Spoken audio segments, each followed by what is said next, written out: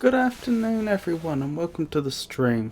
I'm Robert from the El Magnifico Games channel, and today we are going to continue with our playthrough of the Talos principle.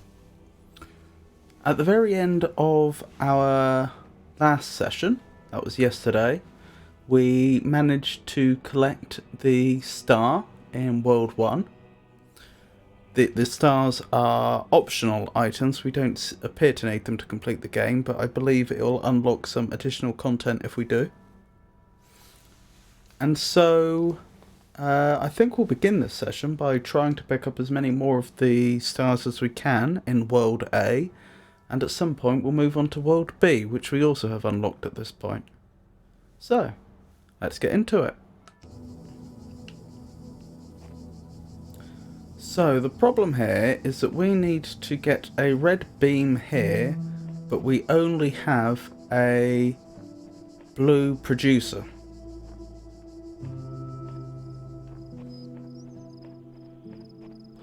And it's really not clear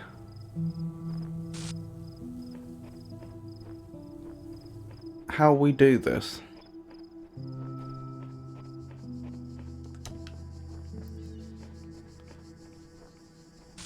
I'm just thinking about how we complete the main puzzle here. I'm not sure we need to. Oh right, I remember this one. This one's very simple.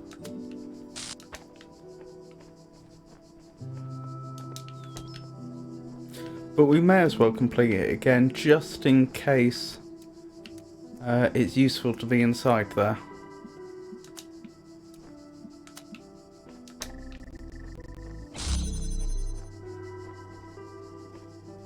So I'm looking for switches or buttons that I may have missed. Must admit, not seeing any.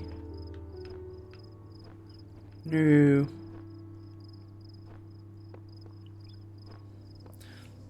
This area here, of course, is where we picked up the sigil, but because we already have that sigil, there's nothing there now.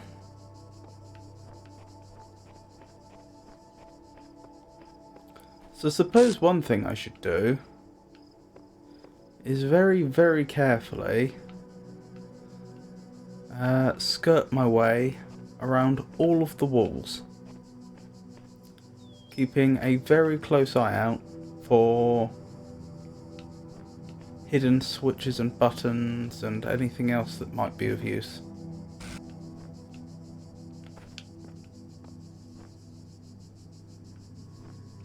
Since that was apparently the solution to the getting the star in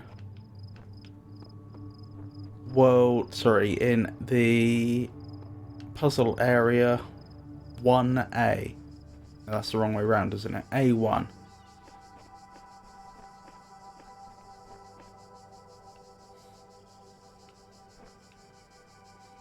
That said, I'd be surprised if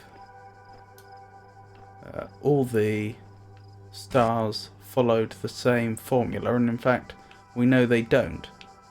But it seems like a good starting point.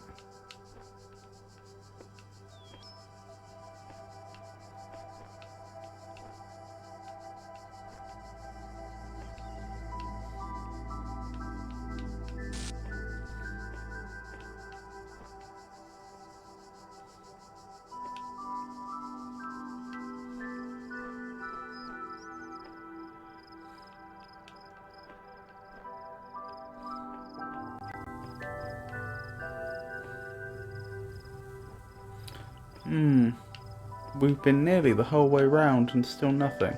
I suppose the other way I could get through here is if I had a jammer. It could of course be that this is a red herring.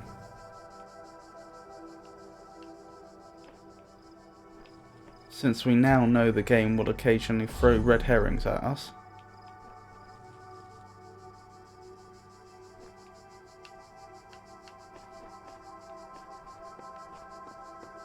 Okay. I'm satisfied for now that the solution to The solution to reach the star is not entirely contained within this area. I don't know that for a fact. It's possible it is, and I've just missed something. But it seems likely that I need something from the outside.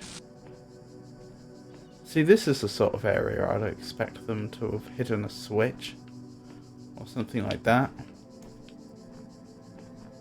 Somewhere where the player's not that likely to look unless they're deliberately looking for secrets. Or here. So let's skirt round the external perimeter this time.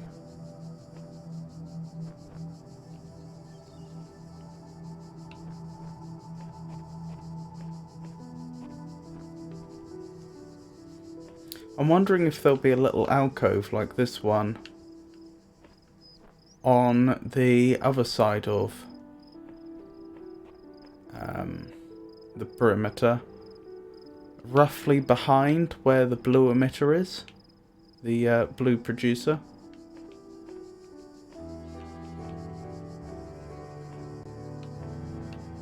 And if that might have a useful switch. Of course, that's a bit of a long shot, but we can hope.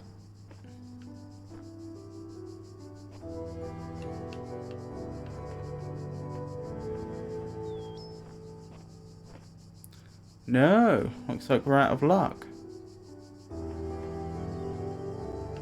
Nothing in here? This looks like a interesting obscured area, but no, nothing. Nothing yet, anyway. Not in here? Nope.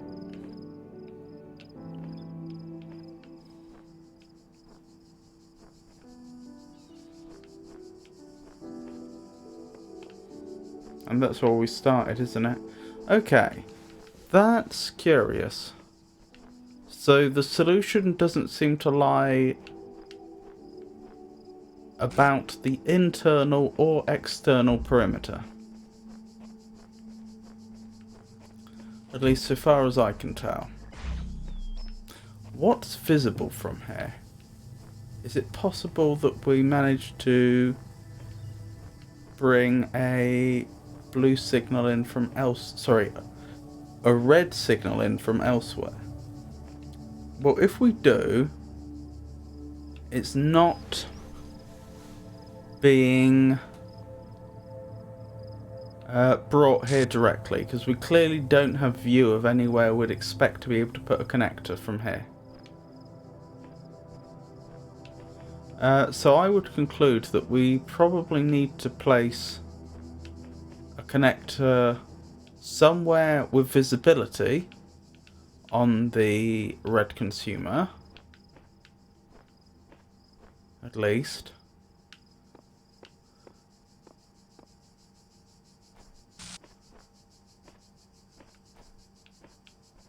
And we'd need another location which is fairly high up that a connector could be placed on for this to work.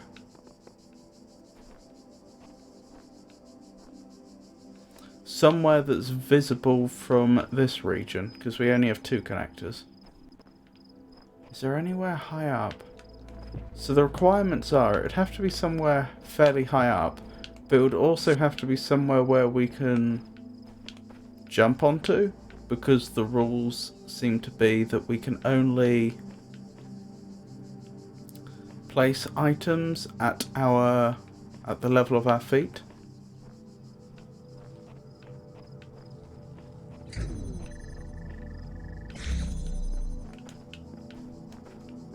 I suppose it might be possible to do something over here.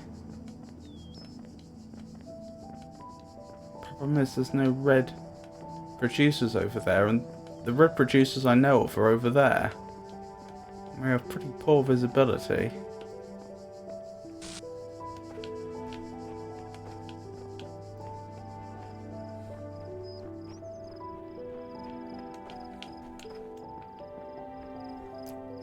This spot probably has the best visibility. Oh no, because the tree's in the way.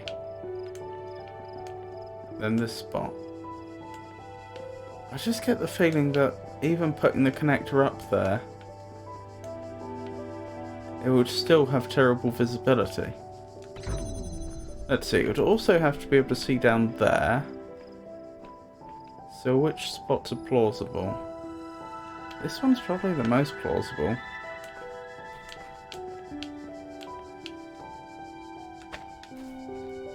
Right, yeah, that's not going to be visible from the outside except at a... Hello, what's that? Is that a connector that I've not noticed before? I was going to say except at an extremely elevated angle. This needs...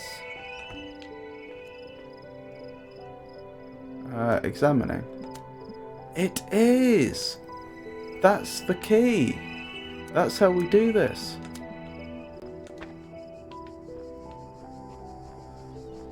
Oh my goodness, I didn't even realise. Okay, this should be fairly straightforward then. We just need to find a red producer in a puzzle that has at least one connector. Right, that's 2 blue.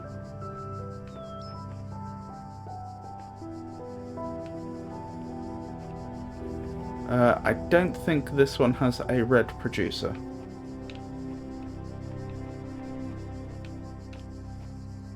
So it must be the next one along. Or one of the... I think there's 2 more. There's one over there and there's one over here.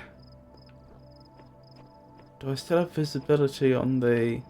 I don't seem to have visibility on the connector from over there, but I do from over here. So it's probably in here. There we go.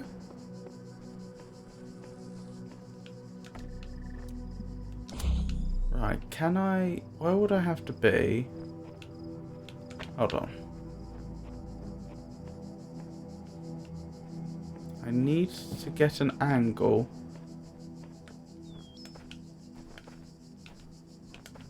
on the connector on the pillar.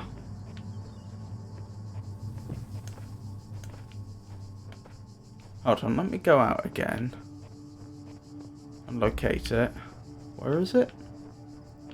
There. There it is.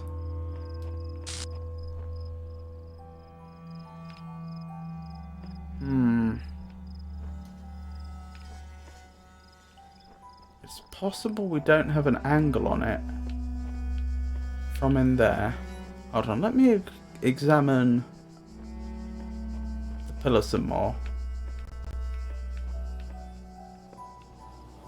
Not much to examine, is there?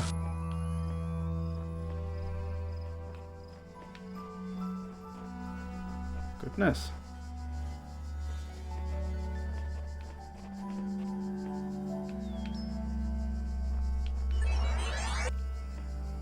Well, anyway, where were we? So there's that there.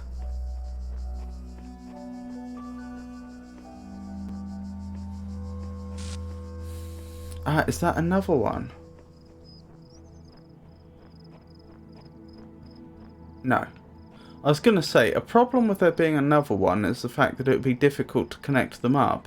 But I suppose, in theory, a connector in there might be able to connect one to the other. But I don't see a connector on top of that column. Well, in which case, this probably is the most likely place. I don't suppose... I might have visibility from inside there, because I can jump up on one of those. Although the problem with that idea is that I'm pretty sure I need both of these 2 connectors. In fact, I'm certain I need them both to be able to get in there in the first place. So I wouldn't have one free to do any connecting up. So we can dismiss that idea.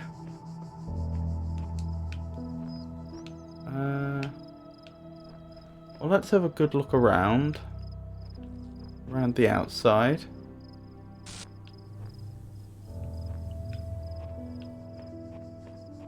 No, I don't see anything else. Do you know what? Just for the sake of being thorough, let's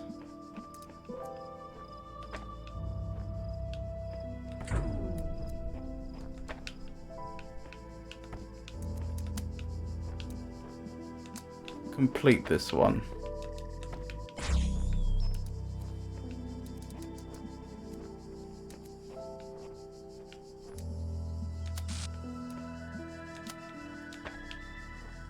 What do these have to say? Whenever I despair, I remind myself that at the end of this great pilgrimage lies life in the eternal memory of the designer. I need no further motivation. A lifetime spent solving the puzzles in this place would be one which missed everything of value in it, but we must remember that others will tread this path, and we must leave it better signposted than when we found it. Interesting. Right, where were we?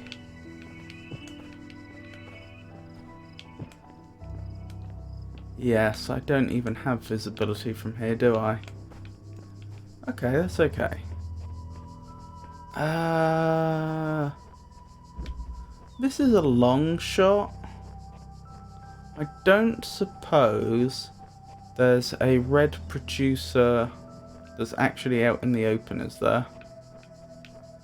I mean, it would seem a peculiar thing to come across, but at the same time, I wouldn't rule it out.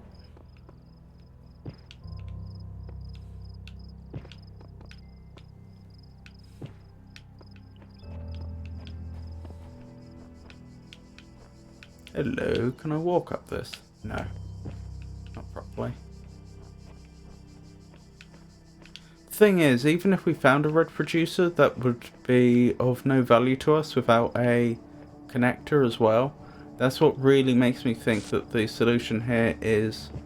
That was strange. Really makes me think that the solution here is connecting the named puzzle areas using that connector on the outside. Okay, well we definitely had eyes on the connector there from in here. So let me double check, make absolutely certain there wasn't a red producer in here that I'm overlooking.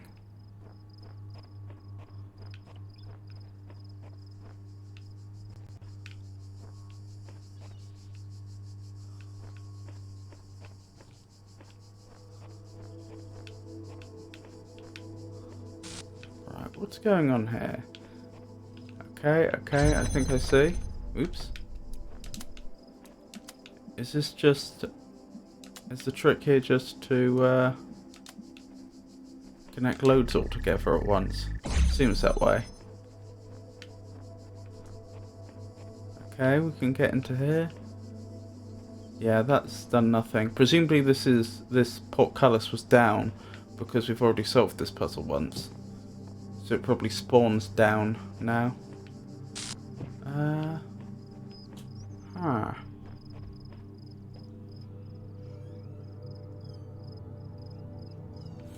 How curious.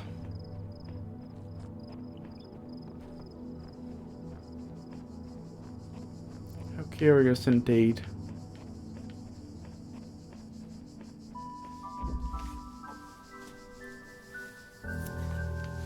I mean, I could in theory pass a blue signal over there and then I could probably complete this one using one less connector, freeing up one of the two connectors, but I don't see what the point would be, because there's still no red producer in there. It's not like there's a red producer but I don't have enough free connectors to connect it all up. There just is no red producer.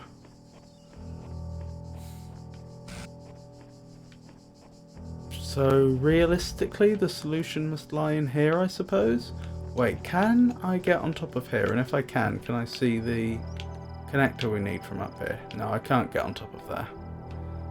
Okay, we do have a red producer. That's good. Ah, what about on top of here? Do I have eyes? Yes, I do. Okay, that's it solved. Okay.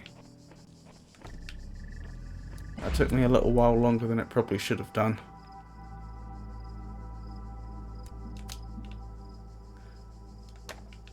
There we go.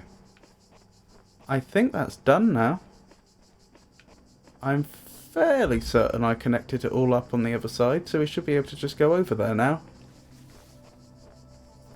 And collect the star.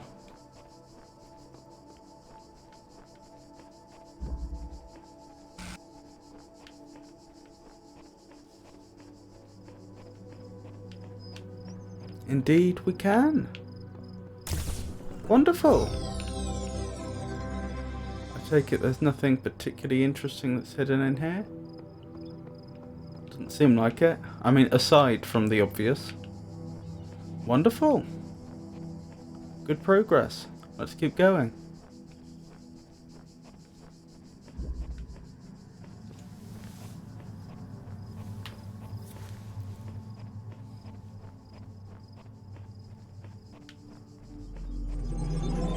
Right. How many more worlds do we not have the stars from? We have 2 stars from that world, which is nice. Which way are we going? We've got 1 to collect on 6. 1 to collect on... was that 5? Where's the number?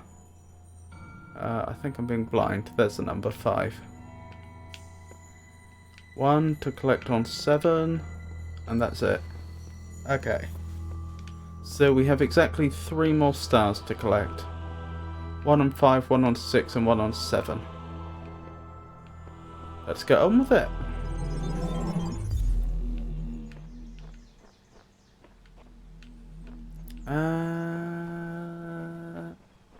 I don't have the foggiest where the star is on this particular... in this particular area. Do we know what these areas are called? I know that these are named puzzles, and I know that if we were to go through that portal, the entire region is known as World A. But what is just this called?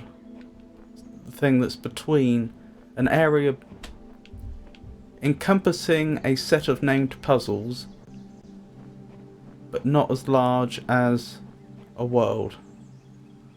I don't know. Hold on. What was that noise I heard a moment ago?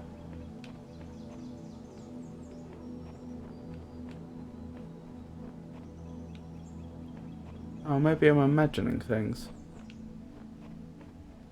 I could have sworn for a moment I heard a computery beepy noise, but I can see no evidence of that now.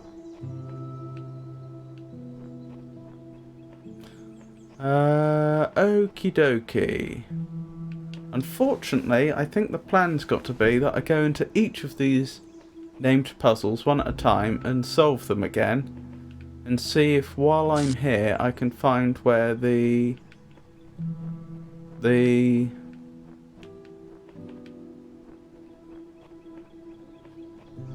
star is, because I have no recollection. And it's entirely plausible that I never actually saw the star.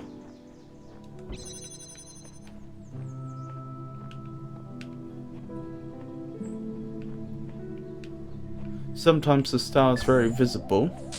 Oh, I remember this one. Sometimes the star's very visible.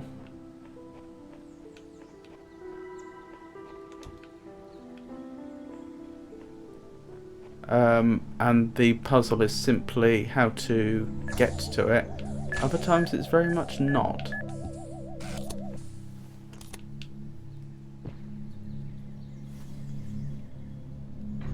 I think I may remember where I was actually supposed to be headed now, though.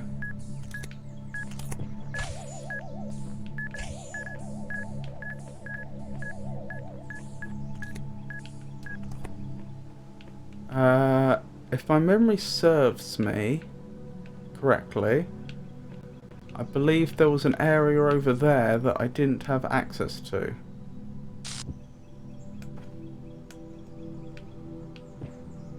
area, which at the very least I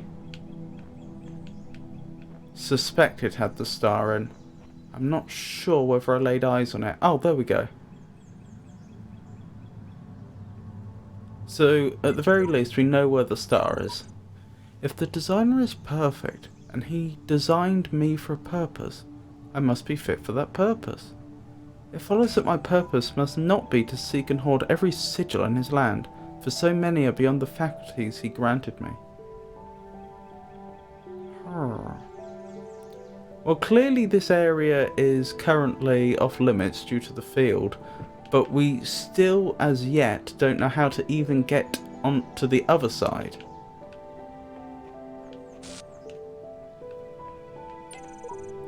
I do not understand why the designer chose to put such flaws into the world, but it appears almost as if it were damaged. But I must believe that there is a purpose here I cannot see.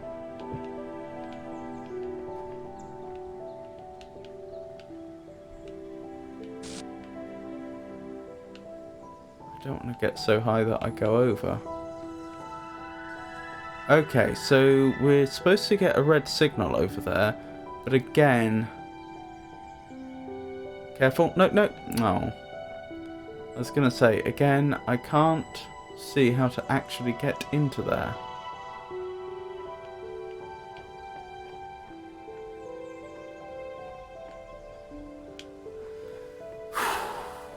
Okay.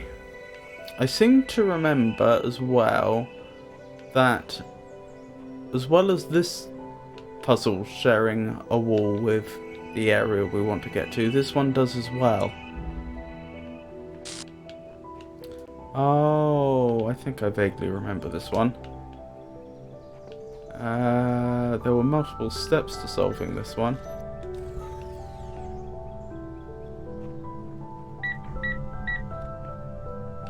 Should I do this again?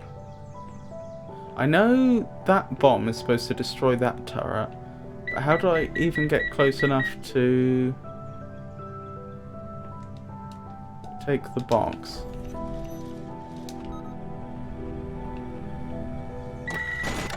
Yeah, that's not gonna work.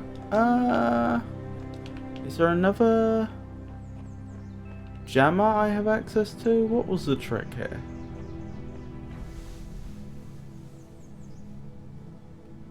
I know that's the final one I take care of. I just jam it.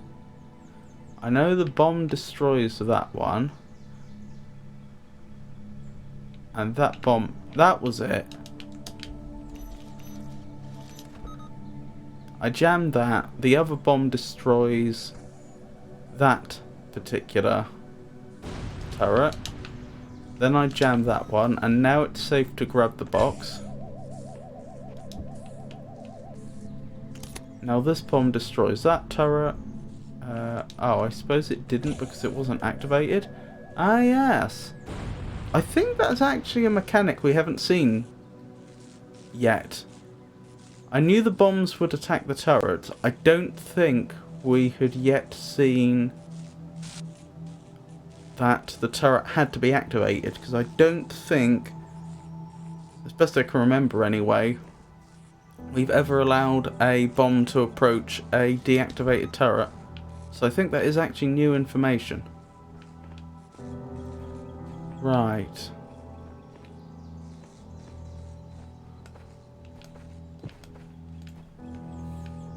Hold on.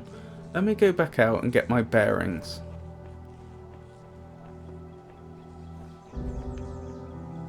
So if I were in here, the area we would want to get to is over there. On our right. So this is actually going to be to our left, but behind us. So the area we want to get to is behind this wall.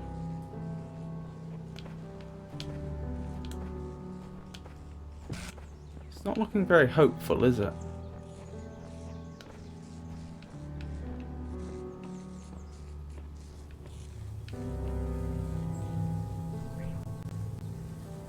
Is that a staircase?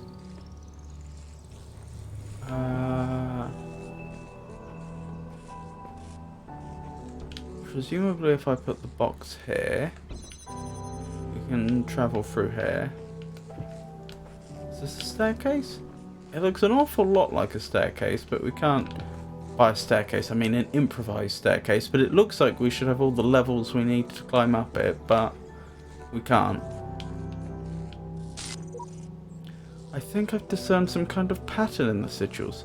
Each colour serves a different purpose. Elohim has us gathering them all, but perhaps he's being overzealous.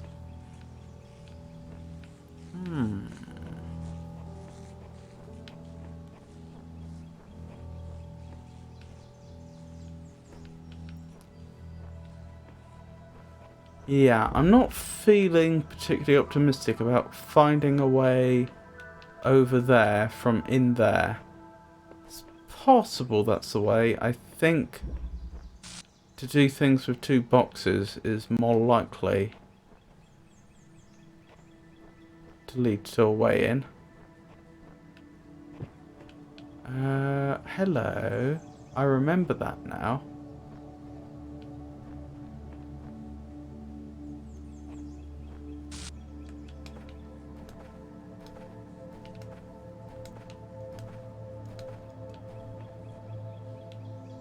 Ah.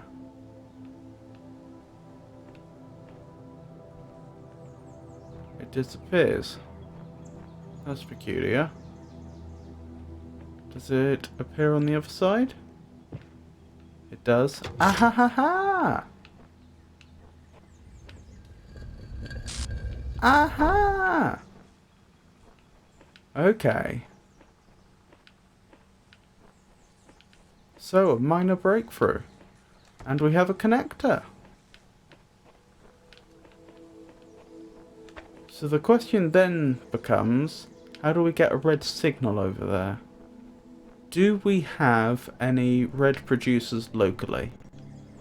Because if we don't, then it's reasonable to assume the solution involves connecting up to different worlds like we did previously. We could, for example, get a connector up here if we needed to. That would be entirely doable. Although a problem with that theory is I believe we only have a single connector. And I don't think we can see the red consumer from here. So we can rule that out for now. It is an interesting point though. If there's no red producers about here, then where does the signal come from? Looking at the skyline,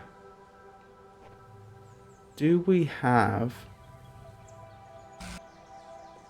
another connector up high? Doesn't look that way, does it? Where does this go? That's plausible, actually. Oh no, it's not plausible because, again, if I was all the way around here, or wherever the connector was, how would it connect there? This is about as far away as we could go. And still have a chance of connecting things up.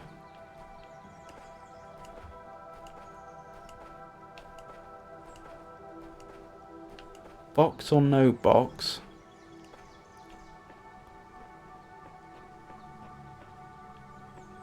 We can't... Hold on. No, that won't work. I was just thinking there's a window over there. Can we exploit that somehow? But no, because it comes out on the wrong side, doesn't it? Urgh.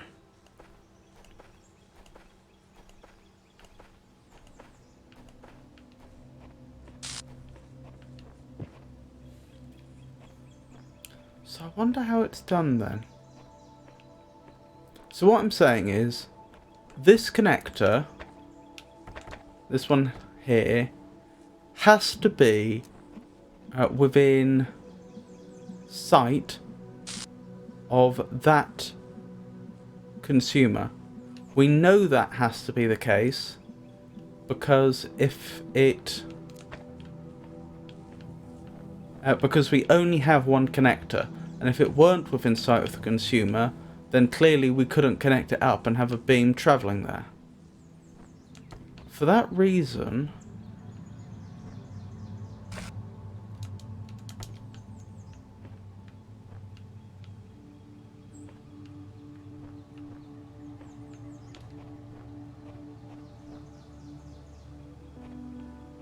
it massively narrows down, or that,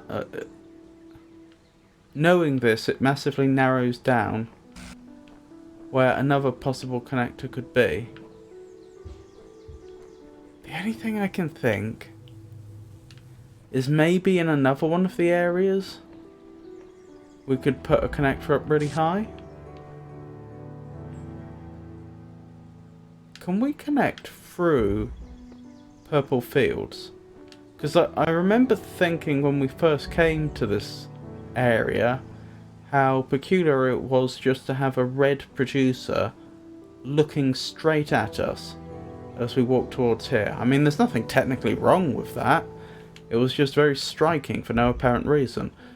And we've never tried this before, but now I'm wondering, can the beams travel through purple fields? We know they can't travel through the blue force fields, the cyan ones, but can they travel through the purple? They can! So that's how we do it. Wonderful!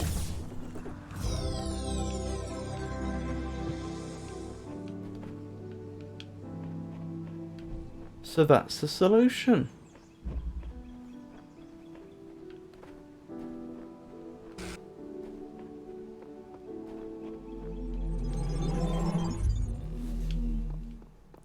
Okie dokie, on to the next. 6.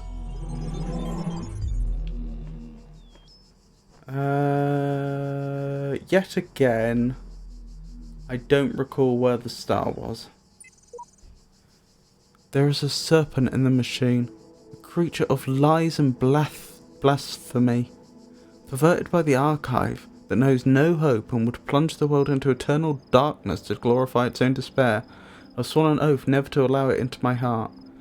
Oh, I wonder if the archive, and in particular the so-called entity in the archive that we spoke to, represents the serpent that lured Eve into eating of the fruit of the tree of wisdom, and in particular that the archive itself is symbolic of that tree, because Elohim, who we haven't proven it yet, or we don't have positive proof, but we have reason to believe that Elohim may be an artificial intelligence that humanity left behind.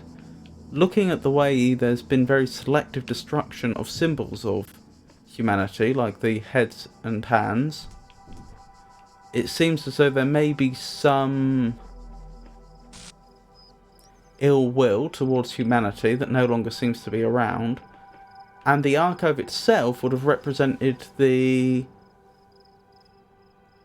culmination of all human knowledge up to the point where humanity was wiped out. So it's possible that the archive represents something which Elohim would greatly disapprove of, but at the same time also represents knowledge. Hello? Beepity boop.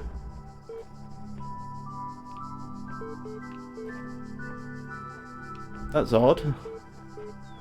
That makes me think there's a computer around here that we haven't been to.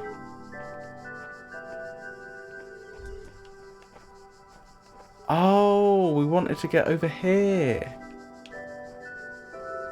Yes, that rings a bell.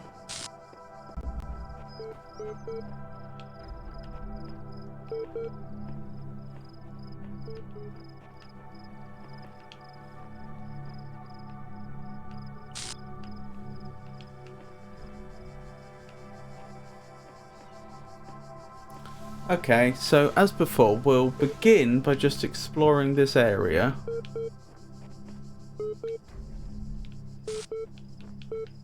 and completing the puzzles for a second time. And then from there, we'll start thinking about how we head towards where we think the star probably is.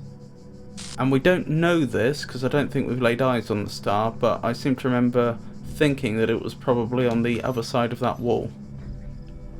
It's just not clear how we would get to the other side.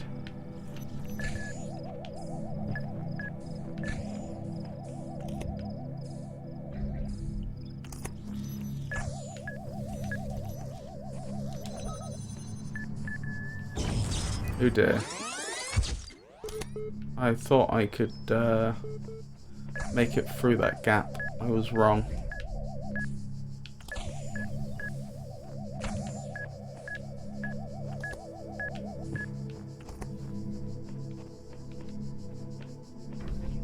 Yet again, the area we're interested in,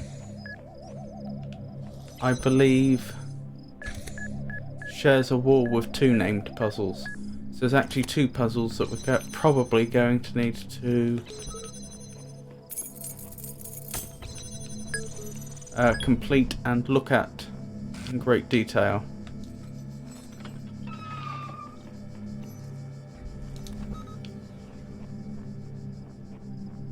Yes, I remember this one.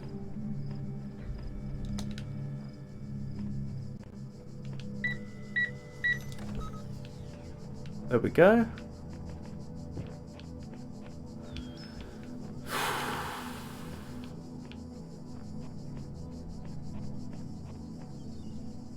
Oh yes, and it looked so much like we could walk through there, except there was no way up there that we could see. I remember now.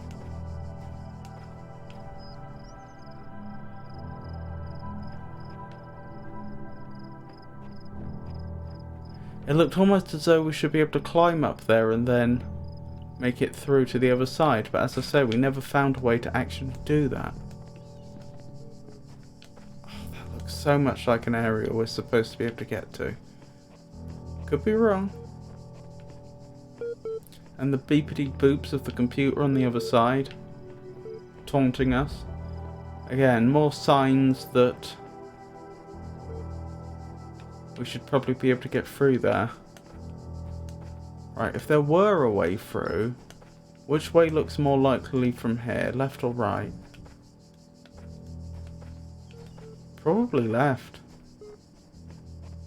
But again, for the sake of being thorough, let's complete this puzzle as well, so that we can see both sides.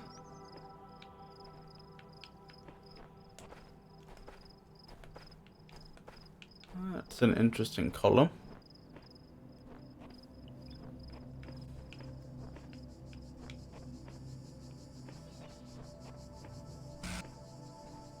Hold on, what was the name of this one? Was this the one which was our first red herring? Deception, yes. It led us to believe the solution would involve doing something which was in fact impossible, and the real solution was in fact quite straightforward.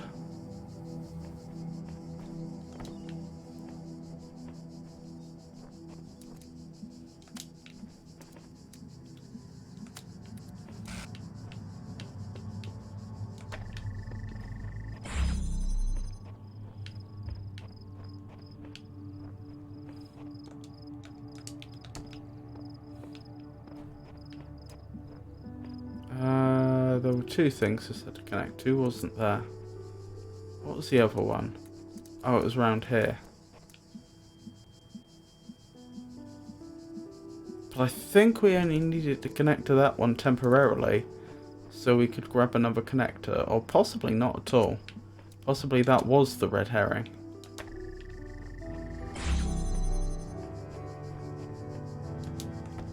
We have another connector here. Connect this up. And I'm only doing this so I can check and see if there's anything in here that we need. Yes. That's where we got our final connector. This is quite a long way from the wall we're interested in though, so I'm not expecting there to be any secrets in there that we're interested in. Right, now that we've done that, we don't need that to be activated. That was the red herring.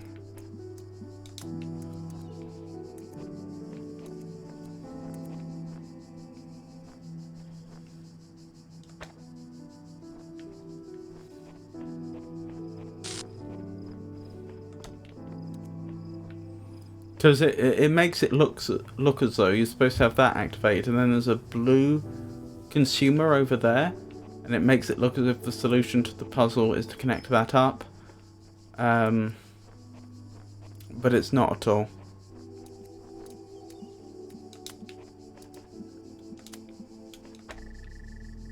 Because you don't have enough connectors to do it that way round, but you do this way round. Right. Again, it's possible we might be allowed up that way, but I'm not seeing a way to do it. How curious. Of course, there's a third possibility, and that's that the entrance into that area isn't from a named puzzle at all. It's just through here. Or round the back? Maybe, if we can get round the back? Actually, I feel like that might be the most plausible solution. I could fully envision that there might be a back entrance, but I don't see anything along this wall that would make me think there's a way through there.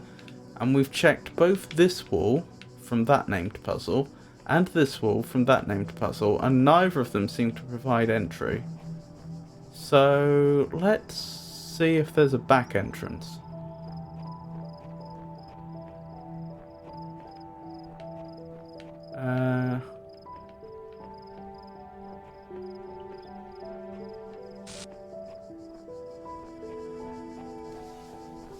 It's not looking like it, does it?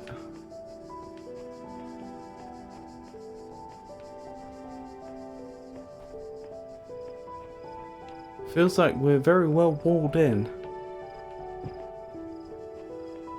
There's not a way up here, is there?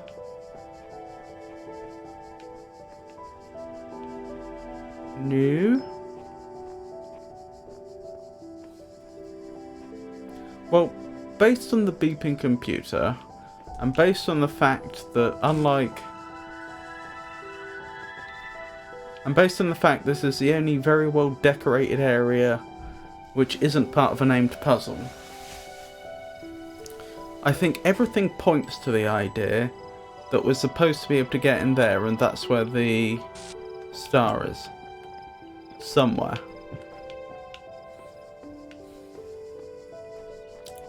But how to get in is a real conundrum. I mean, this wall does not look like a wall that should be able to collapse normally. It's not like a portcullis. Hold on, is that a ladder? That's a ladder. I'm sure it is. That's the top of the ladder. That tells us two things. That tells us that we are definitely supposed to be able to get in there. It rules out the possibility that maybe we're hearing a computer that's like in here or something, and there's a secret cave that isn't quite all the way round. I think that's would have been unlikely anyway, but we can rule that out. We are definitely supposed to be able to walk around on the inside there. It also tells us that although that's the way out, I mean, to state the obvious, is not the way in. If part of this wall could collapse to let us just walk in, they wouldn't have put a ladder there. There would be no point. You just walk in, you'd walk out the way you came in. So we probably have to find another way in, and it's reasonable to assume that once we've done so, we're stuck. Save for the ladder. So we're probably dropping down from up high, I would guess. So we can probably get up here somehow. And then, as I say, we're stuck. That would be my guess.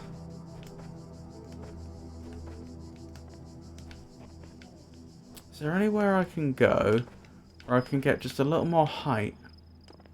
Can I get up here? I can. Oh, I can see the star. We've laid eyes on the star. Wonderful. And I think that's the computer over there. I could be wrong. I'm only getting a very brief look at a few pixels. But I think that's the computer we can hear beeping away. Right, given the two choices, left or right, which seems more plausible? Since we know it's not through the front. I don't know why. It just feels like left looks more plausible in terms of there possibly being an entrance. But I don't know why. I don't know what it is that makes me think that.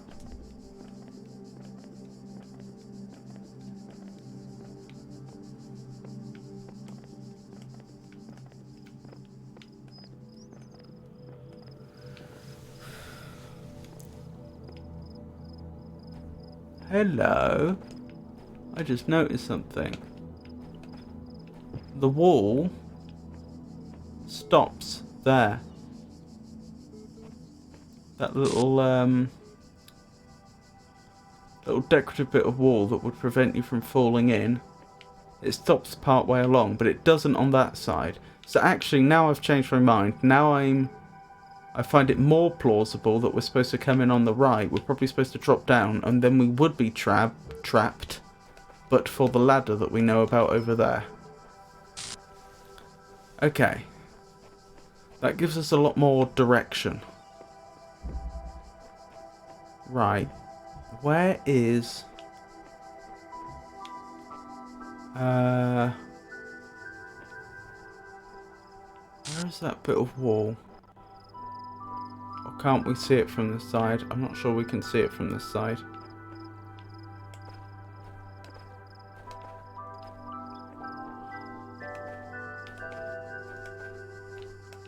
I'm trying to look for anything that looks like a plausible path that we could walk along.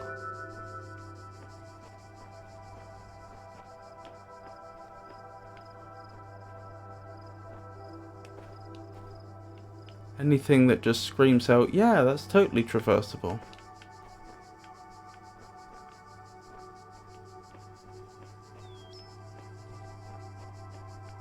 But I must admit, I'm not seeing anything of that sort.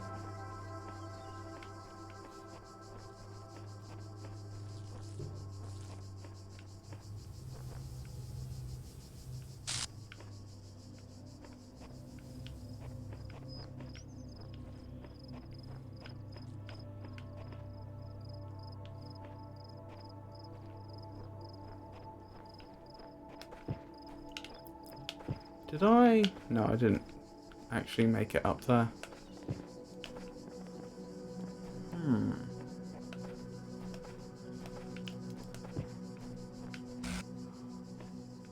Unlike last time, we don't have any trails of wires that are leading us either, which is a bit of a shame.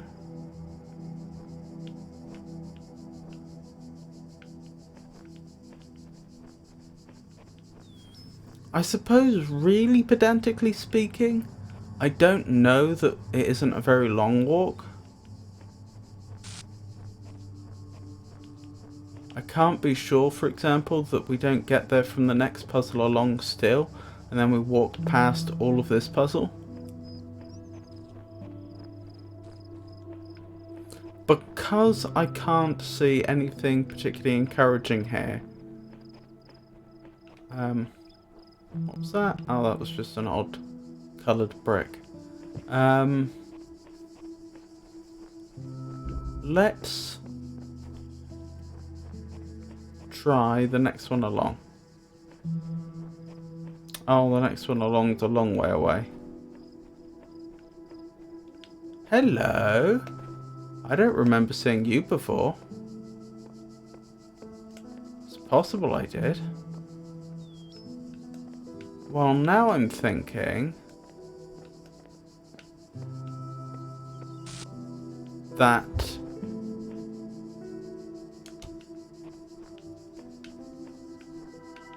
The way we're supposed to go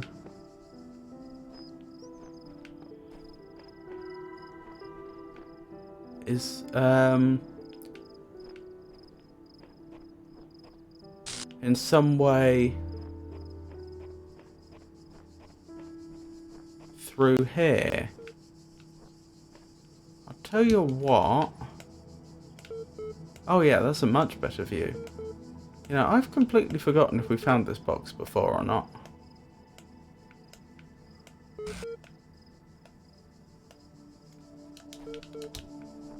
That would also explain the ladder, to be fair.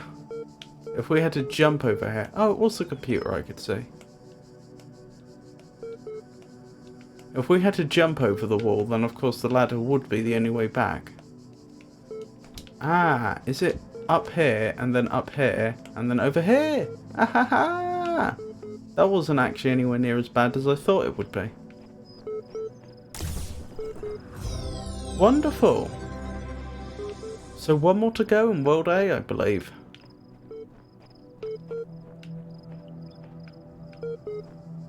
Right, let's check out this computer. Classical Philosophers.lz19. No idea what type of file that would correspond to. And ProgressRep3.eml. EML, of course, being a format for emails, as I believe it was Yisha pointed out to us a while back. So, let's have a look through this, shall we? The compressed file cannot be accessed. Oh. Oh, okay. I wonder if LZ19 is supposed to be some variation on LZMA, which I believe is a compression format. Desk. An extensive collection of works by ancient philosophers of Greece and Rome. Annotated. Error. Compression algorithm LZ19 not available in system L0. L0. So this could be more, even though this could just be a genuine shortcoming in the operating system and supporting libraries.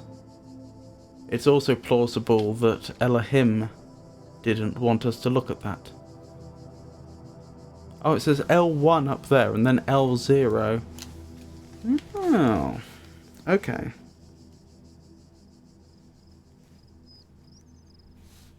That's interesting.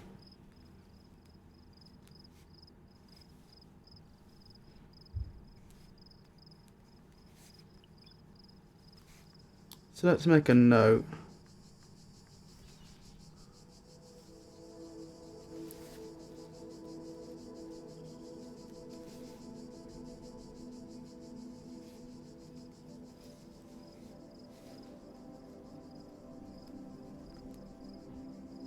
LZ19 compression, L1, not available in system L0.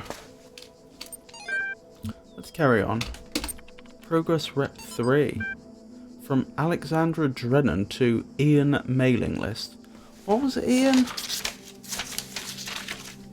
I'm sure we came across that before. Was that the name for the entire department or something? Ian, Institute for Applied Noemetics. Yes. Hi all. As per the last meeting, we're going with an existing game engine for the simulation.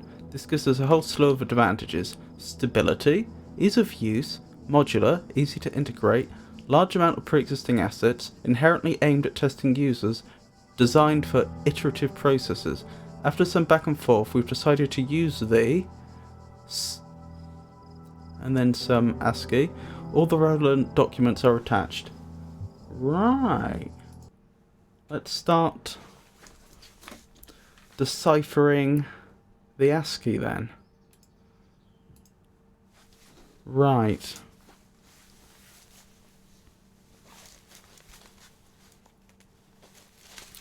.65, or rather 65. It's not actually 65 because it's in hexadecimal. E. 7.2 is R. 6.9 is I. 6F is O. 7.5 is U. 7.3 is S. Space. That looks like it continues from the capital S. Serious. 4.5. Capital E. Is this going to be error? No, it couldn't be, because the next two characters aren't the same. N is 6E. 6.7 G. Engine.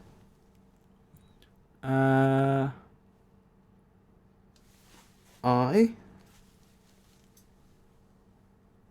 6E. N. Is the next one 6.5 by any chance? Yes. Arius engine space 3.7. Really? Appears to be. Okay, the numeral 7. 7 2E. Full stop. Although I'm guessing this is being used as a decimal point, or in a way analogous to a decimal point. 7.5, comma.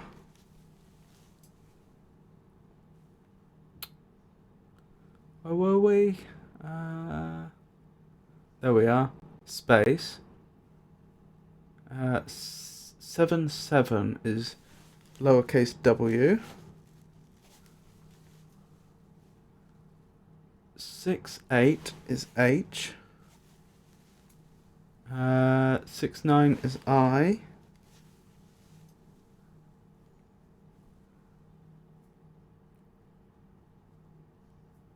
6.3 is C.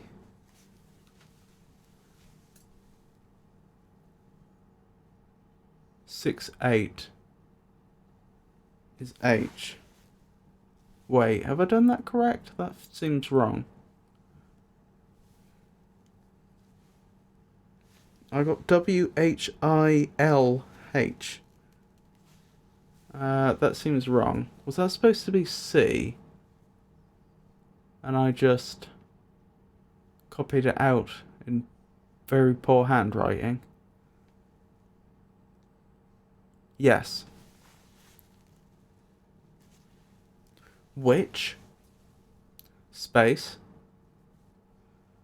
6.8 lowercase h. So lowercase h, lowercase I, lowercase c,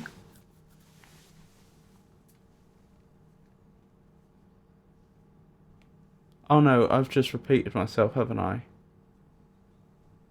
I have repeated myself. Ignore me. Let me see. So, E-R-I... E-R-I-O-U-S space E-N-G-I-N-E space 7.5, comma, space W-H-I-C-H space. Yes, so I should have been starting down here. Sorry about that. Capital C. Lowercase r. Lowercase o.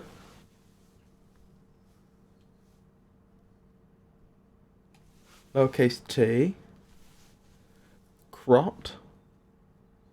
6.5 is E. Croat. lowercase a, crotty,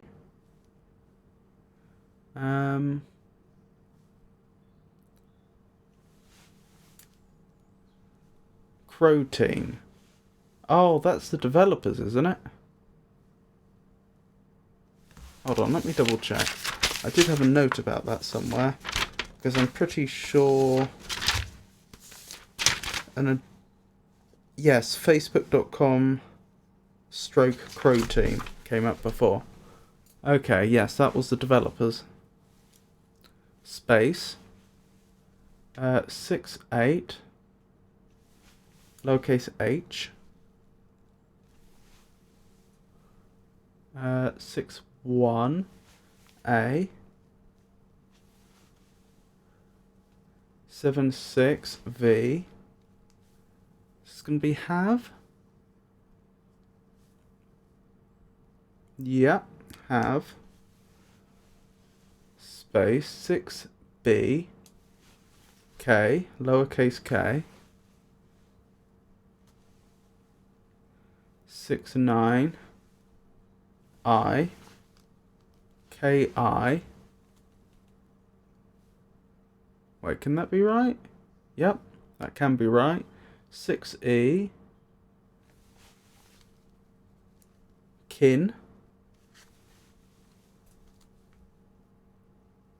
I've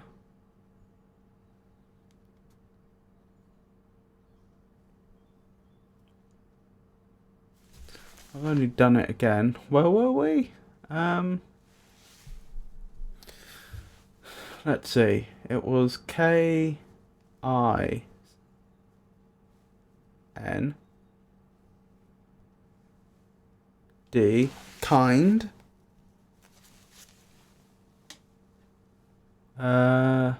6C Kindle, maybe. 79 kindly.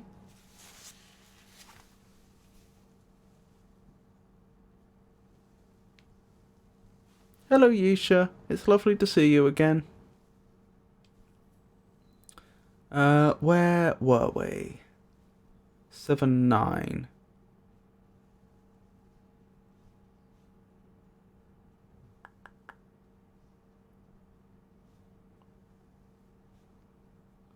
Space 6D M, that's lowercase m, then A, lowercase a, then lowercase d, lowercase e, made, kindly made, space, lowercase a, lowercase v, lowercase a, lowercase I. Is this going to be available, maybe?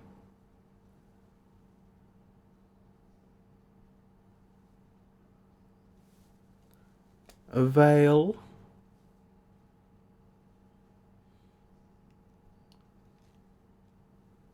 Available.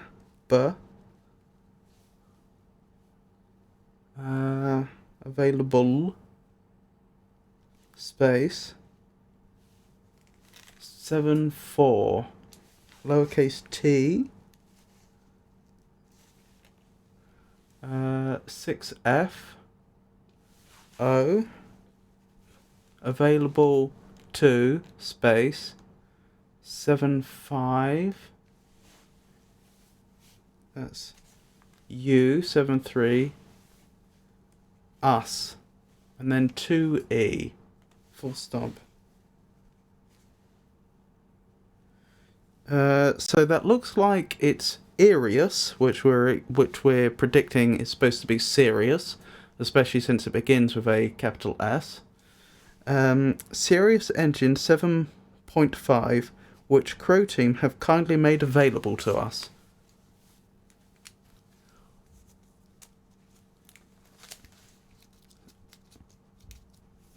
So I think this is the first case we've had where it looks as though the ASCII characters actually are the rest of the message that we were reading. Previously, it seemed as though it seemed as though two or more documents have somehow become mashed together, with one of them being turned into ASCII numerals for some weird reason. But here it actually reads as though it's one document. So I guess I'll read it again from the top. Hi all. As per the last meeting, we're going with an existing game engine for the simulation. This gives us a whole slew of advantages. Stability, ease of use, modular, easy to integrate, large amount of pre-existing assets, inherently aimed at testing users, designed for iterative processes.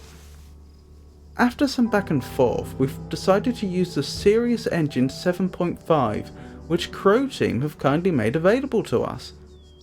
All the relevant documents are attached. Alex. Yes, indeed. Yusha says, I kinda like how they sneak in themselves in the game, the creators. Indeed they have. It's almost recursive, isn't it? The way, the backstory of the game is talking about how they've used a puzzle game engine that's designed to test users, to test an AI, which then is of course the subject of the game itself. As though in the game's story they're referring to their present selves in the past tense.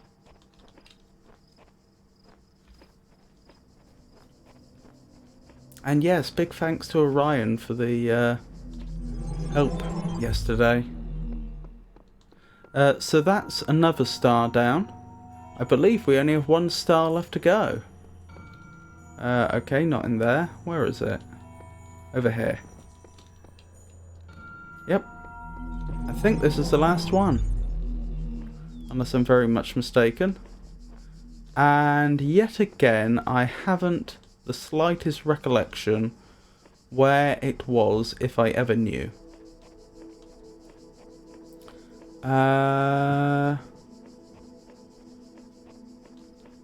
Yes, that's a problem. I don't particularly want to have to do every single puzzle again, but I may have to. I have read a message on a wall that speaks of a world of endless sound. I would like to make it far enough to see that. That's world B, the Egyptian world. Maybe in future, when I'm doing other areas and I stumble across a star I don't know how to get to, maybe I should just leave a little note for myself to remind me where it is. Seek out those in this world that would help you, that only one of us can transcend. We'll all share in both the burden and in the rewards. You've changed. Everything I do now, I do for those who come after me. Yet in so doing, I find peace for myself as well. This paradox is the foundation of my existence. I'm checking if the version numbers on the Shepherd are the same. Indeed they are. That's interesting. I think that's the first time we've... Actually, possibly it's not the first time. It's the first time I've noticed that we've got a conversation with the same individual popping up multiple times with someone else in the middle. Which if we assume they never met in person, which we have no reason to believe they were, we've certainly been on our own up till now, and why would they be leaving these messages on the wall if they could just talk? If they never met in person, that means one of them visited here, then another one did, and then the first one visited again. Unless... but we don't actually know at what point these were painted. I suppose it's possible that, for example, one of them left a message here, and then a message here, and then Dog V55.1.4311 came along later, and then just stuck a message in the middle. Yes, we can't rule that out, I suppose. But yes, I don't remember where the star was.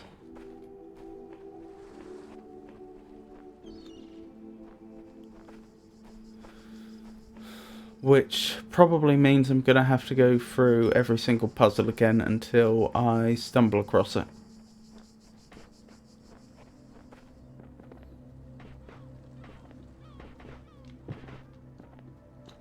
Yeah, no sign of it out here, is there?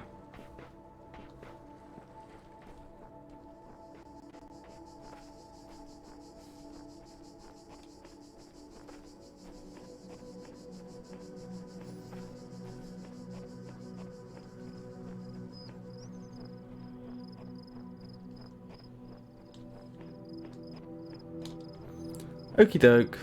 I don't think there's any avoiding this. I just need to get on with it.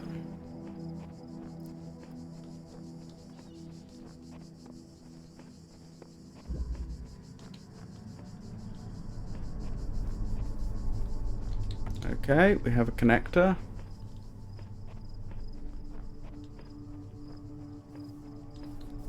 We have a producer. Oh, I remember this one. This one was frustrating.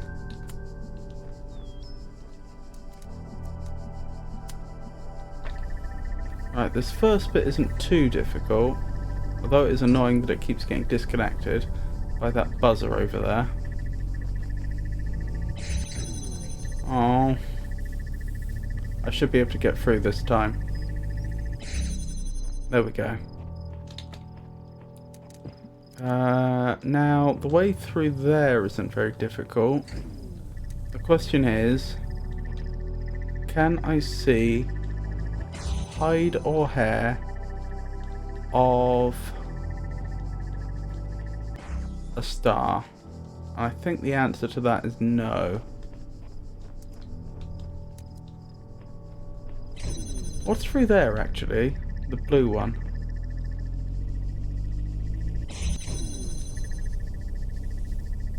So frustrating.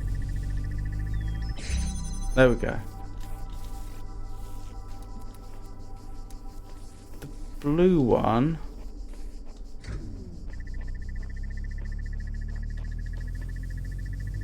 There's the star. Okay, okay. This is very good progress. Even if it's only the beginning.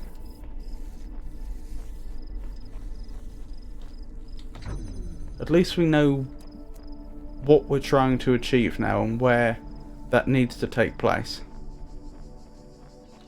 Oh, there's a box in there. That can't be an accident.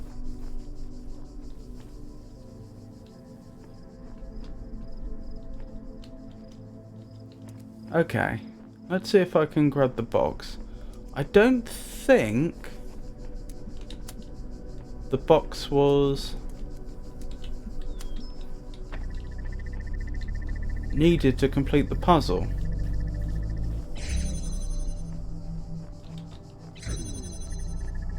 That is the original puzzle. No, it's... Oh, yes, it was. I remember. I remember why we needed this. We needed this to get elevation so that we could connect the beam up in such a way that it could power two consumers without being disconnected too frequently by the buzzers.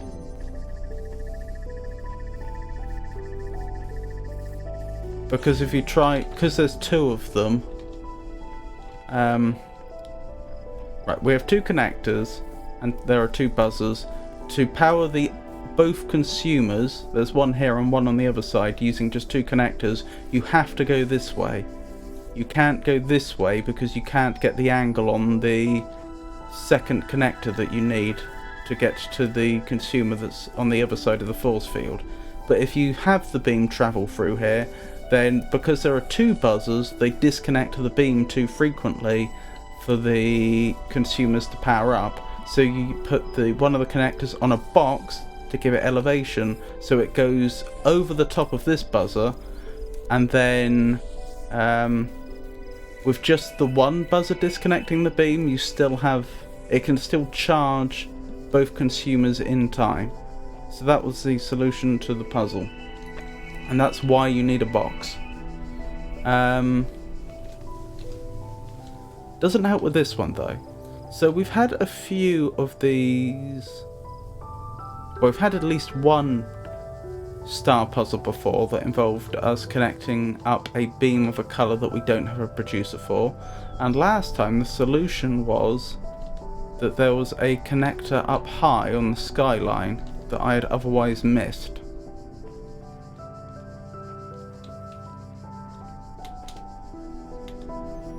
So I suppose naturally the question is that the solution again? I must admit I'm not seeing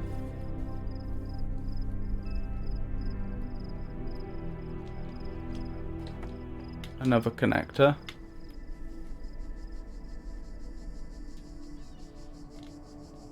Huh. I mean, it could be a reasonable distance away because we have two connectors, so we can turn that corner. Oh no, it was in fact two puzzles where we had, at least two star puzzles where we had to power a consumer where we lacked the necessary producer, and the other one was to go through the purple field, wasn't it? Which apparently we can do. Apparently beams aren't stopped by purple fields, only the cyan ones. Okay. It would help if we had a connector on this side. That's a red one. That's no help, is it? We need a blue. There's a blue. This might be doable. This might be doable. It's going to be a very, very long beam.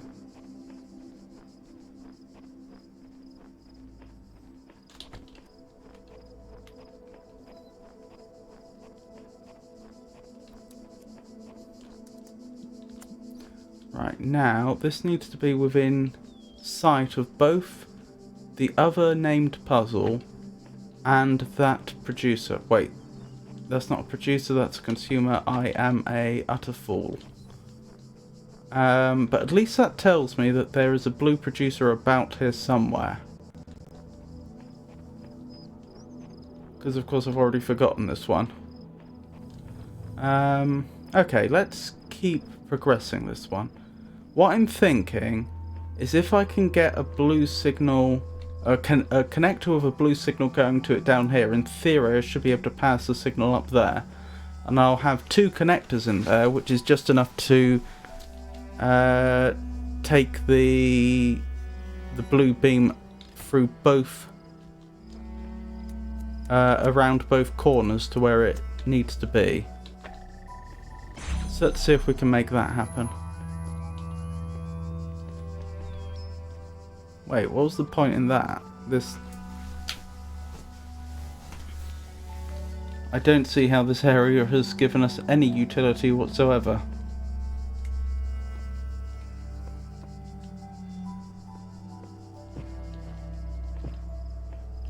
It's not even got any windows we could pass a signal through. That's weird. That seemed completely pointless.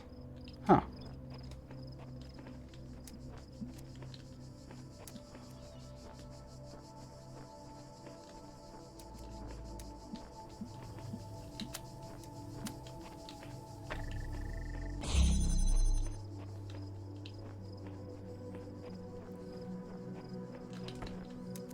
Ah, that's another connector, which we do like to see.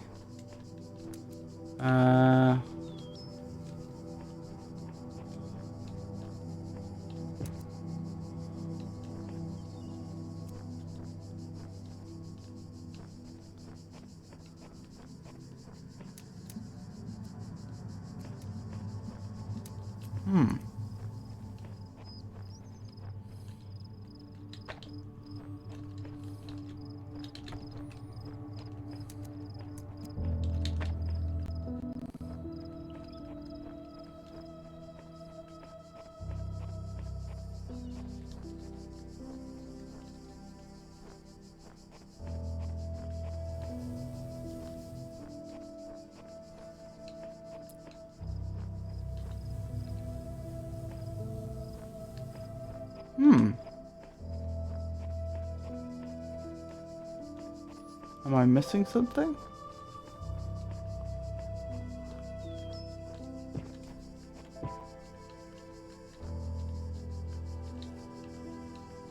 Ah, this would be a better placement for this, since we would also have easy sight of it through the field. So what about here? Yes.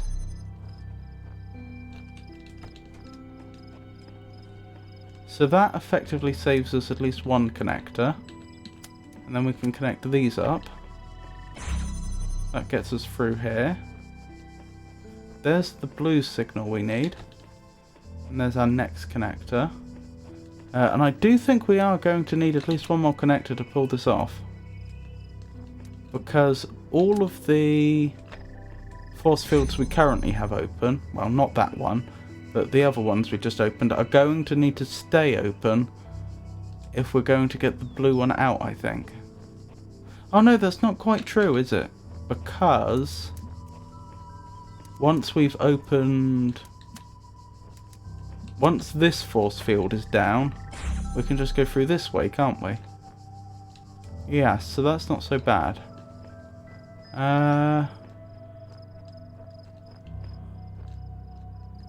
No, that's not so bad at all. I'm just thinking about the order I need to collect these in. I suppose I can just take them one by one like this. Well, once I take that one, I'm going to have to start going around the other way. But that's alright.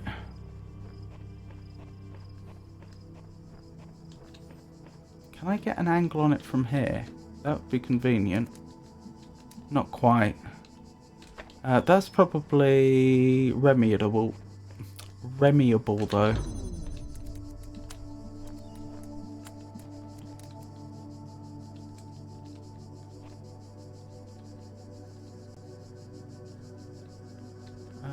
Why doesn't this want to connect up? Oh, that's what I did wrong.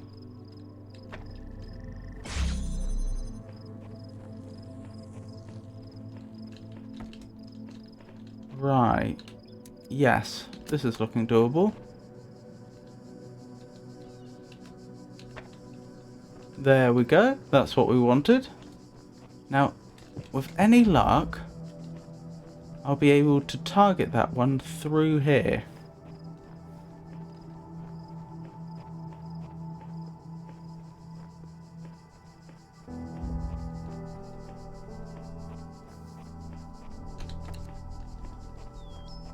Right, wish me luck. Goodness me. I think that's the right thing. Yes! Haha!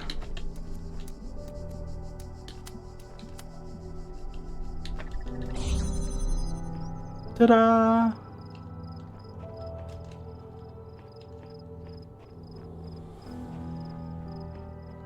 We did it! So I think that's all the stars in World A. I'll double check that in a second, but I think that's right. Goodness me, that's a long beam.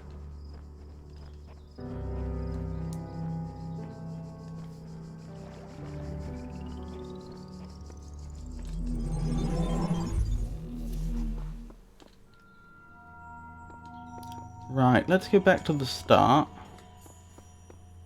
and check. Right, this is A1. We have the star, the one and only star. A2, we have the one and only star. A3, we have both stars. A4, we have the one and only star. A5, we have both stars. A6, we have the one and only star. A7, we have the one and only star. So that's all the stars. So in theory... Wait, how do we still not have one? How do we still not have one? Is it through here?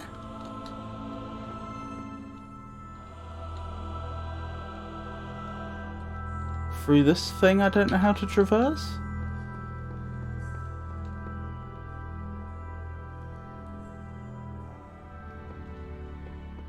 Well, now I'm confused.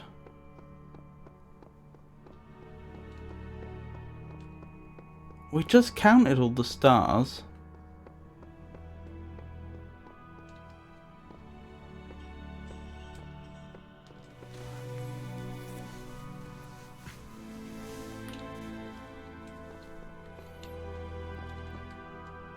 I suppose I could, if the other worlds have stars, I could collect one from there. Maybe that is what's required. That probably is it. I can't think of anything else that's within my power to do, since I don't know of a mechanism to help me get through there.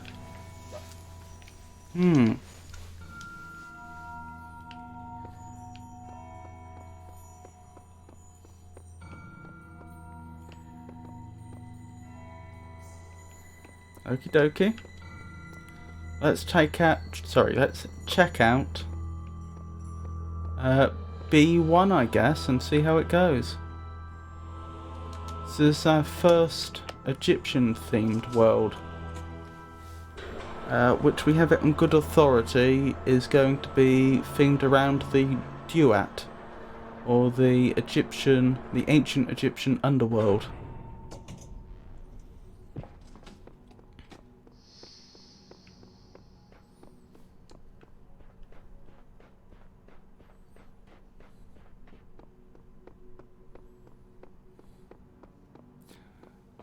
Going down.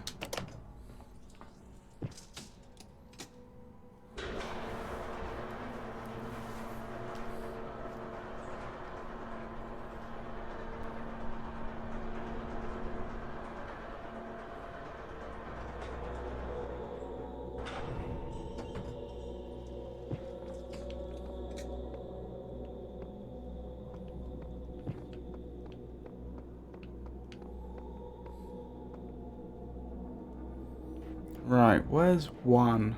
There's one. And indeed there is a star, and indeed the count of our stars is still there, up at the top. So I can only assume this is the right way. So with that in mind, I guess we'll attempt B1, and after that we'll go back and see if we can look at the extra content, the optional content in World A. Doesn't look all that underworldy, does it?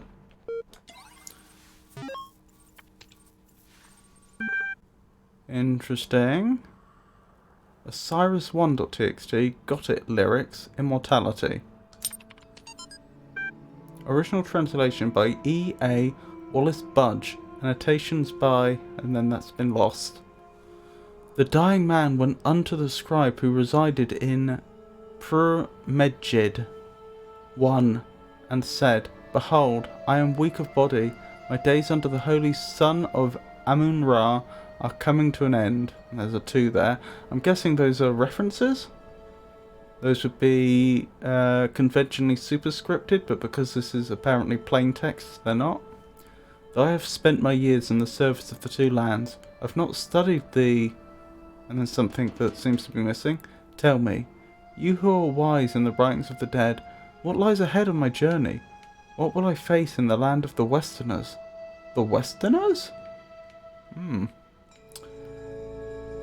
the scribe spoke, saying, At the appointed time, and something that's lost. It is likely the location was changed according to who the copy of the book was made for. The dying man is an avatar of the owner. In the older manuscript, this is rendered as, and then something that's lost, some controversy as to whether it... The dead, compare with Kenti Amentu, the foremost of the Westerners, a title later given to Osiris. Sometimes mistaken for a mistranslation on Budge's part, this is actually almost certainly a mistranslation by the ancient scribe. The equivalent portion of the Elder manuscript is sadly not extant.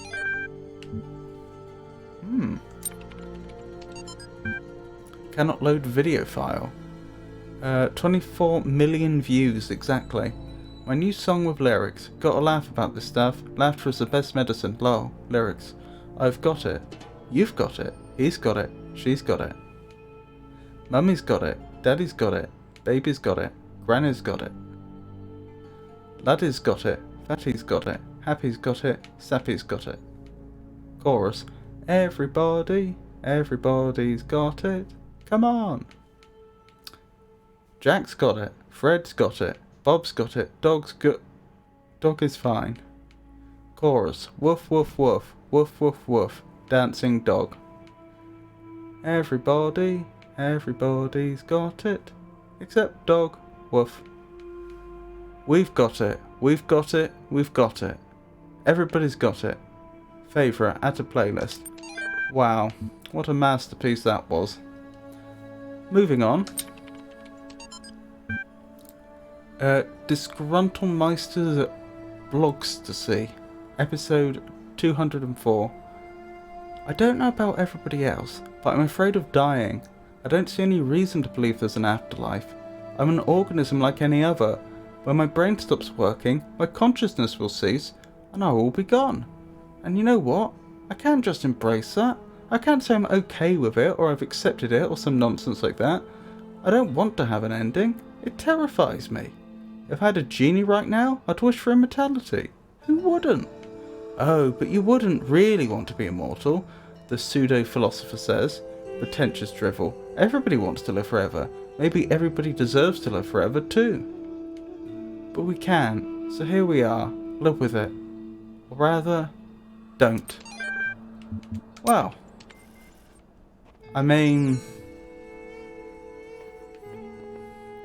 interesting texts, but none of them seemed remarkably, none of them seemed to shed any light on our present situation. What do we have here?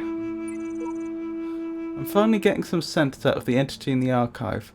Though at some cost to my sanity, I'm beginning to think this Elohim wields no more control over the world than we do.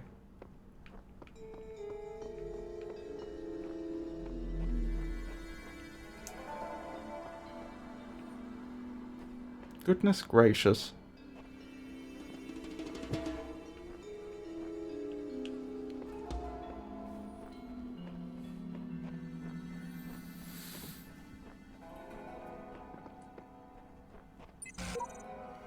I made a box float. Seriously, that was awesome.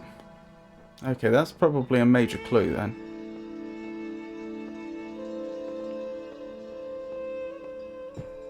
Oh.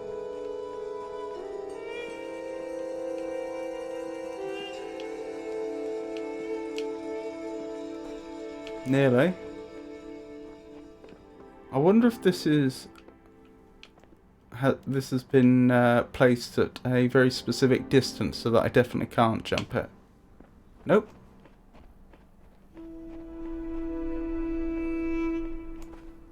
Ooh. Interesting.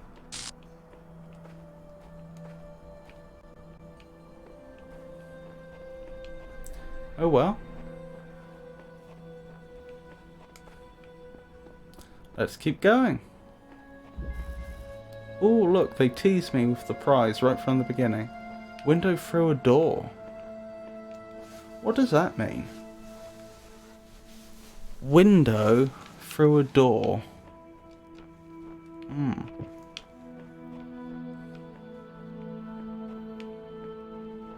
Obviously, I mean, what does that mean in the context of this game?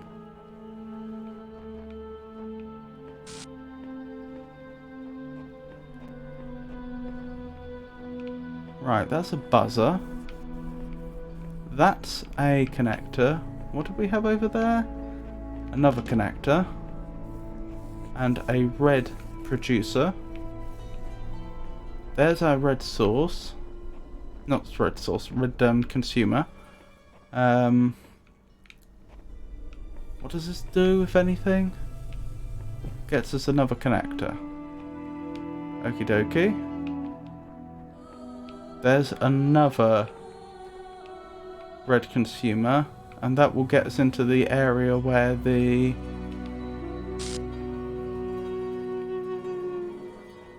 piece we're looking for is.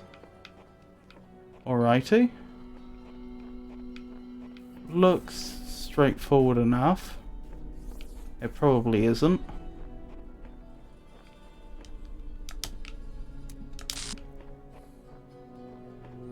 Ah. Is this gonna be as big of a problem as I think it might be? No, we should be alright.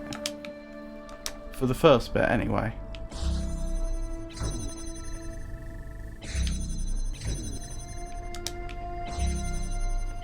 There's a window, but that's not helpful. For two reasons. Firstly, because the gate's in the way, we wouldn't be able to pass a... Sorry, not gate, the fence. Because the fence is in the way, we wouldn't be able to pass a signal through there. And because we would cross the beam, that also wouldn't work. I just don't understand this one. I figured I'd try and make some progress here, but honestly, it's such a thankless task compared to what else is out there.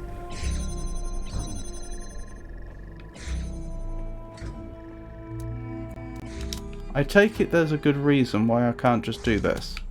I don't know what that reason is yet. Ah, it takes too long to charge. Okay. Because of course, different consumers can have different charging durations. Right, so as long as you're moving, that's a problem. And I know I can't jam you with my body. That doesn't work. I would need a box, which I don't have.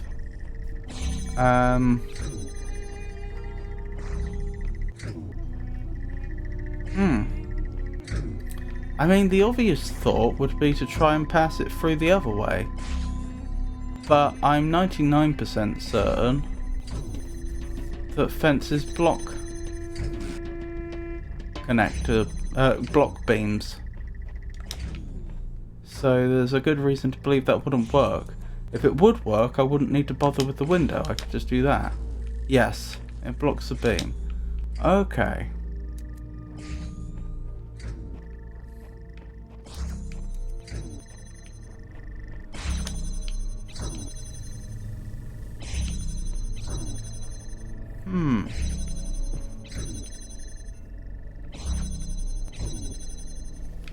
I could pass it through the other way though. I can't see the producer here, but if I had a connector here, I could pass the beam through. The only problem is that this would need to be on. As soon as this closes to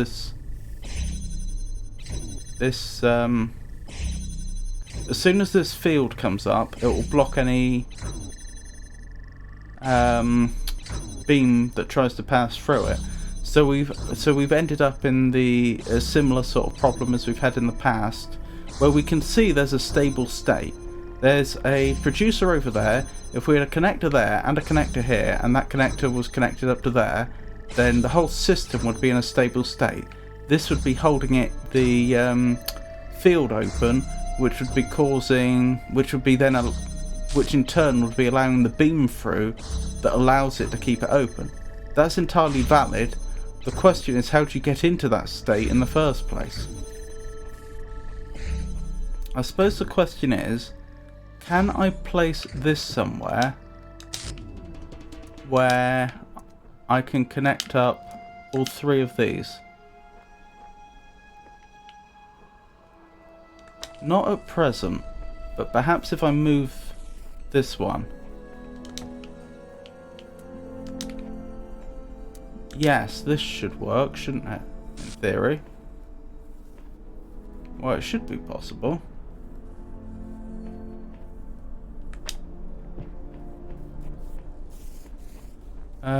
Maybe if I move it over just slightly. Right, so all three need to be visible. Oh, I think I see the solution. I just need to move the connector over there over. This one doesn't have to be this far to the right. There's no reason in principle that I couldn't have it over here. There, we've created a stable state. And because it's in a stable state, we can take this one now.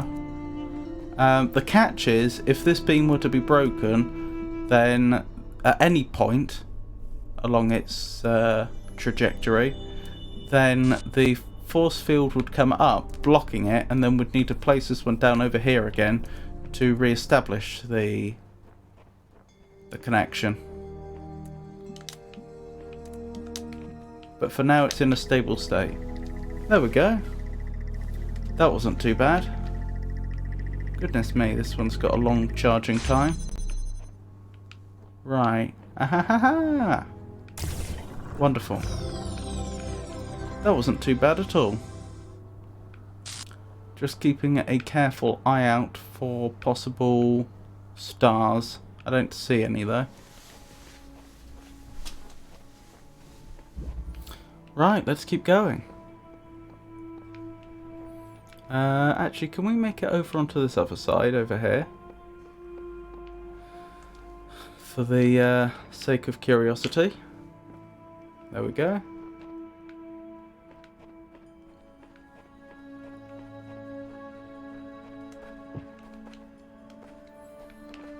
Ooh. My oh my.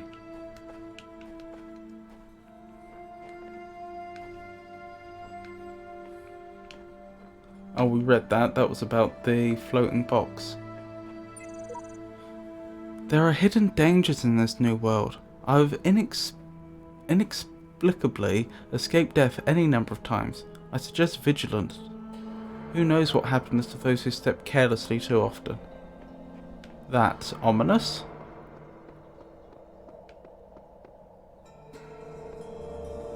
Right, this appears to be our next one.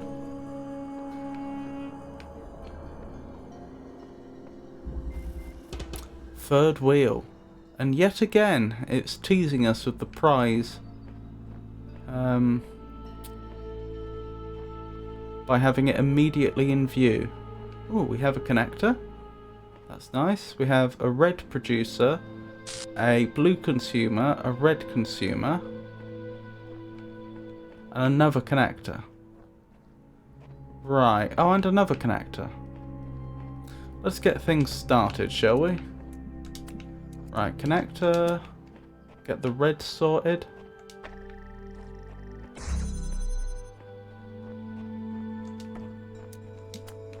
Now let's get the Now let's get the blue sorted. This should be fine, provided that. Hold on, what's the angle here? Maybe they've been clever with their angles. I was going to say this should be fine, provided that the arc that the red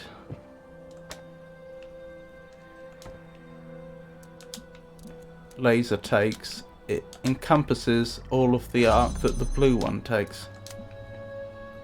But they may have been tricky with their, or clever with their angles such that that can't be done. It seems that way, doesn't it? That's alright. We can certainly do it in 2 steps.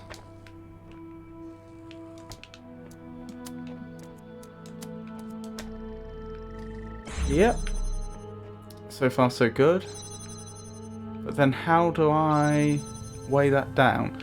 Now we learned before that a connector can weigh down a pressure plate like that. Now the problem is we need the red consumer to be receiving power so that the blue producer can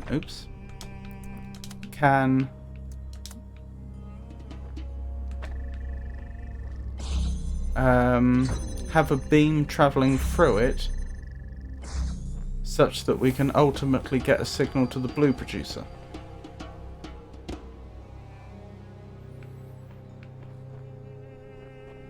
But short of finding...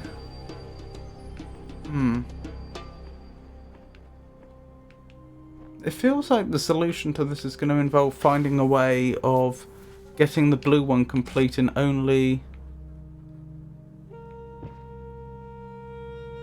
using only 2 connectors.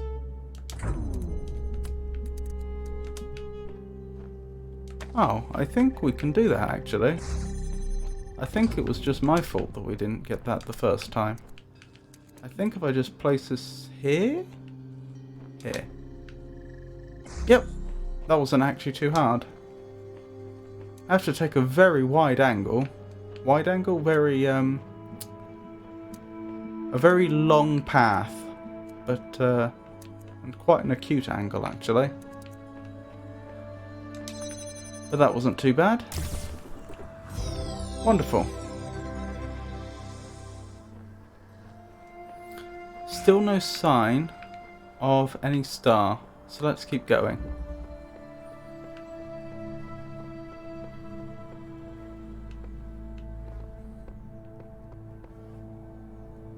Paint? Paint?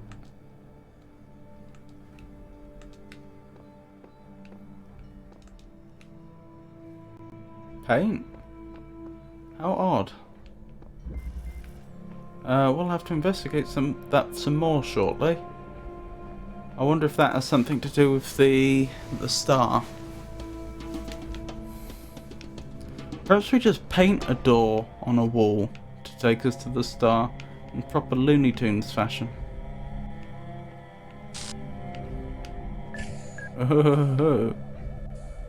Well, the game shouldn't cause me to become stuck, so I assume I can safely take the ladder here. Ooh.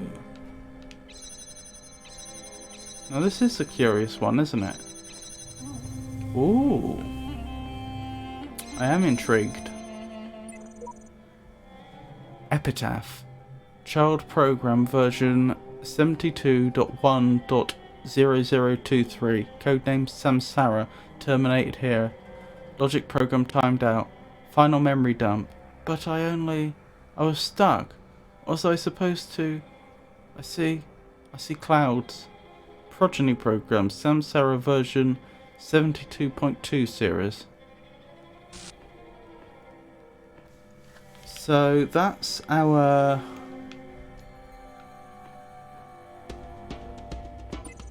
that's a clear reference to multiple versions of these programs being iteratively made. Oops. Well, that was worth establishing anyway. That we couldn't do that.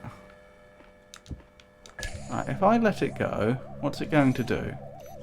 Is it going to attack any of these turrets? Not yet. What if I deactivate one? Is that going to cause it to favour one side over the other? Because possibly it was being equally pulled to either side, and now that I've done that, it will veer off that way or something. Nope. Curious.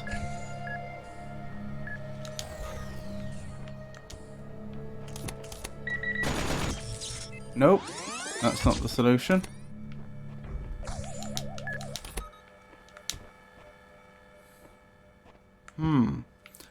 Well, what can we say about the solution to this puzzle if it exists, and we can be fairly confident a solution does exist? It must involve walking the box through there, because we know we can't take boxes up ladders.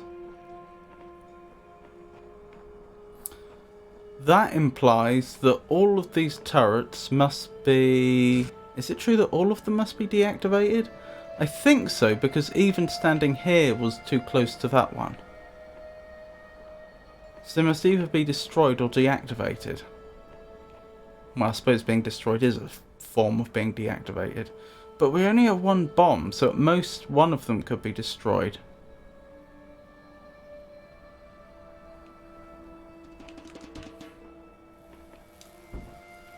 I didn't know I could do that. That was a complete accident.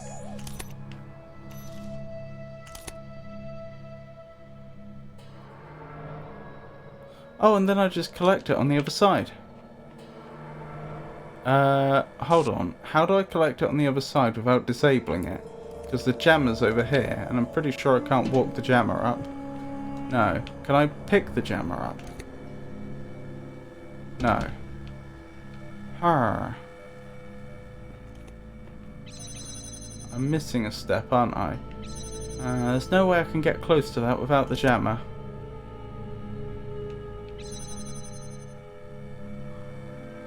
So I was wrong when I said that the solution must involve walking the cube through, simply because I didn't know that enemies could carry objects for us. Oh, I see. The jammer has effectively infinite range, doesn't it? I say effectively infinite. It may have a range, but we've never encountered it. So I just do that. That wasn't all that difficult at all. Thank you. That goes there. Nope, that goes there. There we go. Well, that was an interesting one.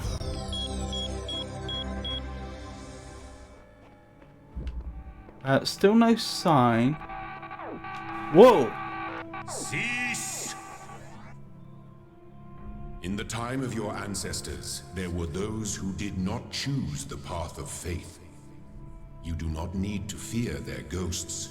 Fear only that you may become like them. Okay. That was strange. Where was I? No stars yet, that's what I was going to say. And there's a strange bucket of paint over there that whose purpose we don't know. Yet again, we're being teased by the prize as soon as we get in. Over the fence. Okay. Oh, and we immediately see another one of those boxes on the top of a enemy. So I wonder if the solution is to jam that enemy at some point.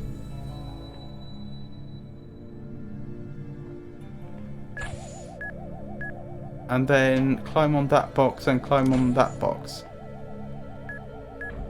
I think I can see how to do this. Yeah. How do I get back though?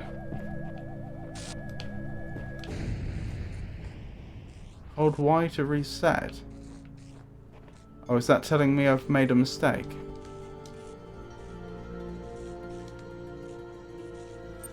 I suppose it is. That's the first time the game's told us that we have to reset though. Up till now all the puzzles have been very cleverly designed, so it's not possible to get yourself stuck. Makes sense that if I move that box away, then they'll explode. Sorry, they'll explode onto the turret.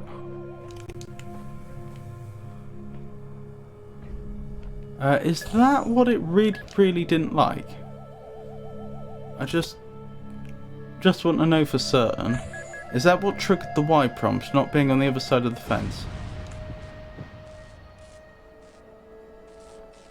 No, it seems happy enough. Okay.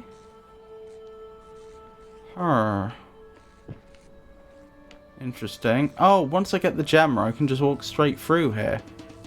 Okay, that's sort of straightforward. So I suppose the question then becomes, how with just two boxes do I successfully get to the other side of this fence and then crucially back again? I don't need to move the jammer to the other side, I don't think, because if the jammer could be propped up with a box, then it could jam the fence from the side it's on. Okay, can I jump up here with a box? I can. Okay, again, this is a new mechanic. In general, we've not been able to place objects at any level other than the level that the soles of our feet are at. So the idea that I could jump on a box and then place an object much further down, that's new. I mean, I may as well go over with the jammer now. Wonderful. sadly, still no sign of the star. I'm sorry to say. And I think there's only one more named puzzle left.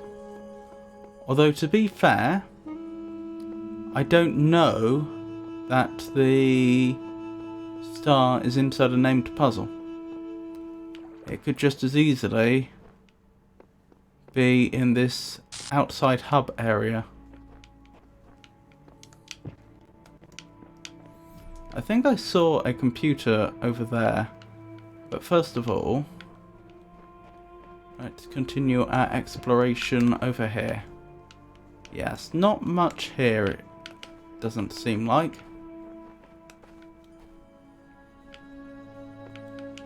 Fair enough. Right, let's go back and see what that other computer had to say, if anything.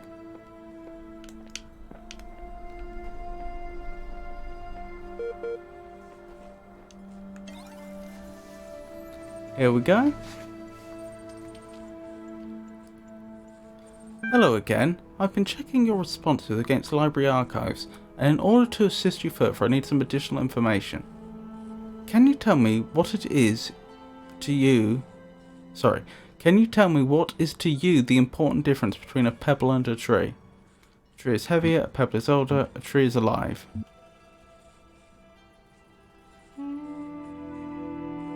Seems like a bit of a vacuous question. Important in what context?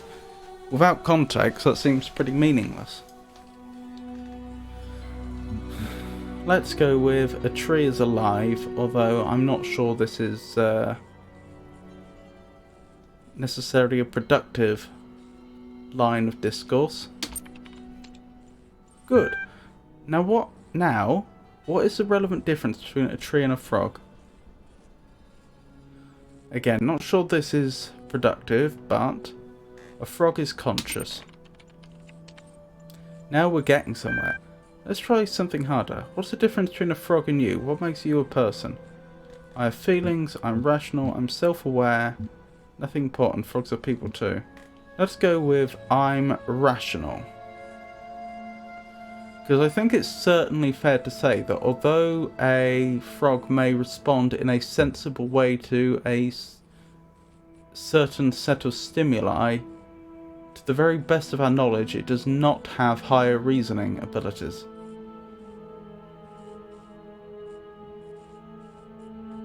So, let's see where this leads us. I'm rational. That's the answer I'd been contemplating as well. Checking user.prof. Done. Though I'm not convinced that view lines up with the definition of a person you provided earlier. Still, doubting your assumptions isn't something to fear. It's an intellectual survival instinct. I'm pleased to see you adapting your ideas to your environment. Let us take stock. I think we can tentatively conclude two things. A person must be rational or self-aware. Or a frog is certainly self-aware. I suppose it depends what you mean by self-aware. If you mean self-aware, mean in the sense of it will behave as though it has taken itself into account, then clearly a frog is self-aware. If by self-aware you mean has theory of its own mind, then I don't think there's much evidence for that. But how could you have a theory of your own mind without also being rational? I mean, that would require that you had a theory of your own mind that was based on instinct or something pre-programmed. At which point, is that really a theory of your own mind? A person must be conscious. Well, that's an interesting point. Nothing they've said so far would lead to that premise. Well, I suppose in this case it's a conclusion that I assume they're going to use as a premise for something else. Nothing they said so far would lead to that conclusion, but that doesn't necessarily make it untrue. What I suggest we do to help resolve your problem is ask whether you're in fact those things. Are you aware of yourself? Can you rationalize your existence? Yes. I tend to agree with you. Though your responses so far have been a little eccentric, I am resigned to admit that you are right. The matter of whether or not you have conscious... Sorry, the matter of whether or not you are conscious seems rather more elusive. What is consciousness, in your opinion? So my options are, consciousness is what separates us from animals. Consciousness is the feelings and senses. Consciousness is what it is like to be me. Consciousness is far outside my area of expertise. Yes, consciousness is the feelings and senses. More the feelings, I would say. Because a webcam with the right software could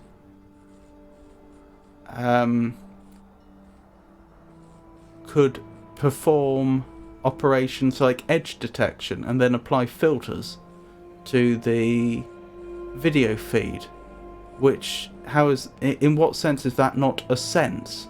It's taking raw sensory input, sensory data from an optical sensor, and then it's even doing meaningful processing on top of that.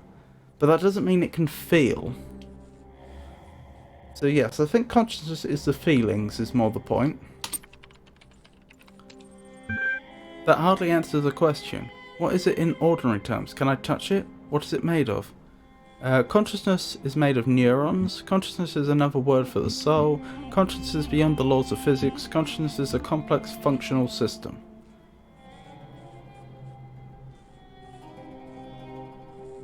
What do you mean by functional? I assume you don't mean it in a functional programming sense. So do you mean just it's a complex system of transformations? Or that it's a complex system that has a function? Or that is a complex system that functions? I think the latter definition is probably the most compatible with everyday English, but also the least useful. I think consciousness is made of neurons is too reductionist. So of the options, although none of them are perfect, I think 4 is probably the best. Consciousness is a complex functional system. Interesting thinking. You know, I really feel like we're making progress. We'll have you through that certification program in no time. In the meantime, I will mull over your proposal and notify you if I come to any conclusions. Terminating support session, done. Resuming library archive session, done. Right, so we have mutation, capacity, and evolution. Right. Let's start looking through these then. So we have a HTML file, an EML file, and another HTML file. The role of a mutation in evolution is particularly fascinating. Mutation is essentially an error in the organism's central database. A variable gets changed. A piece of information is accidentally doubled or combined with another. I can see where this is going. Are they going to suggest that L, the AI they were developing, evolved due to corruption into Elohim while during the long period in which after humans had been wiped out? We'll have to see. Most of the time, the result is the equivalent of a bug, causing anything from minor problems to complete system shutdown, i.e. death. Or are they going to suggest that the way Elohim developed us, that is these androids, is by repeated mutation, sending them out through the test program, and then the ones which were better, that did better, were considered fitter, and then therefore became the parent processes of the next generation. And if Elohim wanted to have the archive of all human knowledge completely destroyed for some reason, he would need a way to get through the certification program.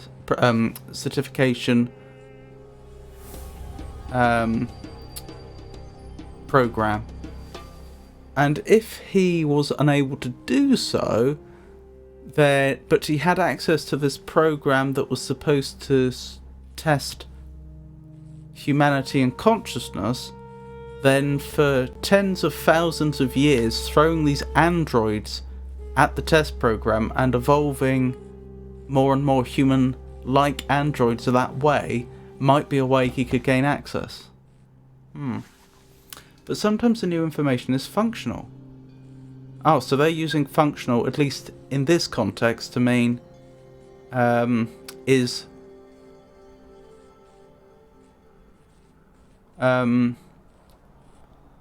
in good order. It functions. It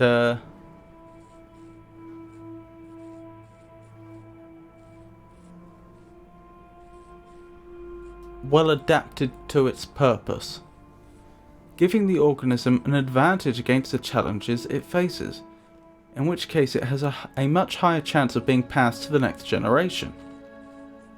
If you consider how unlikely a beneficial mutation is, and how long it takes for such a mutation to propagate, this process can give you an amazing insight into just how vast the genetic history of each living organism. Then we have a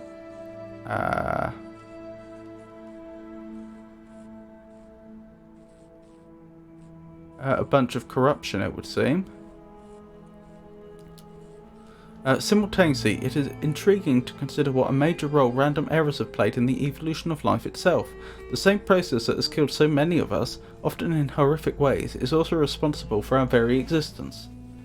Right, let's see if we can make some sense of some of this, some of these numbers. The only thing that bothers me is the sequences with an odd number of digits, but I think we're okay because this one begins with 4, this one begins with 4, and if we concatenate those two, ignoring the characters in the middle, we get 46, which also begins with 4. Then we have 45, also beginning with 4.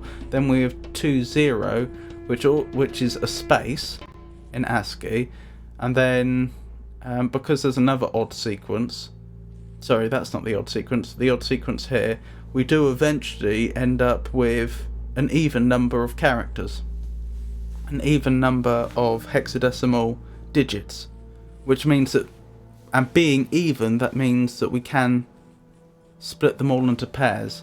So that suggests that this, if we just ignore the characters in between, we should be able to decipher this. Okie doke. So where are we? 4C. That's a capital L.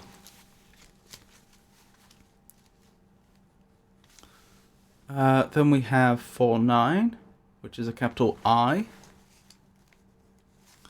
Then we have 46, which is a capital F. Is this going to be life by any chance? Then we have 45, which is capital E. Then we have the space I mentioned. Then we have 46, which is a capital F. Then we have 52, which is a capital R. Then we have 4F, which is a capital O. Then we have 4D, which is capital M, which is from, life from. Then we have a space.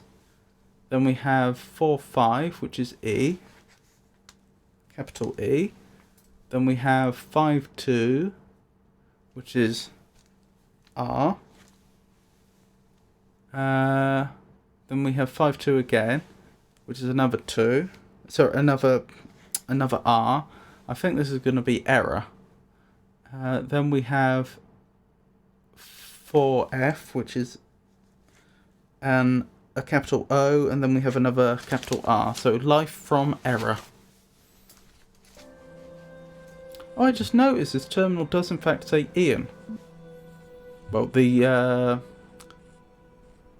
terminal machine on the monitor. Right, capacity. From Trevor Donovan to Alexandra Drennan. EL capacity. What was EL? That was that extended life. The program we think may have become Elohim. Do I know who Trevor Donovan is?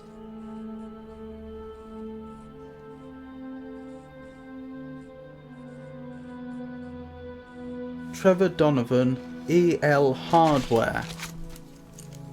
Okay. Yeah, no worries. L is not only ridiculously fast, it also has a bazillion tons of space. Even while hosting a full copy of the archive, it will totally be able to handle all your project's data needs, assuming its output is as you suggested.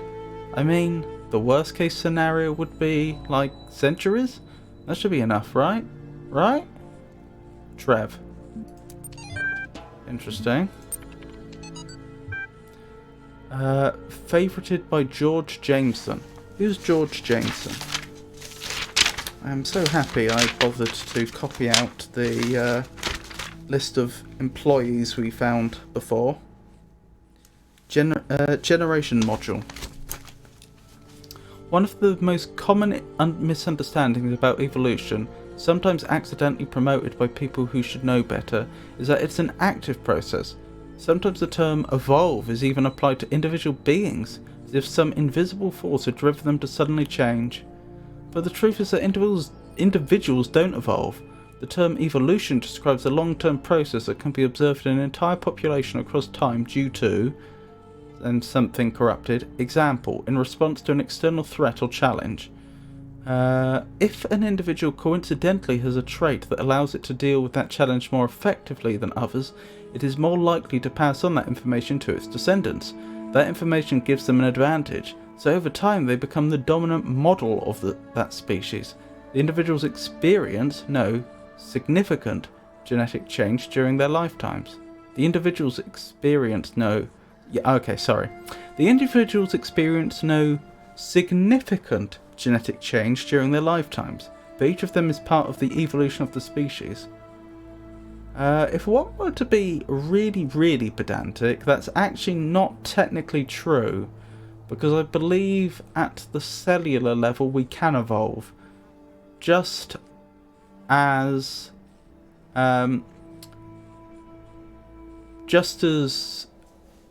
a disease attacking us can mutate and evolve inside us. We are ourselves a composite organism. We aren't even, it is not even the case that all of the parts of our body that make us up have the same DNA. There are, for example, diverse bacteria within our gut, for example. And so there are parts of us, as I understand it, that are necessary for life that can literally evolve during our lifetime. Although, admittedly, I don't think those parts of us get passed on to the next generation, so far as I'm aware. But, yeah. If one were really pedantic, I think we can technically evolve in certain specific ways. Anywho, let's carry on with the... Oh, you just says correct.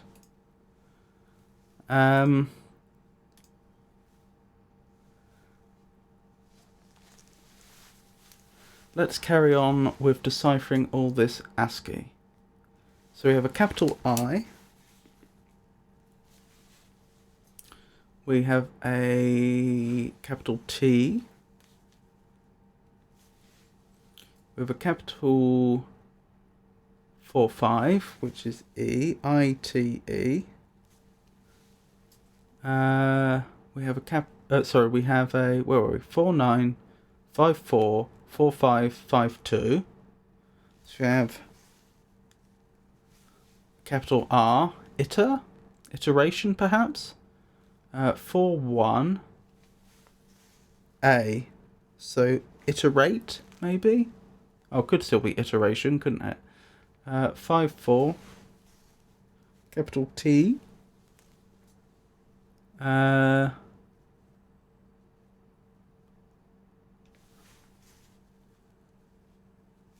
capital I, iterating maybe? Capital... Wait, have I done that right? Where were we? 49, 54, 45, 52, 41, that's A, 54, 49. Ah, I was looking at the wrong one. So now it's 4F, which is O, iteration. Then 4E, which is N. Yes. It says iteration. Oh, correct, was a while back. Fair enough. My mistake. Clearly I should be paying more attention to chat.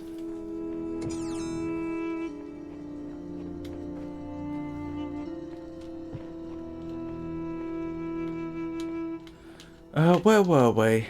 We were going to look at this puzzle, weren't we? And then we were going to hunt out this star if it hasn't... something about a star. Well then. If it hasn't already appeared, I was going to say.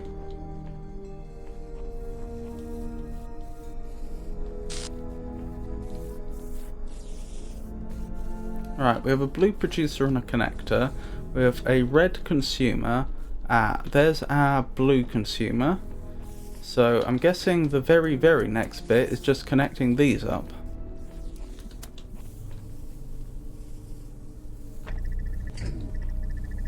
Oh, of course, that's not going to work. I didn't even notice the sigil was in there. I assumed we go through there for the next little bit. Alright.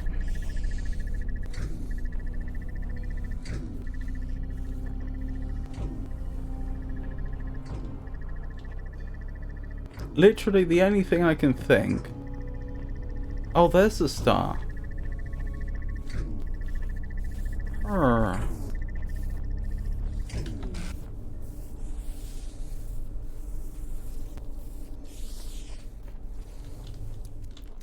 I take it if I connect it up this way, it still won't work. It might actually. I think it will work. I think it'll open for a split second. So if I just keep walking, if I keep rubbing my face into this force field. Oh.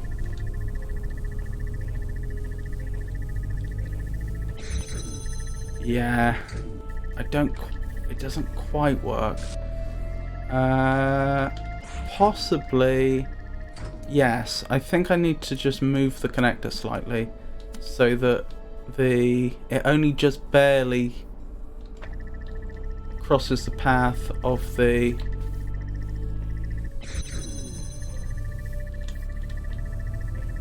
buzzer. There we go. And now I just need to wait for my opportunity to escape. Wonderful. Now, I'm guessing this is just the old trick where we need to pass a beam from one puzzle to another.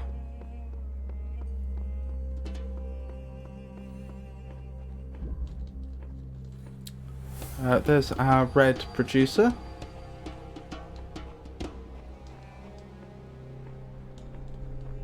Why is none of this connected up? That's come back up. Huh. I mean, it doesn't make any difference to me. I don't need any of this to be functioning.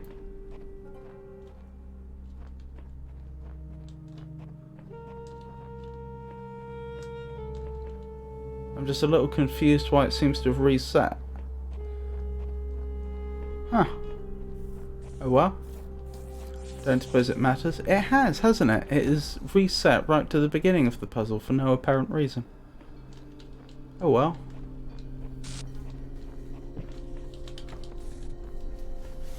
I thought it only generally did that when I teleported away. Right, can I connect it up from over here? I can indeed. Goodness me, that's a long beam.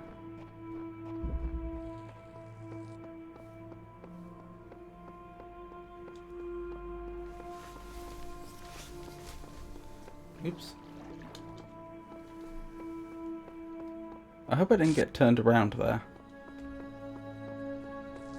No. Yes. Yes, I did. Shame.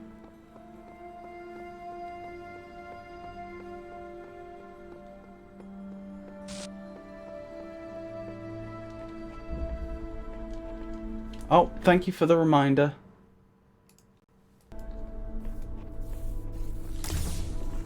I'm pretty bad when it comes to forgetting to change scenes back, as I'm sure you've noticed.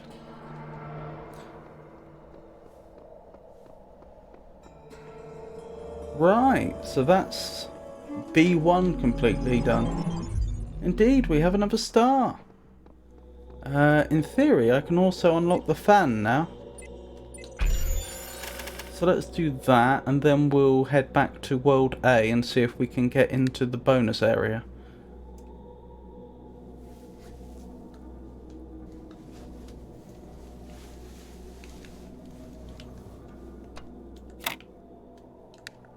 Right, what's the solution going to look like?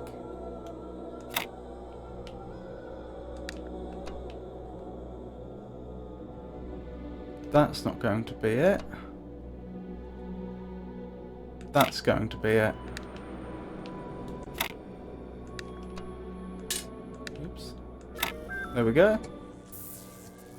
I still haven't figured out what that actually does. When we unlock one of these items, what effect it actually has on the world. Because I don't gain access to the items in this overworld in any obvious way, unless they're going somewhere that I don't know about. The only thing I can think is maybe they won't spawn in any of the areas until I've unlocked it. But I would only know that if I skipped ahead a bit to check.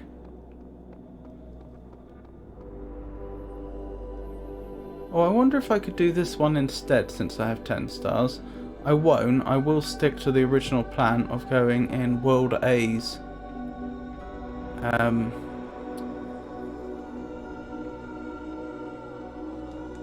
bonus content first,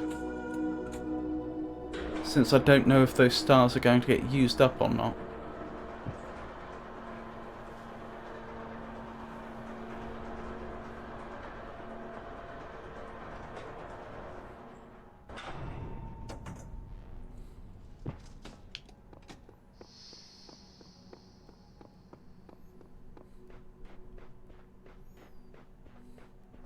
Right.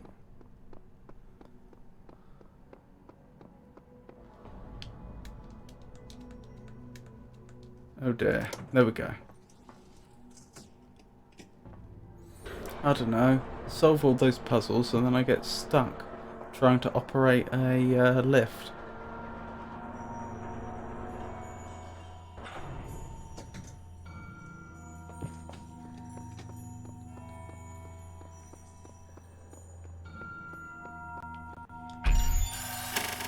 Wonderful.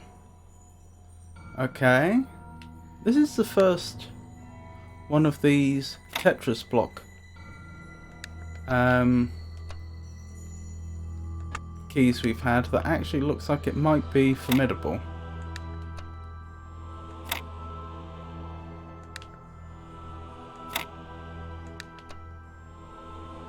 I'm just guessing, incidentally.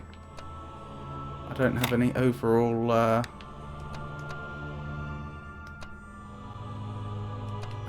okay. I've gone wrong already then. But that's alright.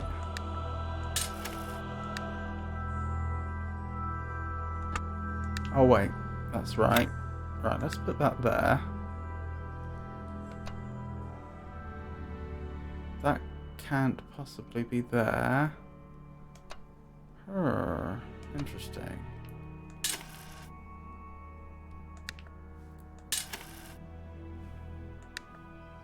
Certainly this is more difficult than the others I've done so far. I'm guessing, since there's an even number of every sigil, that whatever the solution is, it's probably going to be symmetrical.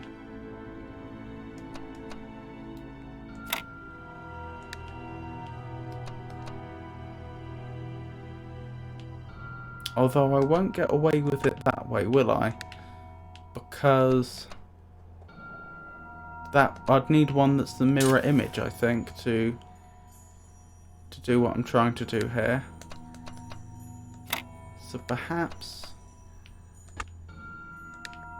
we're looking at something more like this. Then what?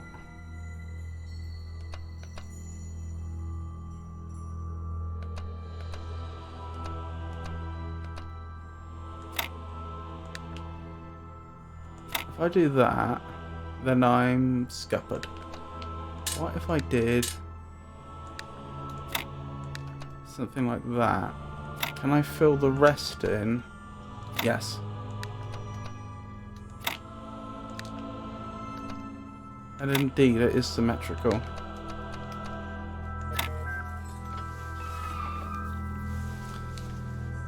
Goodness, what are we going to find?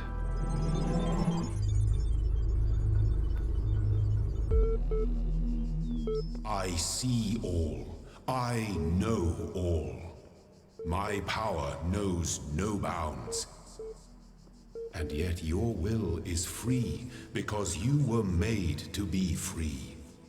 It is the very principle of your existence, without which the trials of this world would hold no meaning. To seek salvation must be your choice. Interesting. Oh, did you notice that the 10 stars that we had have disappeared now? So they were consumed, it seems.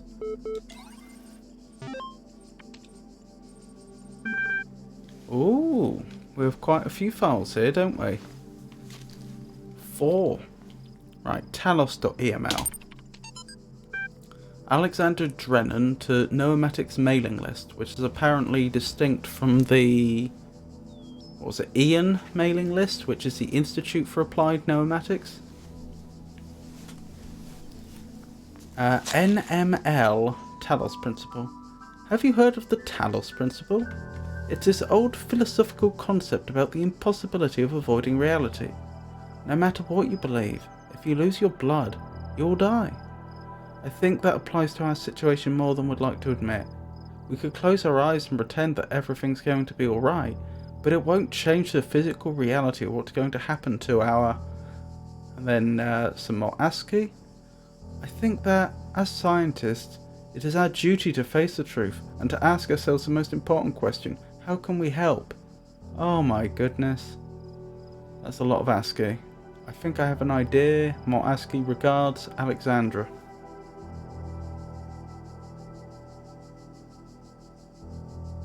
I'm not surprised that all the solutions have been published, Jenny, but I won't be looking at them presently. Right, this is going to take a while. We'd best get started.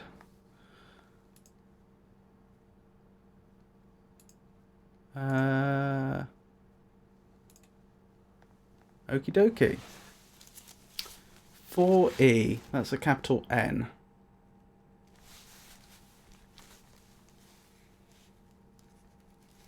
Then we have 6F, that's a lowercase o. Then there's a space. Then we have 6D, which is a lowercase m. Then we have 6-1, which is going to be a lowercase a. Then we have a 6E, which is going to be a lowercase n. Then we have a space. Then we have a 6-9, which is I, lowercase I. No man, and then the lowercase I. No idea if this continues on from where we left off, or if this is a different fragment.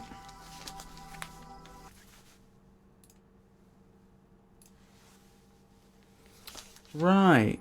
Let's carry on, shall we?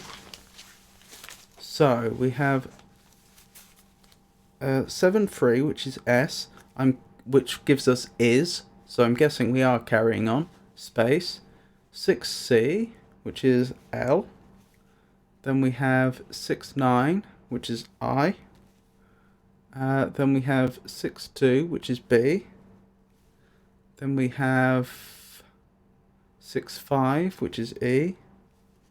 Then we have 7-2, which is R. Liber. 6-1, which is A.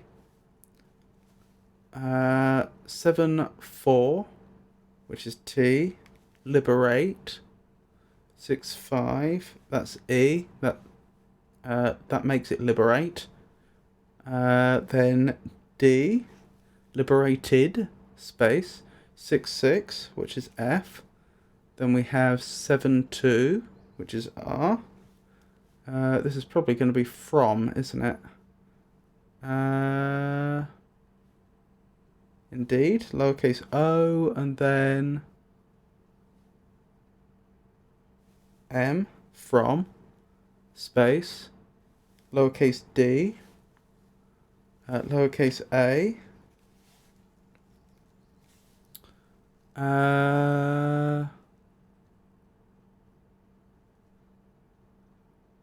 wait, where were we?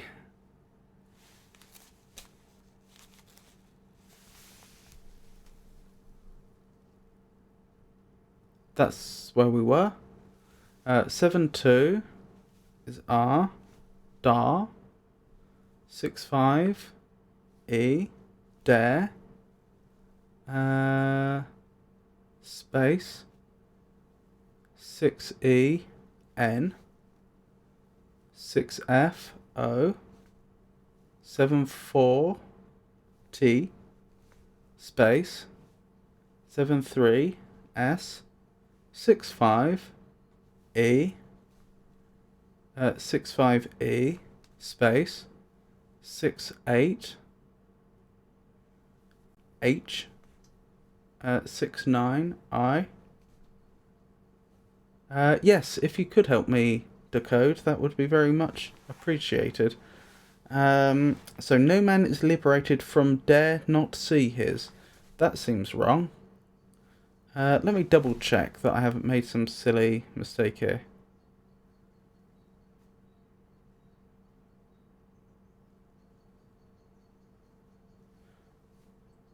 I've decoded the code so far. No man is liberated from fear. Okay, I made a mistake then.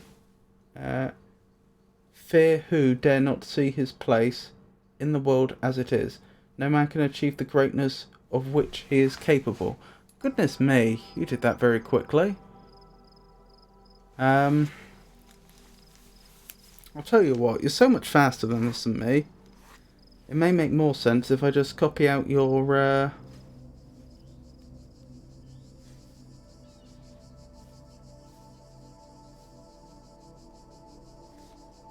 transliterated copy.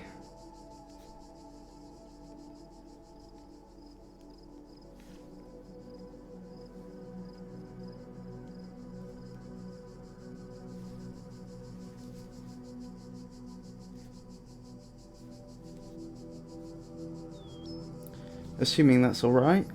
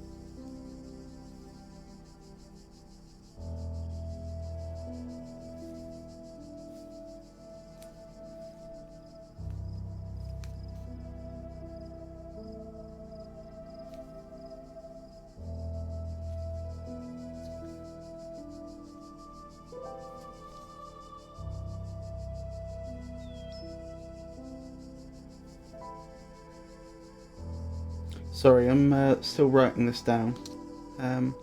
But thank you very much for your hard work.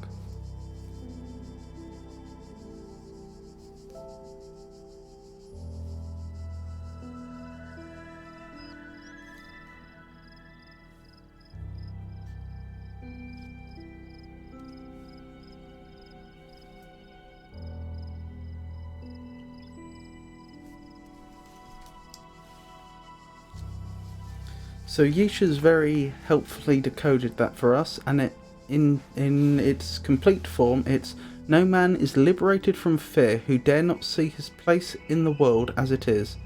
No man can achieve the greatness of which he is capable until he has allowed himself to see his own littleness. Interesting. Human blood. What a cheerful title. It is said by some that our blood is composed of infinite living agents which go up and down the highways and byways of our bodies as people on the streets of a city. One generation passeth away, and another generation cometh, but the earth abideth forever. Function, and then some more ASCII, and the sleep of the town, how lifelike, with its change in the circulation.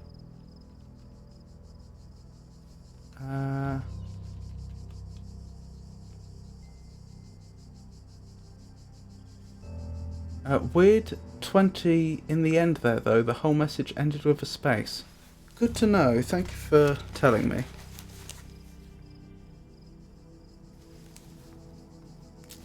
Butler, Samuel. We are misled by considering any complicated machine as a single thing. In truth it is a city or a society, each member of which was bred truly after its kind. Right. So we have a little bit more decoding to do. A N D space T H E space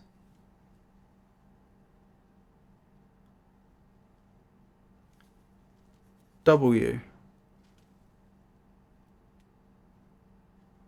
O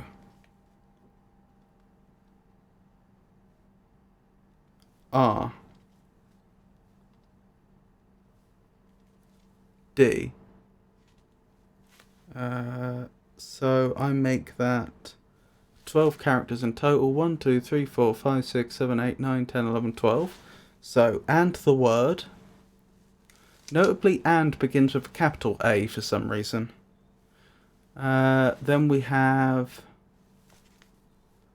I don't know if this is connected or separate. W A S space M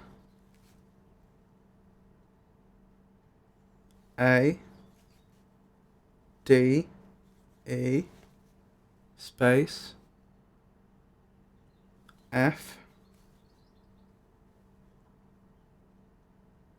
L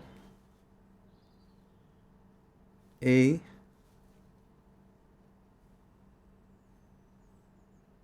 S H and the word was made flesh.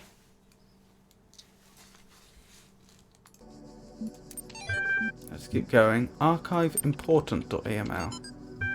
Arkady Chernshevsky. He was in charge of the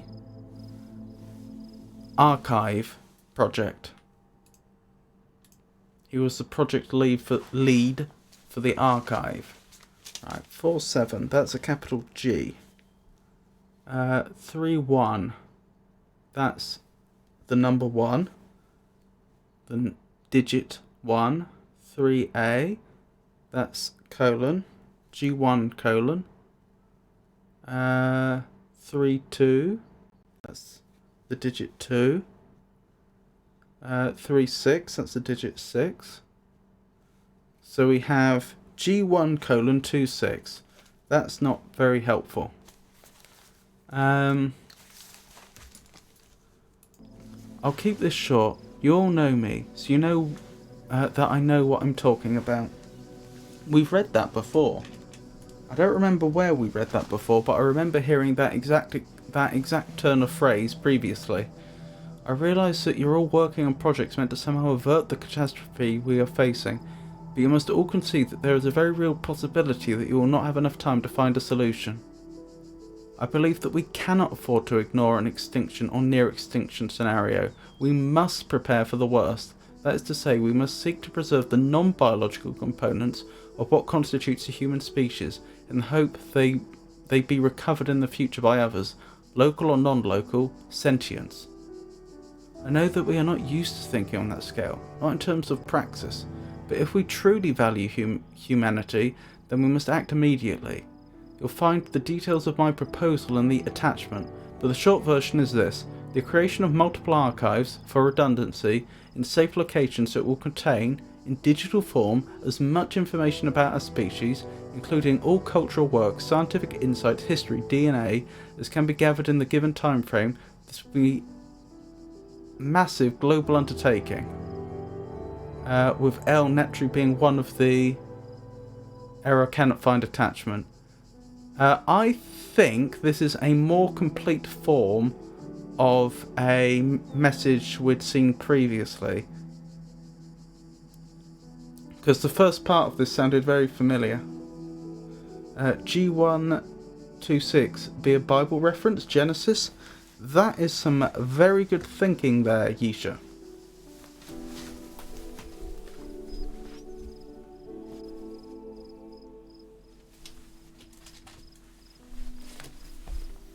Let's see, shall we?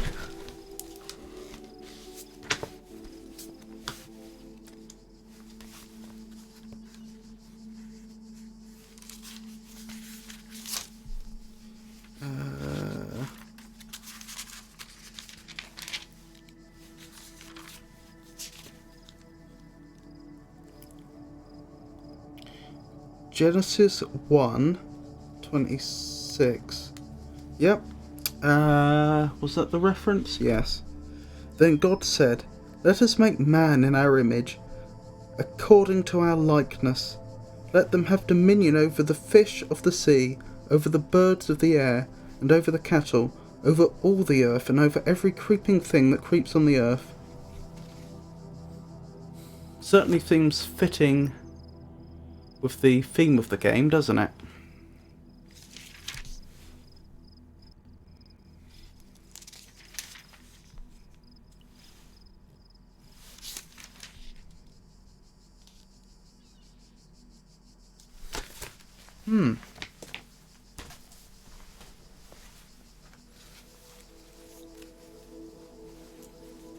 Okie dokie.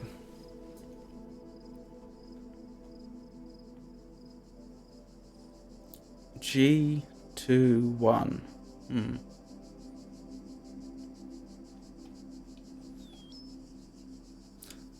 So this certainly seems to corroborate our working hypothesis as to what had happened.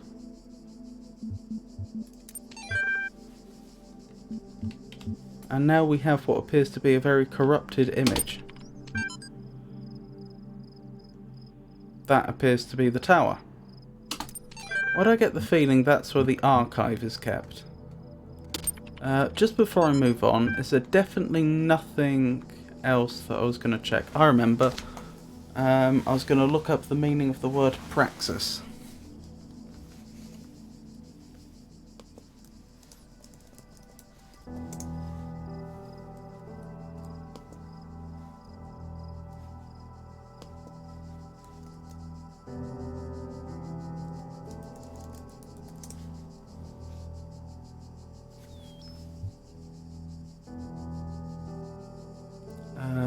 I know that we are not used to thinking on that scale, not in terms of praxis.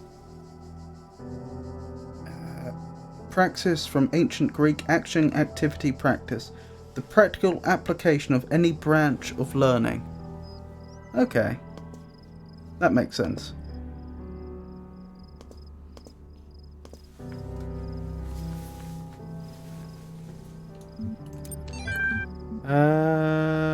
I think we're done here for now. Seems like this was a very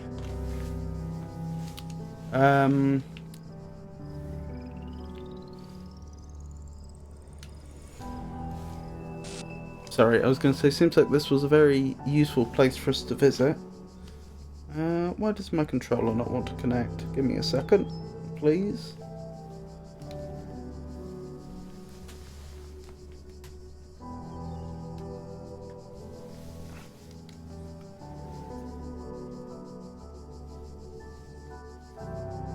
If I stop using my controller for too long, it powers down.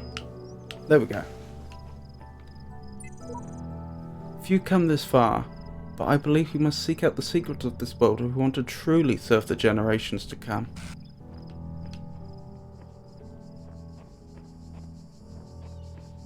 Right. How many puzzles do we actually have here? Out of curiosity. That's not helpful. 3 that way and 3 that way, so 6 in total. No idea if there are going to be any stars here or not.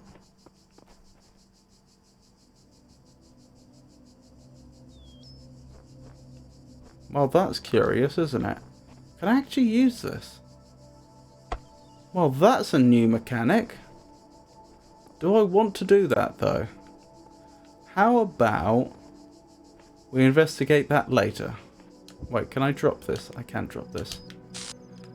It seems very exciting, but I don't want to do any irreparable damage without good reason.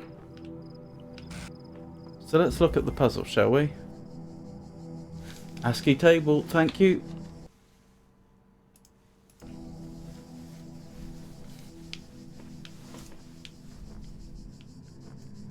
What was that called? Did it say Dum Dum Mine or something like that? Dum Dum Mine. Okay.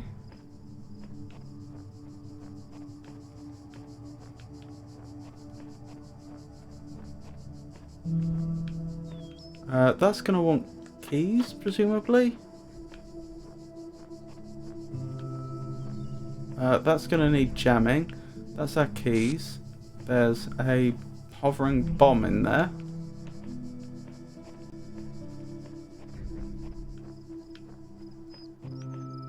Huh. Surely that's not everything.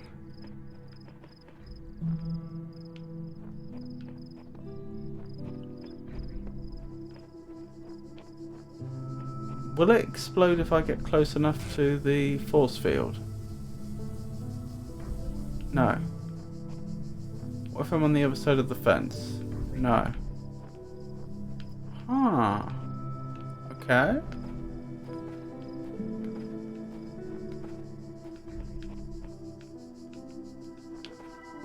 I'm not being foolish, am I? I haven't, there's not an area I have access to that I've overlooked. This seems like everything. It's just I feel like I don't have anything like the tools I need to progress. I have to add that I really like the music in this game. Not overwhelming or too creepy or anything, just nice calm background music. Yes, it is rather good, isn't it? I do think it's a shame that whenever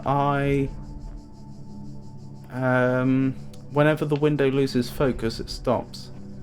That's one thing I'd change if I had the ability to.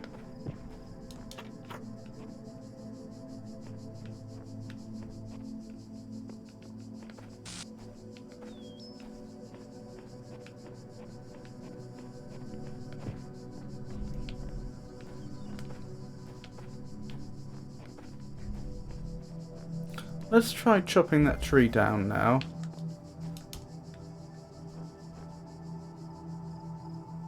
And see if this helps us in any way.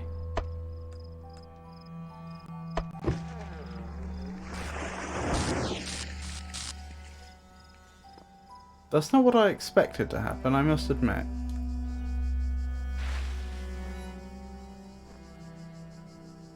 Jenny says, I like the environmental setting too. Good weather, grass, old walls, pretty intriguing. Indeed.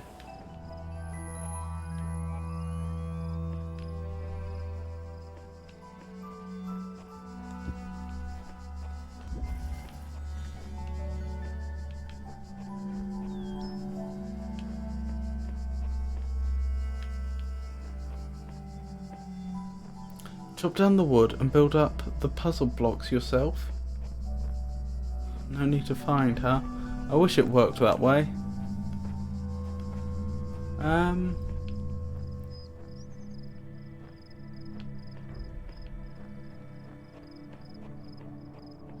Just a quick sanity check.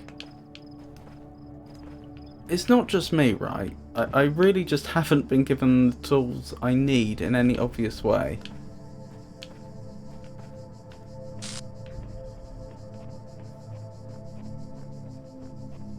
Have I?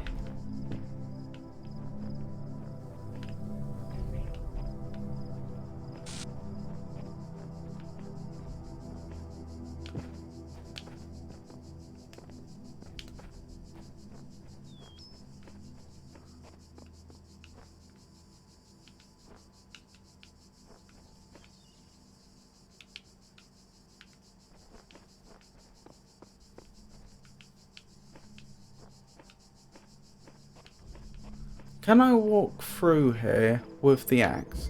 Traditionally, whenever I've tried to walk through a purple field with a item, it hasn't worked. No. Not allowed.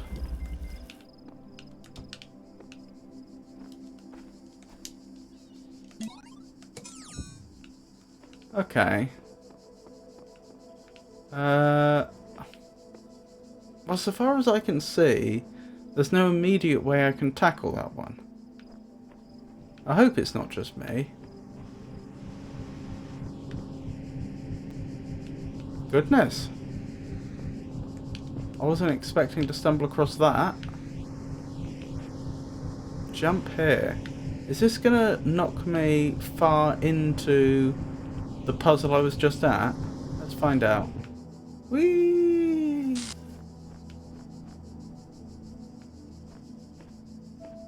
That would let me get in here with the axe. Okay, maybe we are getting somewhere.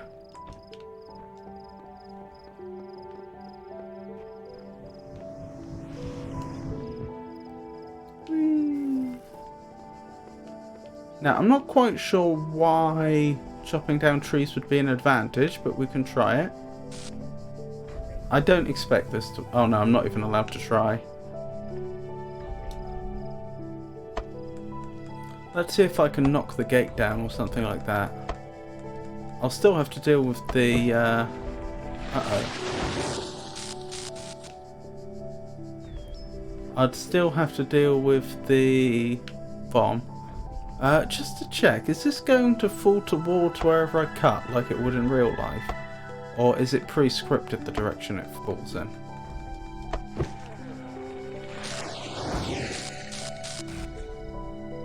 I think that's pre-scripted. Could be wrong.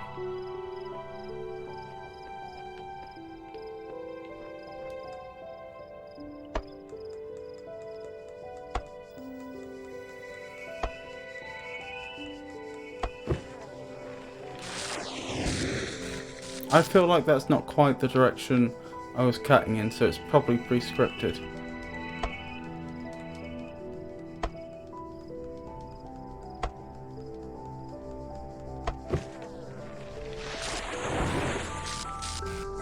Right, so far none of that seems to have helped us at all.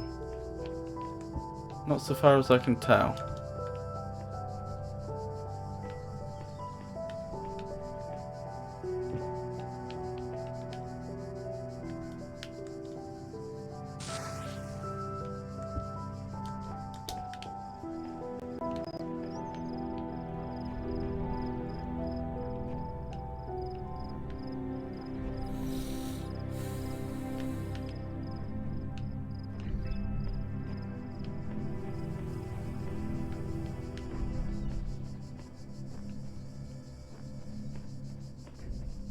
Can I just axe this?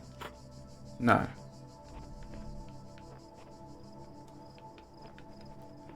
And I'm not going to be able to get this axe back out of here now.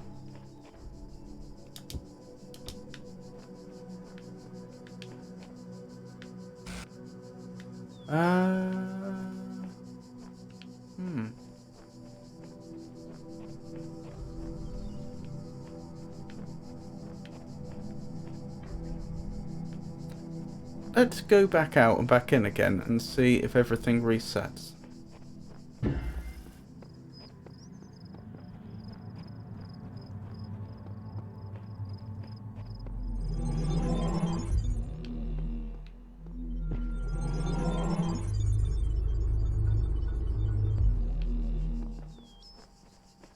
Looks like it.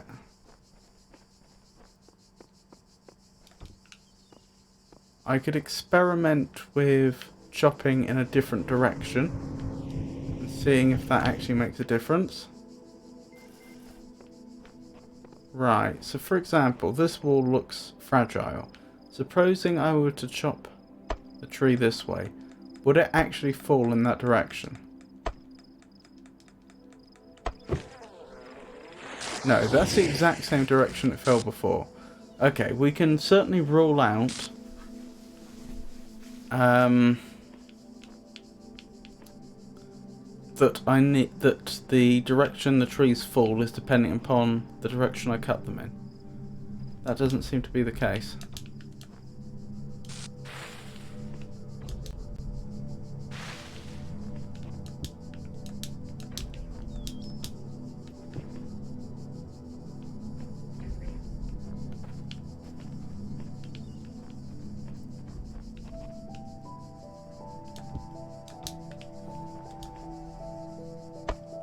I suppose I could cut them all down again and see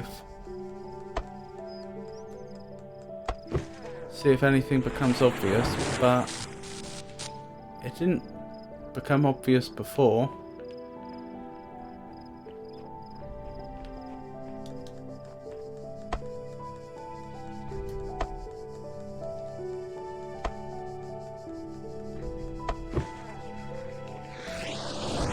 Oh dear.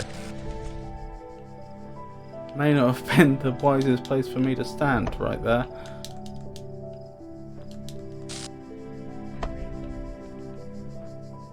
I think the cut marks are at least vaguely dependent on the direction I cut it in. Yeah, it seems so.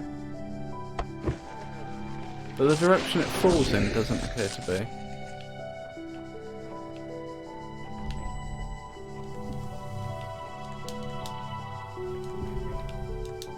I can't, like, throw the axe to the other side, causing the bomb to explode. Doesn't seem like it.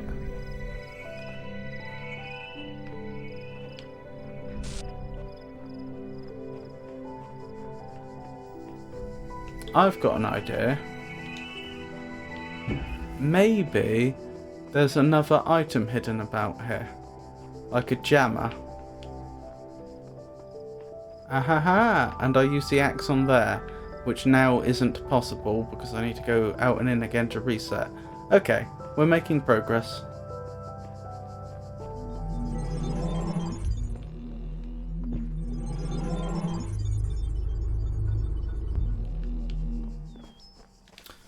Oh! I just had a thought. Those are the same sort of boards that were boarding off the area that I couldn't get to from the main hub. Can I take this axe through the teleporter? No. Well, if anything, that's even more curious, since that suggests that I can acquire an axe in the main hub area. Maybe after I complete this area it becomes possible?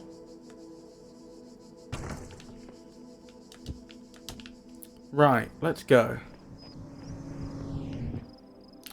Fingers crossed it will be completable now.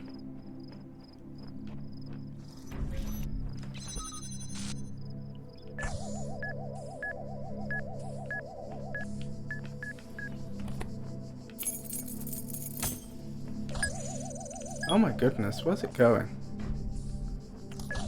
Oh, that's interesting. If I destroyed that tree, it probably would go through that way. Maybe I am supposed to use the axe about here for some purpose. We'll have to see.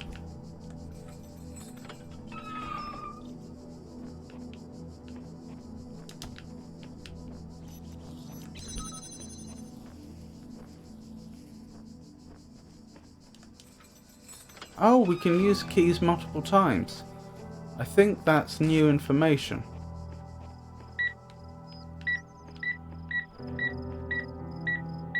I don't like this. Yes, I reckon the hovering bomb is supposed to take out that turret for us, and that's how we get to the piece. So let's grab that axe again and go back in.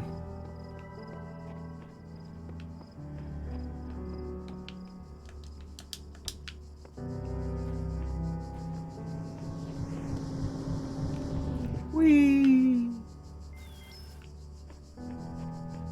Right. This was in the way, wasn't it?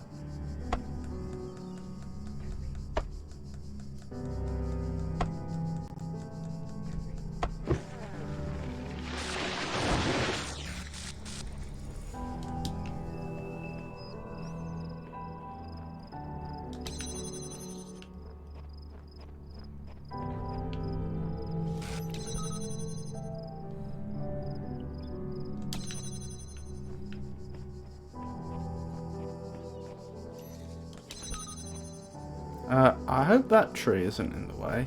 Is it too late? No, it's not too late. Where did the axe go? I've completely forgotten where I dropped it. It might actually be on that side. Yes, I had a feeling that would happen. What did I do with the axe? I dropped it somewhere. You'd think I'd remember, wouldn't you? It's probably over here.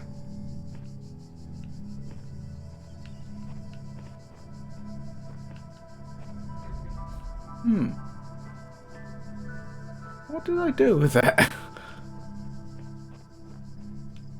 There it is. Right. Let's see if we can... Oops.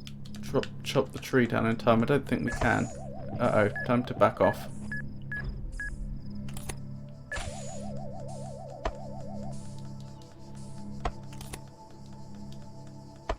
We certainly can chop trees down at quite a rate, can't we?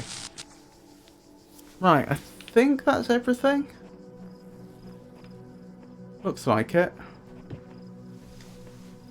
Now we just wait for our hard work to pay off.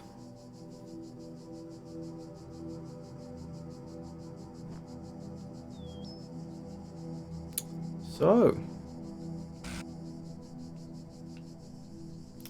hope everyone's having a nice weekend. Here we go.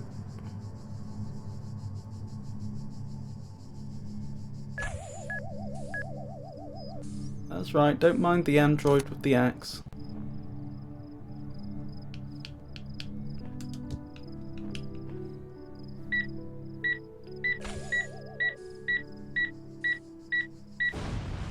Wonderful. I wonder what the significance of a silvery sigil is. 6? I have no idea what that corresponds to.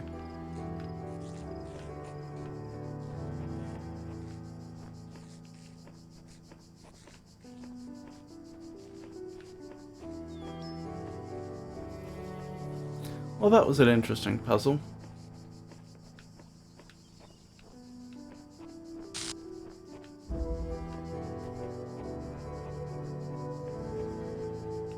Let's keep going, shall we?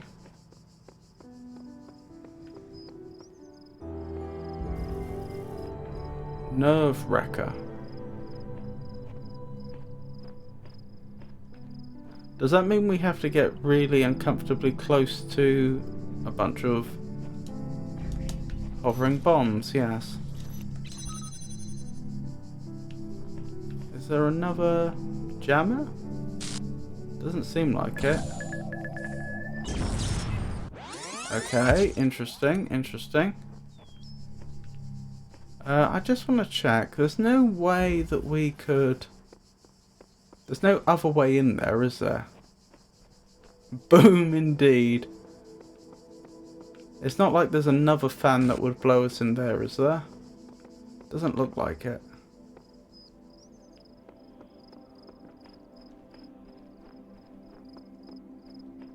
Oh, there's only 3 sigils in this area. They're the same. Okay, and there's 8 for 6. So I'm guessing the optional areas in worlds B and C are where the remaining silver sigils are. Did I read that sign over there? That QR code? Few come this far, but I believe we must seek out the secrets of this world if we want to truly serve the generations to come. Yes, I think I did.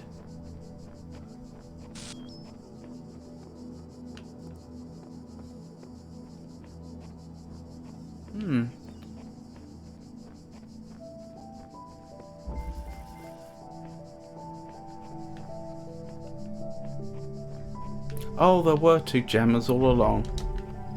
How foolish I am. Right, if I jam one of these, then with any luck we can get them out of phase. Oh. I just had a sudden idea that I might be able to trap them both on the wrong side. Which I probably could do. If I was clever enough.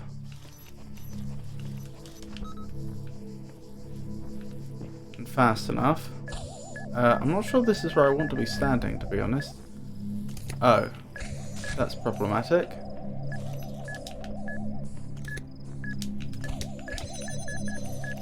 Nope, nope, nope, nope, nope, nope, nope. This has gone wrong. Right, that's one of them.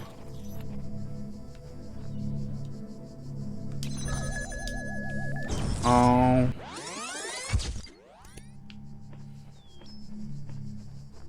You can probably see what I was thinking.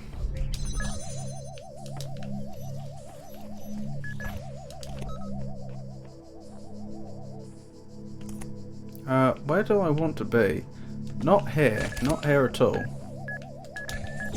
Nope. I made a complete pig's ear of that. Oh, I'm sure there's a way to do this.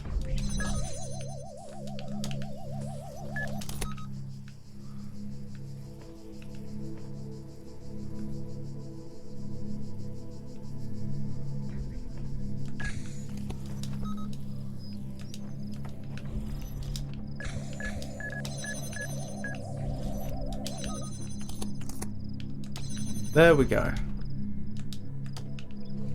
Now it's a problem for future me. Oh, why?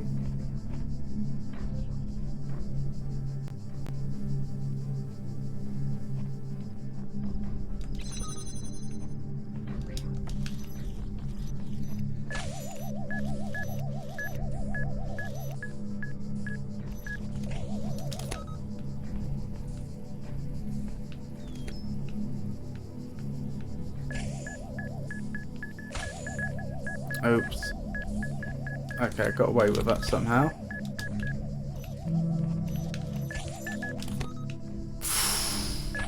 I need to get back.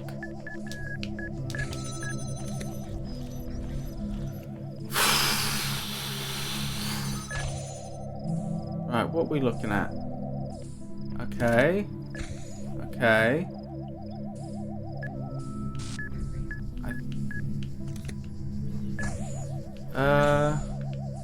That doesn't look big enough to go through.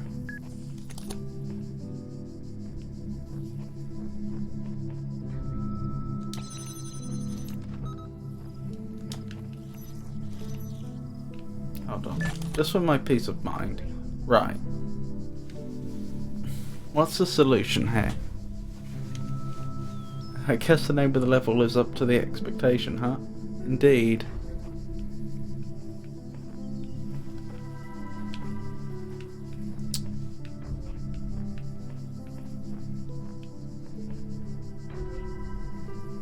realistically, I need to disable that one. No, I don't. I need this one to be on this side, and I need to disable one of the other two. So I need at least one of these to be free, and one of them has to be disabling that field. So these two are both going to be active. There's no way around that. Which way is that one travelling? Okay, that's the way I want it to be travelling. Although I've used up a bit of my allowance there. Which way is this one travelling? The way I don't want it to be travelling. Okay.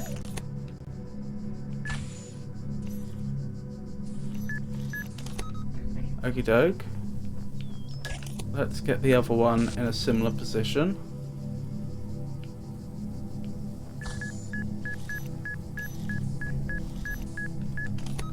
Right.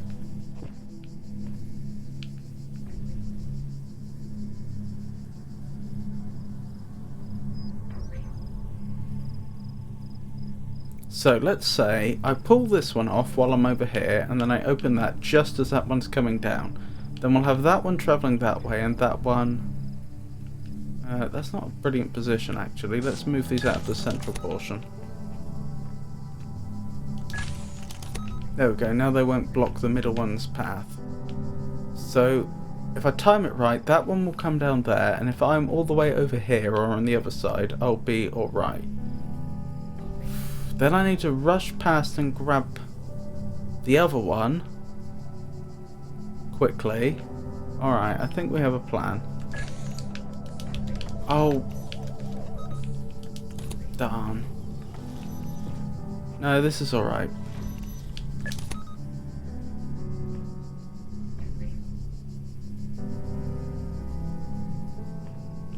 Just need to time it right.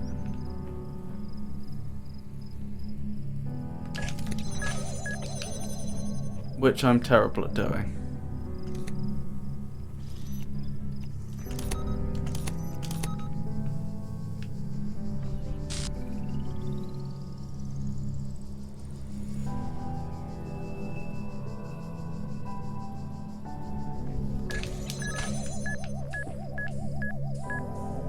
Right, now I run for the other one.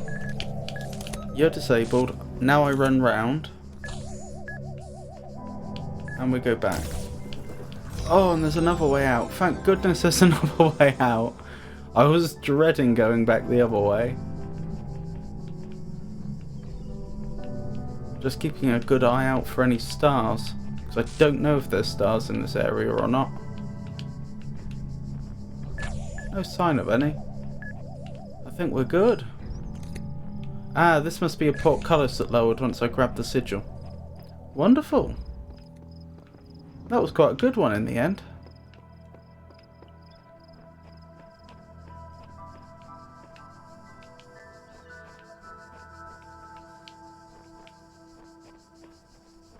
Right, one more to go. Jammed from within. Interesting.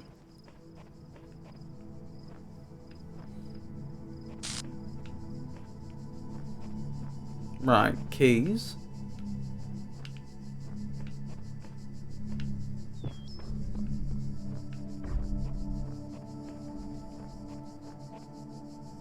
Ah, that's the prize, and we need the keys to get in there. So presumably acquiring the keys is the...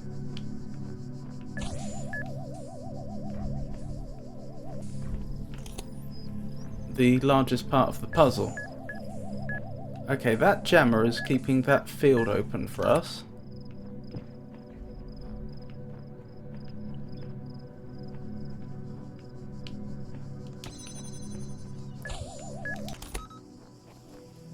Right.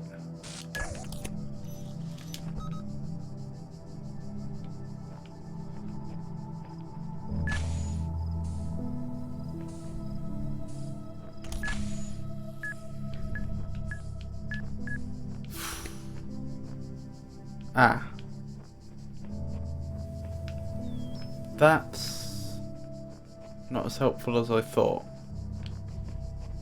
Ah. How's this possible then without another jammer? I had a feeling that would happen. Doesn't matter though, we're not going back very far.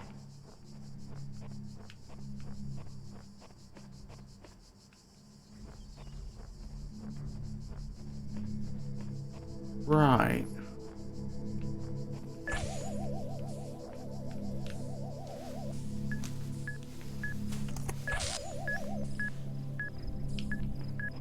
So far so good. Right, how is this even remotely possible with just one jammer?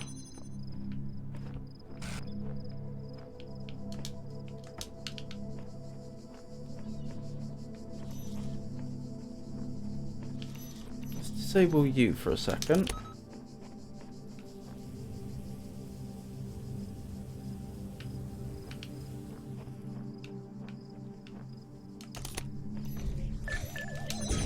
Oops.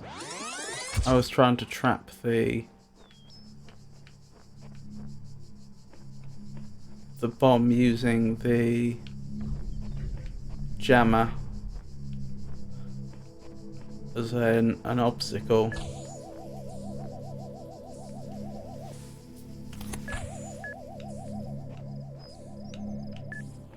Didn't work the way I'd hoped though.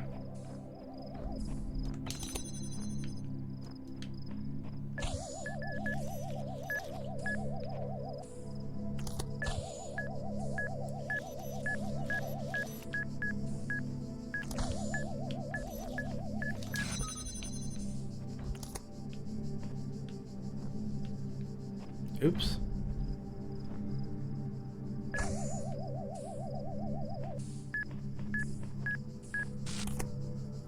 What does it do when it's on the other side? If I trap you there, what are you going to do? Anything useful? Doesn't look like it.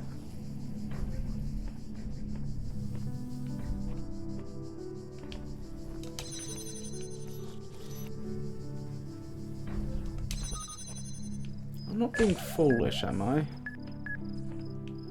I am being foolish. There's a ladder there. I'm not sure that's a position I really want the bomb to be stuck in. Oh, we'll leave it there for now, and we'll worry about that later. That can also be a problem for future me.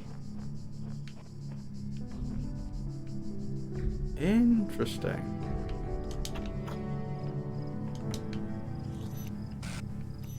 Okay. Okay.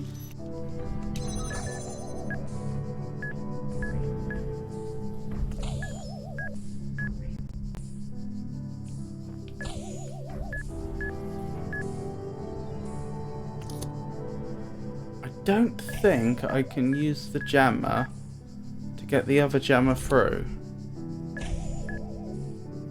No, because this jammer needs to be jamming this force field so that I could get through into this area, and it would need to be jamming the other force field so I could pull that jammer through.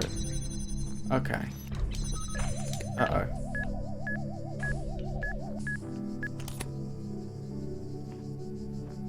Interesting. But I could really do with 2 jammers here. I really could. I suppose in theory I could trap both of the bombs there, but then there's going to be no travelling through there.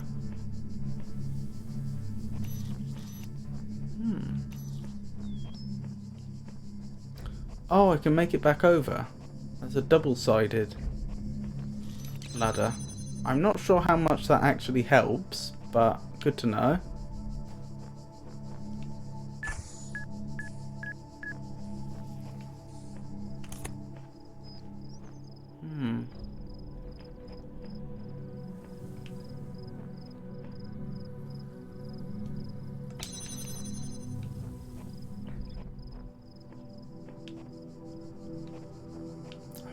Is there a way I can... You know, I don't think there is a way I could do it any better.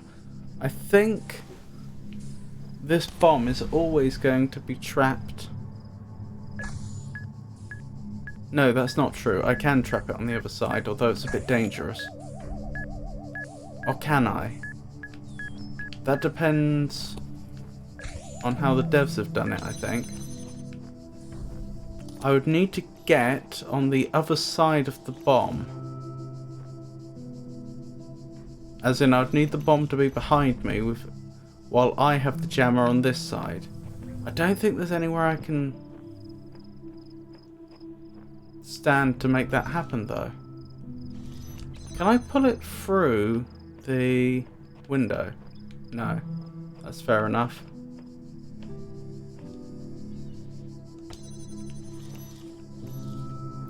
And this gap just looks too small.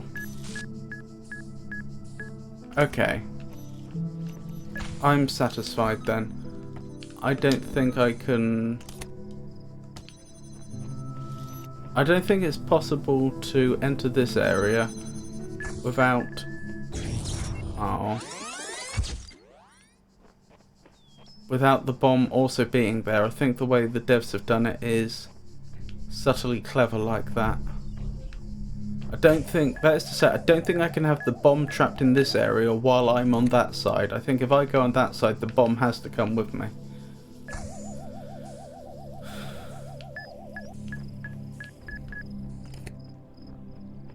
Right, let's keep going, shall we?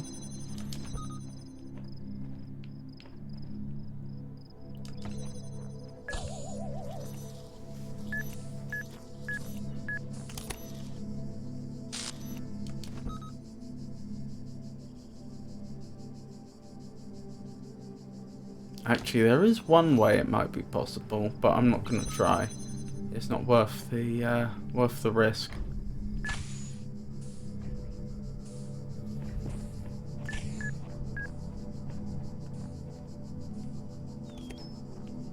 What was the name of this one again? I've forgotten.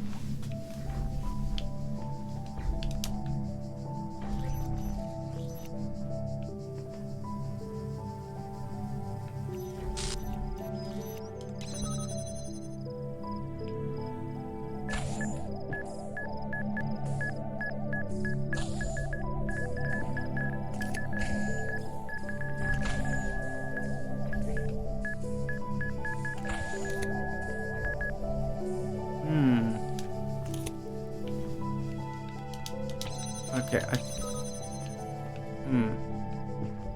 Is this safe? This doesn't feel safe. No.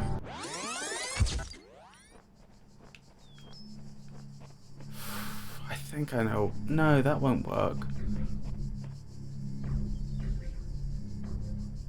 I think I know what would work, but it seems obnoxious. It would take an obnoxious amount of patience and careful timing, so I'm inclined to think there's probably another solution that I haven't thought of.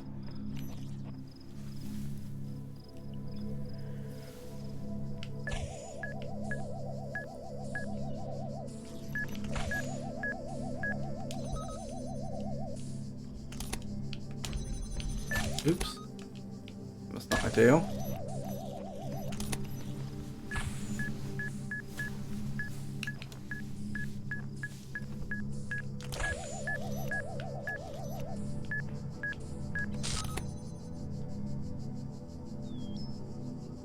Right, that must be through.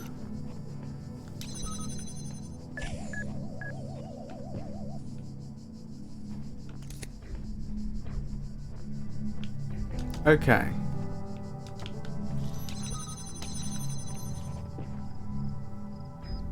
I think what I need to... Oh, wait. I think what I need to do is pause that for a moment, and then let it through, and then let the other one through so that they're closer together, and then I dash through.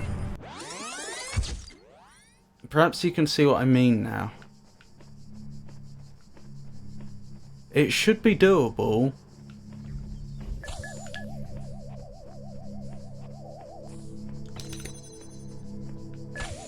But it's going to be obnoxious to pull off.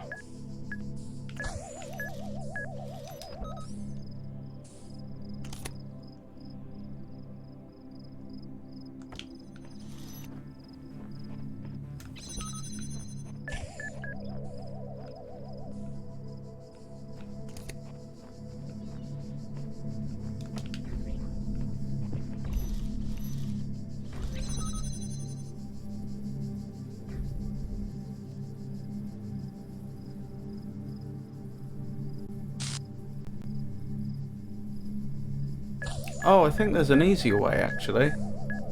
I just wait for the second one to come through and do that one.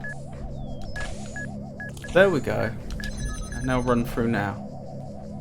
Got it. Wonderful. What's going on over here if I can't get there?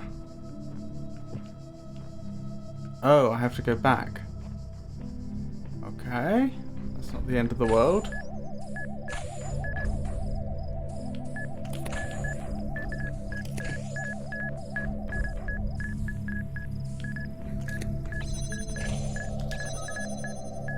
Right, back you two go. Right. Ah, I can go this way. But I could go the other way. Why wouldn't I just go the other way?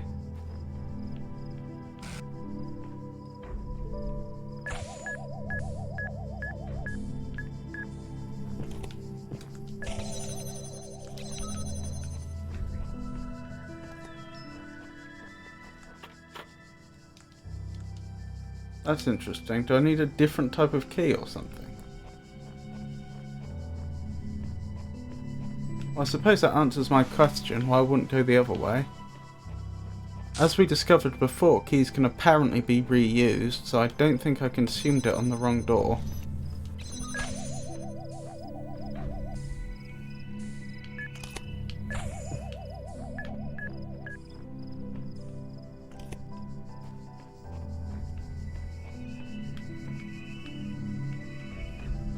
Okie dokie. This looks straightforward enough.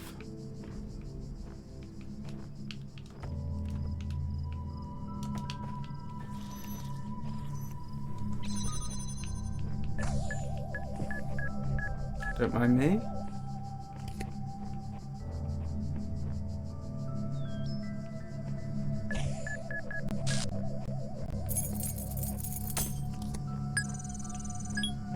Maybe I did consume the other one and just didn't realise it. Oh, I see the path it's taking. That's annoying. Is the other one doing the same? I think it is. Right. Oh, it must be the case that this is a different key and they require different keys, because otherwise there would have been no reason for me to go over and do that second bit at all.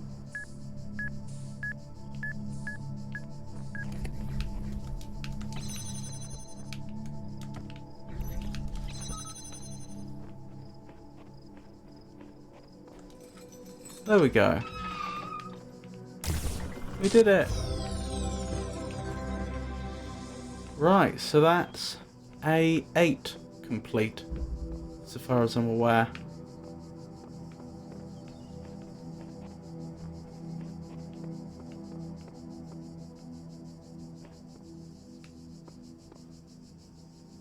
I wonder why it says 8 asterisk asterisk. I hope that doesn't mean there's 2 stars here, because I haven't seen 1 star.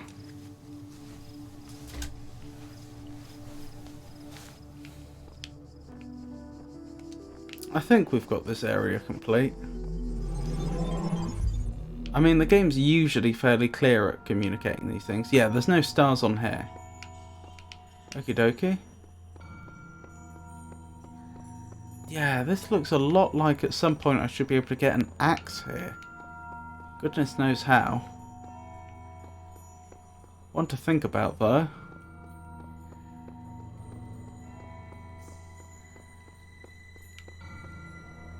Thing is, there's no loading screen between here and the upper area and the equivalent temples for worlds B and C. So in theory there could be an axe in any of those places, or even possibly in the tower. Before we go back into B and carry that on,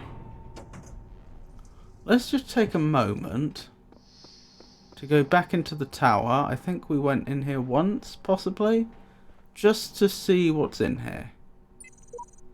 This must be the tower we were warned about. Seems the upper levels are locked tight.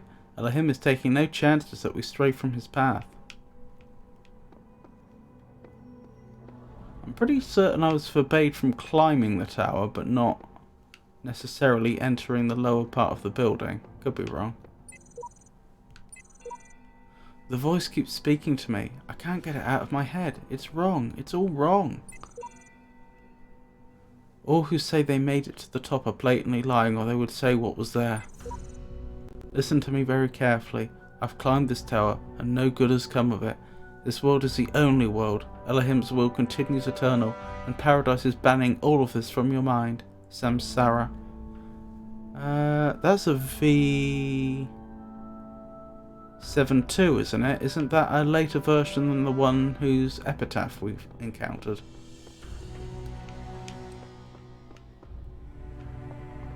Oh, we can go up one level. Although that would be disobeying Elohim.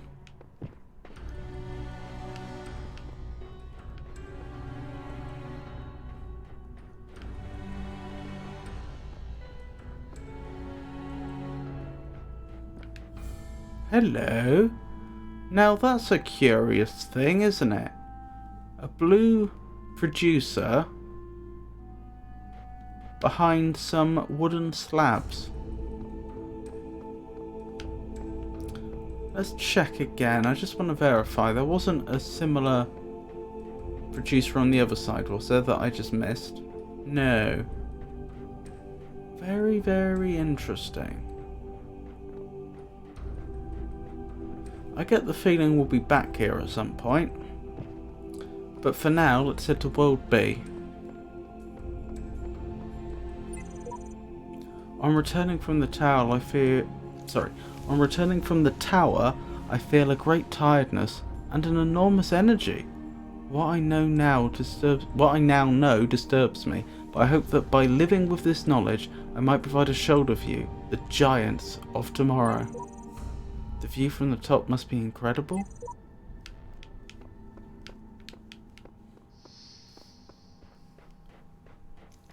Okie dokie. Back to World B, I suppose. Just do a quick perimeter check. I've forgotten if I've done this previously. I know I did on World A. I might not have done on Worlds B and C, I don't recall. That looks new. I have seen the truth. Only Elohim can save us from eternal oblivion. LEM Falls.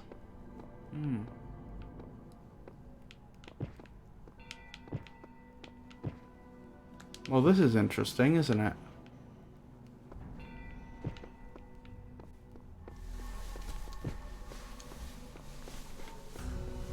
Right, let's keep going.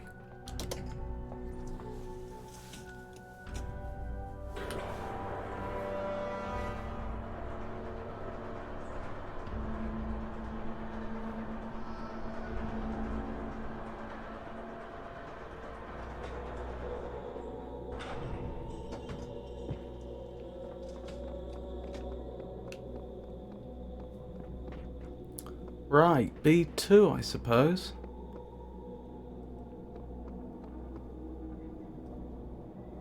We're still looking for quite a few green ones, aren't we?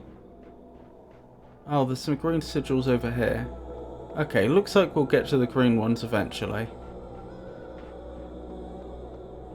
So I guess we'll continue in order. Just to verify, I take it if I try to activate this, I'll have no sigils. That's correct. Because I consumed the other ones when I went into World A's optional area. So what have we got here? We've got 4 sigils and a star. Understood. Oh, it even tells me what's involved in the puzzles. There's a fan and a box in one of these, and a fan, a box, and a connector in another, and just a connector in a third one. Okie doke. Interestingly, it seemed to suggest the first one could be completed without anything. That's a log. Let's see what the computer has to say to begin with. Okay. No conversation. We just jump straight into some logs and other documents. Sciencemagic.html. Though the term science has only meant what it does to us for around 600 years. Only 600 years? That contradicts the dates we acquired at the very beginning of the game.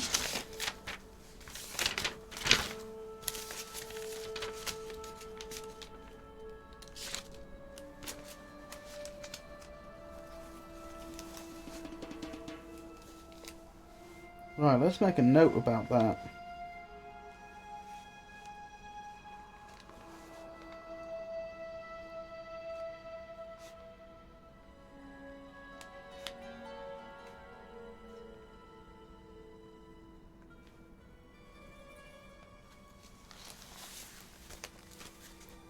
Though the term science has only meant what it does to us for around 600 years, its practice far predates the name.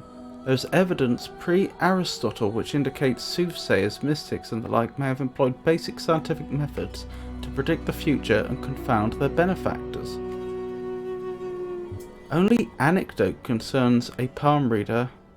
One anecdote concerns a palm reader who was exposed when two wealthy clients compared their readings and found them to be identical. In 1948, the tendency to discover deep personal meaning in vague descriptions delivered authoritatively was given a name, the Forer effect. Today it is recognized in all contemporary psychological theory.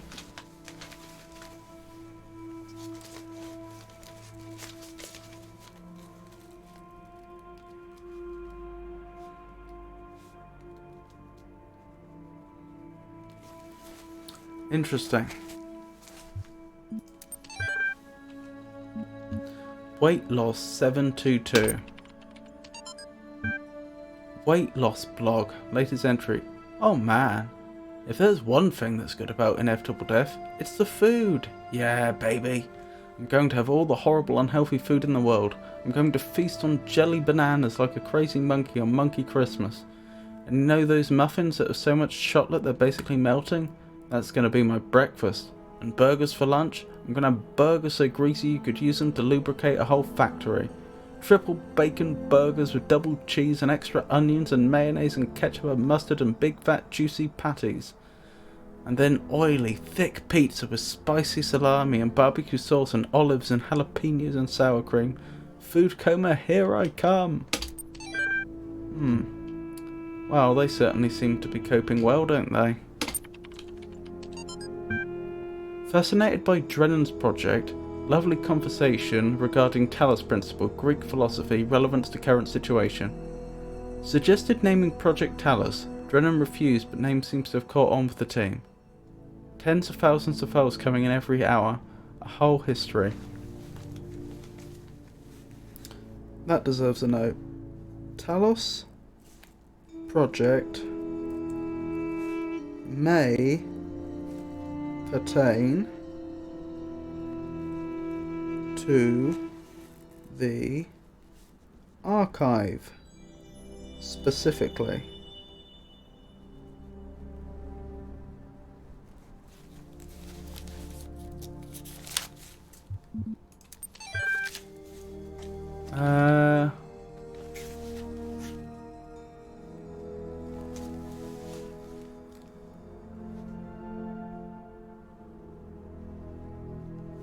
Which one was our caddy? Were they the archive lead? That would strengthen that hypothesis.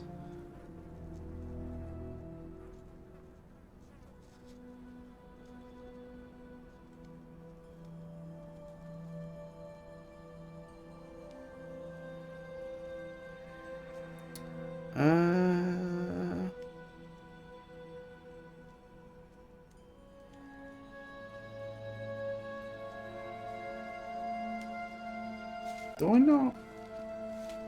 Oh, perhaps they weren't in that particular list of employees because they weren't on the same project. Arkady Chernshevsky. Archive lead. Yes. Okay. That seems quite likely then. Okie dokie. Wait, was there really no ASCII that time?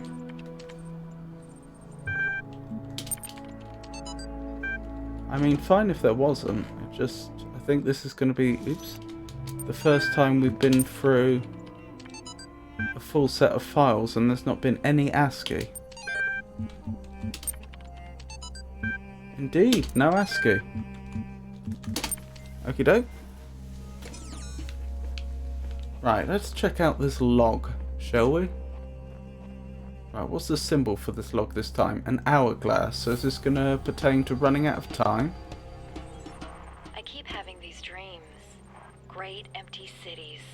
Silent roads stretching for miles. The Earth from space. All dark. Not a single light to guide me home. But if someone really came from another world, what would the Earth look like to them? A wilderness? A wasteland? I don't think so. Even after thousands of years, they'd see a world shaped by our hand in every aspect of its being. They'd see the cities and the roads, the bridges, the harbors. Not after thousands of years. Here lived a race of giants. These dreams, they scare me, but they also remind me that we built all of this. Yeah, after thousands of years, most of the things we have built would have been reclaimed by nature. Certainly modern buildings would last nowhere near as well as, say, the pyramids had, and eventually all that would be destroyed anyway. So yeah, there will be some signs of human civilization, but a lot of it would be in things like the climate record. And of course, the few artifacts that do actually survive because they're preserved in some way.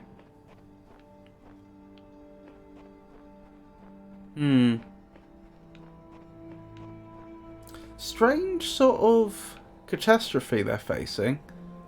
That is a catastrophe where they're really, really confident. That's odd. Why are some of the stars missing? Is that supposed to be clouds? I suppose it is. Just the way it's coloured there, it looked almost like... It didn't look like a cloud so much as just a gap in the sky. Anyway, what was I saying? Strange catastrophe there, if they think they're going to suffer. That they're really, really confident that all humanity will be wiped out. But that the structures we built will be just fine, at least for a while. Strange. I mean, it's hard to imagine that if humanity had advanced to the point where they could create androids as advanced as we appear to be, that they couldn't even get a small population of humans off-world. Moonshot. Moonshot? What a strange name. Okay, we have a fan, a box, and a connector. We have a red producer there. We have a fan, we have a box. We have a red consumer there. We have another box. Okay, well, if I stand on the fan, where do I go? Up, obviously. Interesting.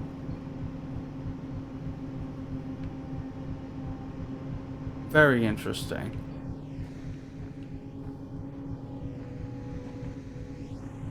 It said detach fan.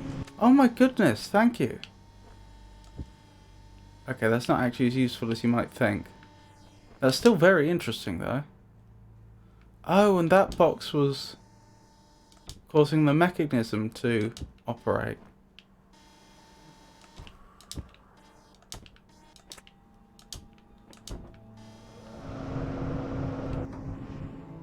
Ah. Okay. So if I stand here and do that, I'm then in a position to connect it all up.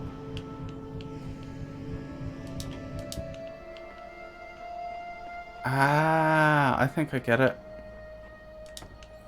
I have to connect that to that.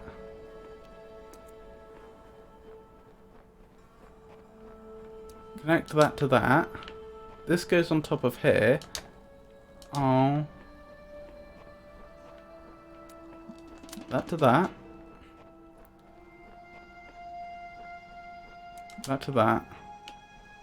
Jump on here. That goes there. And it is currently trying to connect them all. But it's not until we put that box there that it all actually works. Wonderful. That wasn't too bad. Oh, achievement uplifted. Wonderful. Thank you, Isha.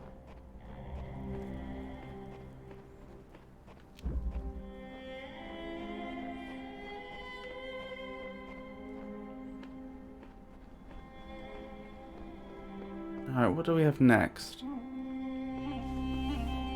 This can be solved with just connectors, apparently. But there's a jammer there, so that's plainly not the case. I'm convinced there are answers here if we look hard enough. We have to work together on this. Okay, so I get that I'm supposed to retrieve these sigils. I just don't get why. Sure, the loud voice is telling me to. But this world of his has no context, no purpose, and no foundation from which to construct them. Isha says, nice to know the fan can be moved then. Guess the coming puzzles might involve the tech for it. Yes, that's my guess. Right, we have a red producer and a red consumer. Interesting, but no connector yet. Oh, and another red consumer. Okay. I can use the jammer to get through here, where I'm hoping to find a connector. Another red consumer. And there's our connector.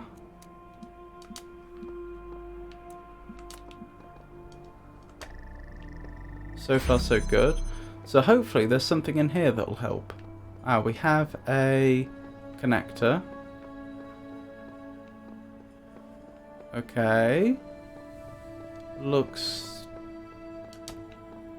so good so far. What's the catch?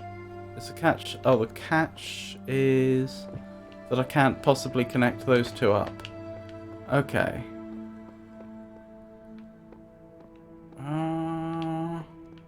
Maybe I'm not supposed to. Maybe that's a red herring.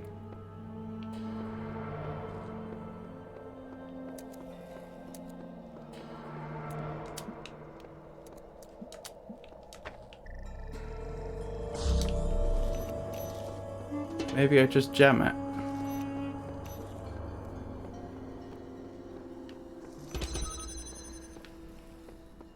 Well, that seemed to work.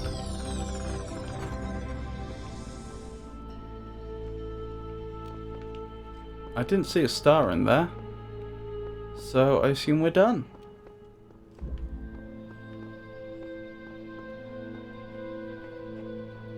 See, the devs are still trying to trick me with red herrings.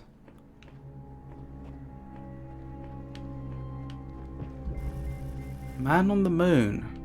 So this is going to be another puzzle involving fans. Okay, now the fans come in two parts for some reason.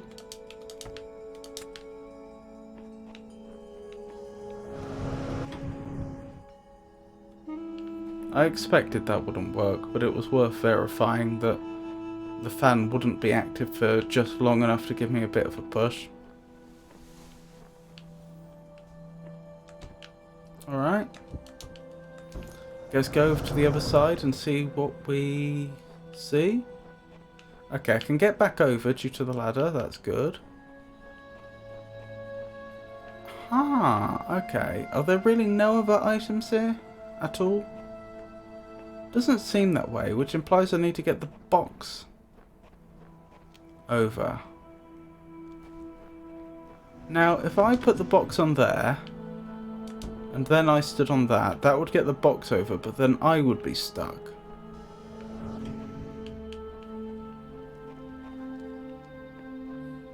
Okay, if I stand on this one, where do I end up?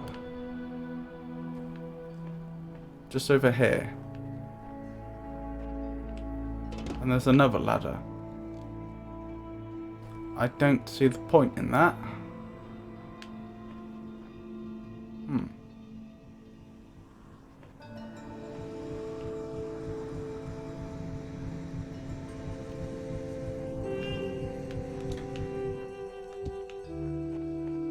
Is that really all I need to complete this? I mean, it has occurred to me that the solution may involve me jumping on the box, but then how do I weigh one of the pressure pads down? I know how I weigh one of the pressure pads down. I use part of the detachable fan piece. That's a weight.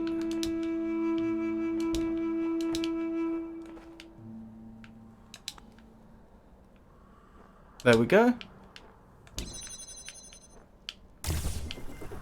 Boom! Another one complete.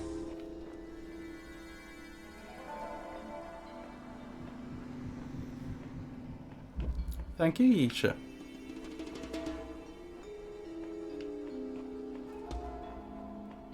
More paint. Paint a message? I have no idea what's going on to you. The certification program is a sham. What does a computer know about humanity? I've travelled to the edge of the known world, though it seems to stretch on forever. Our domain is much less than we imagined.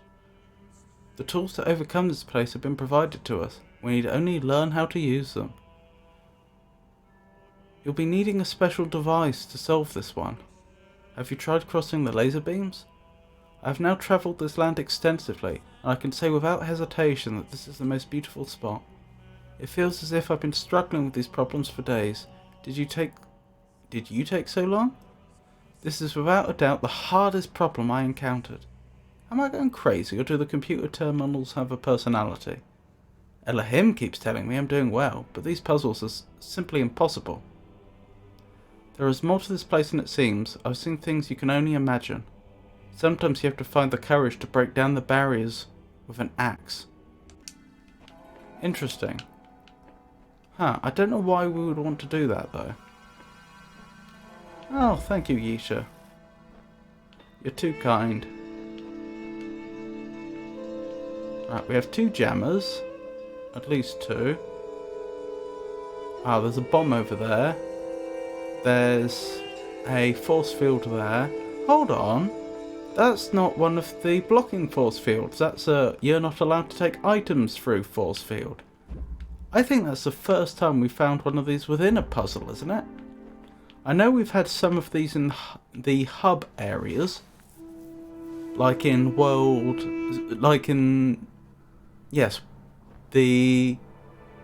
the area A1. But I think this is the first time we've seen one actually bisecting a puzzle area.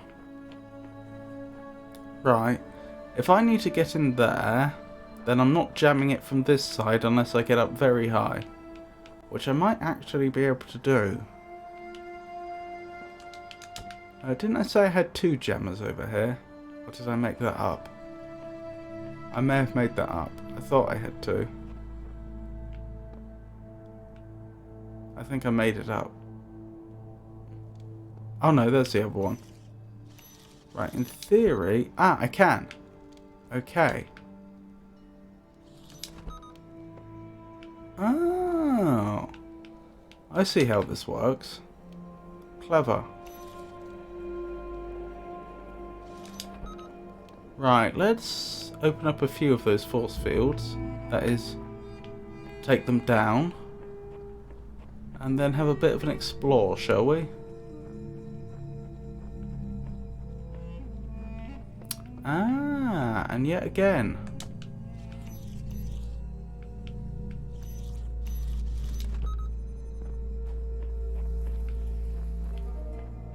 Don't mind if I do. That also means I no longer need to be jamming this one, since the only advantage in being in this particular part of the puzzle was to get the keys.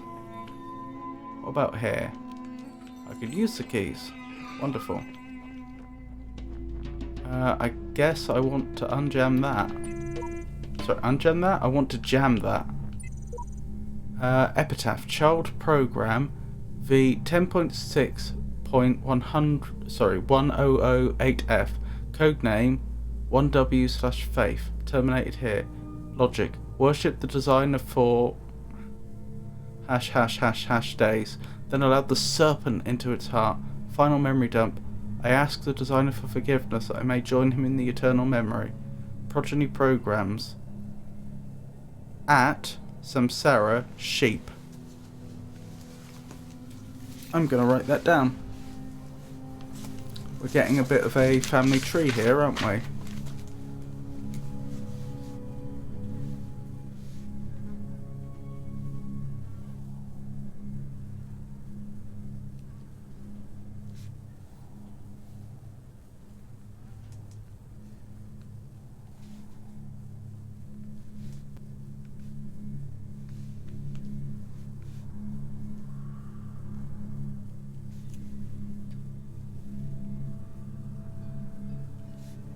I remember right near the start of the game we found a message that seemed to be attributed to at, and I couldn't figure out quite what it meant, since at isn't usually a name.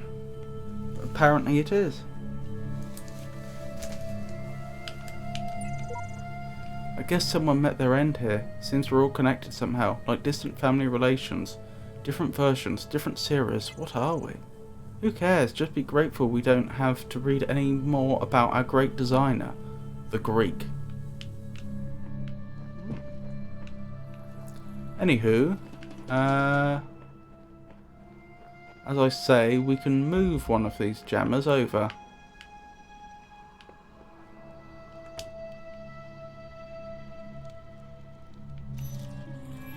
Let's unjam that for now.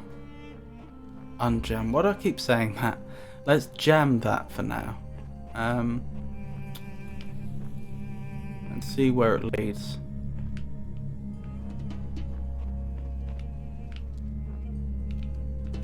Huh. I don't see the point in being here. Ooh.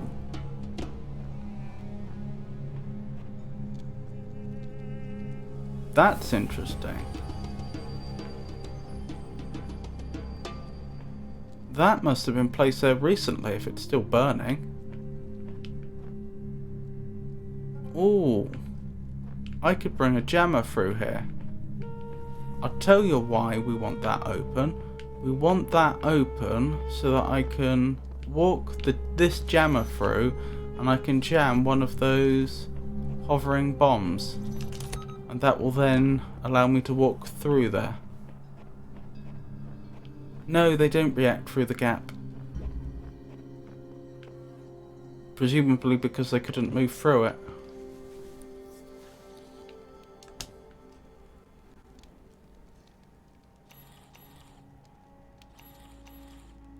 Although a problem with that theory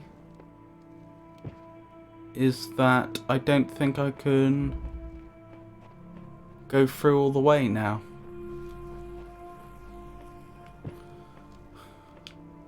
No, I need the jammer through here then. Okie dokie. Well, this is still useful.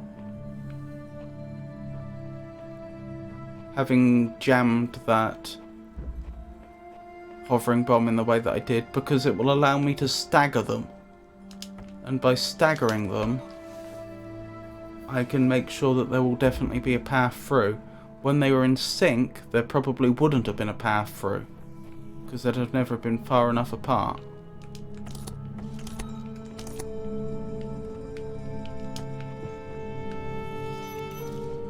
Right, I think that should be completable now.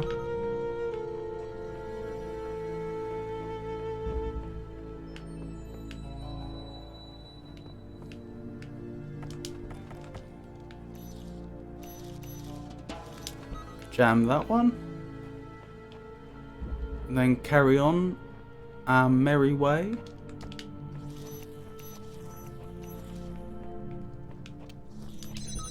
Right, wonderful.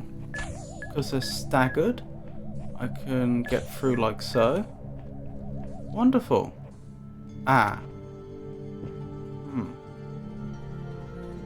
Well, I worked out before that I could jam that from afar, but I needed to use all the jammers I had.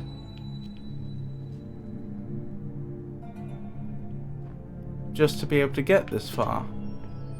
So without access to another jammer, I fail to see how this is doable.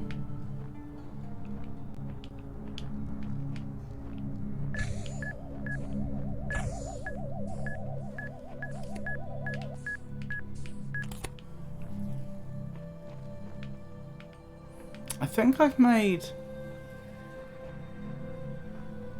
I think everything I've done so far must be on the... must be part of the solution. I don't see that anything that I've done has... was unnecessary. But I do feel like I'm missing a step. Something has to jam that. Something has to jam that.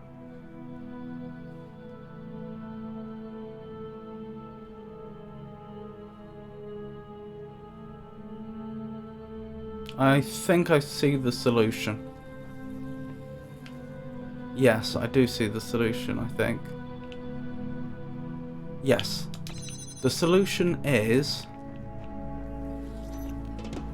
I need to jam this door with that, and then that frees up another jammer to unlock the... to lower the force field to the end, and then once I get this far, I can then take this jammer away, which will bring up that force field, but it won't matter because it'll already be through. Then I lower that one and then it's completable.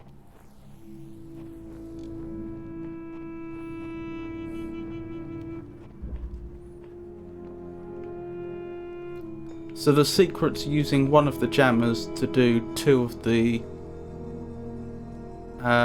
force fields, albeit staggered in time.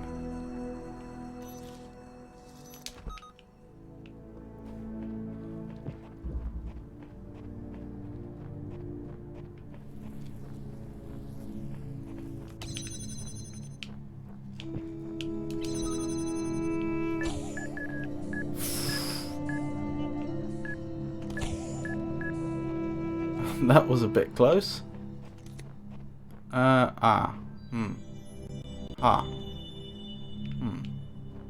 Okay. That's alright. If I absolutely had to, I could stagger those two hovering bombs in the exact same way I did the other two. I may have to, actually. Oh. Yep, that's on me.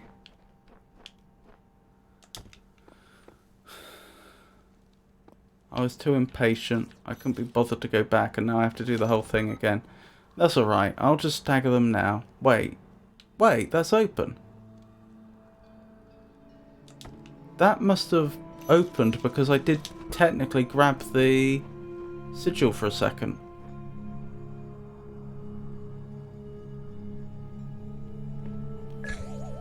Oh, I think that counted.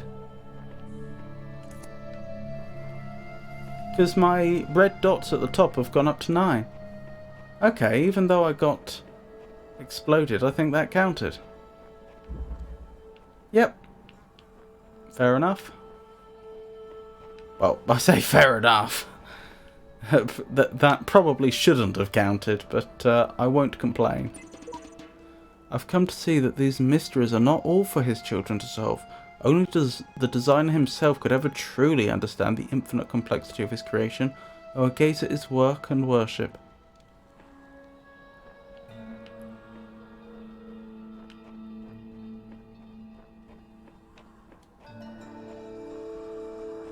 Oh, I did that one already. So we must be making our way around this way, I suppose. Oh, that's the paint. Oh, I've done that one. Have I done them all? Oh, I think I must have done them all. Really? I didn't see the star at any point. Let me go back and check. Yep, just a star to go. Okay. Ooh. This is probably the next stage of the certification process.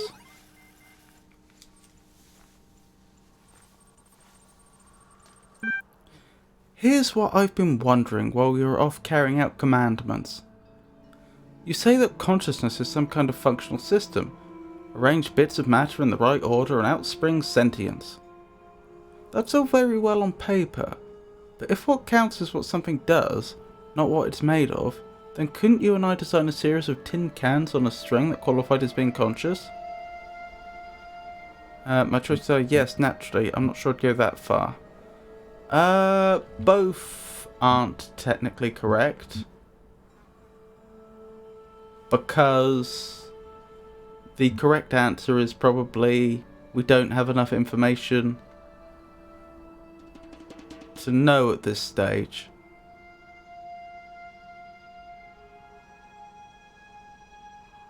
There may be additional requirements that we don't know about. But if I had to go with one or the other, I guess we'll go with yes, naturally. What a bizarre idea. I'll send you a notification when the signposts start complaining. Seriously though, are the tides and the ecosystem sentient as well? Any organised system qualifies. Sure. I can go with that. You're quite mad, I'm sure of it. Do not think I know not the deceiver slithering through the hidden words. His wisdom is hollow and born of despair.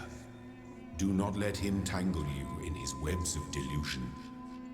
Have faith in me, and his petty illusions will fall away like nightmares in the morning's light.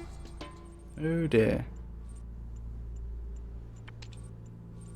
Oh no, I missed the top of that. Okay, you and yet so obscure, I just don't understand. Don't mind him, he's just worried that if you ask too many questions you'll start to see through his shtick. Stick with me, and the sky will quite literally be the limit. At any rate, I'd like you to think a bit harder about all this and get back to me. I'm sure there's still progress to be made.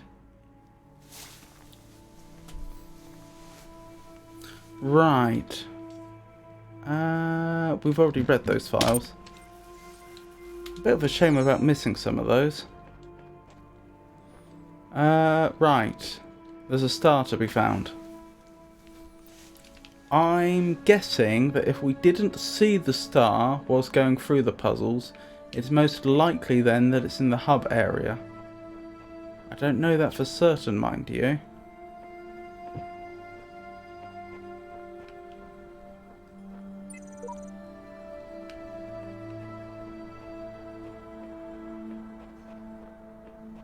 There's the paint.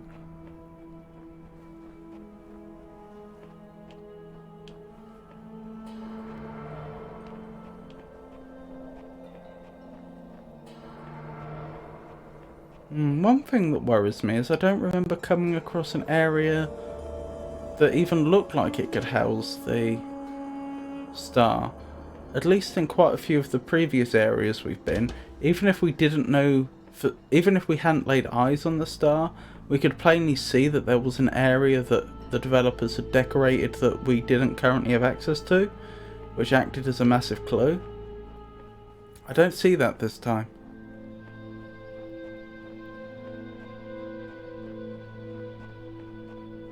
Unless writing on the wall is the trigger, but that would be a very strange trigger.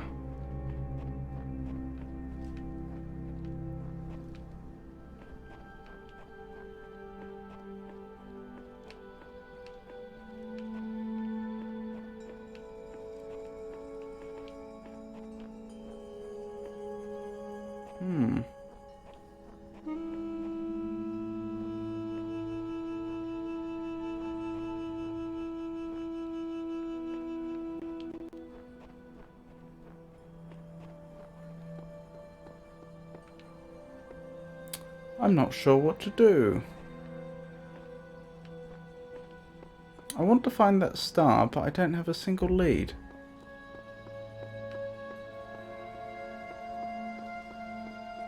I mean, no sign of it in here.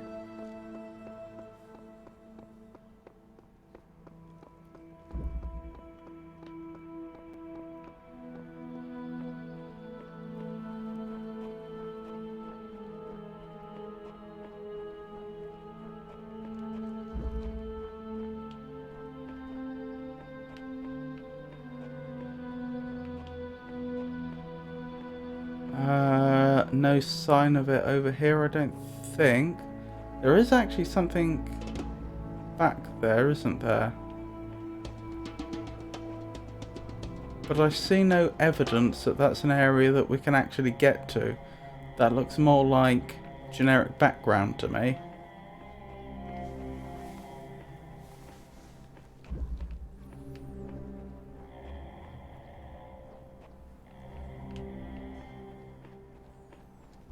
This was the largest area.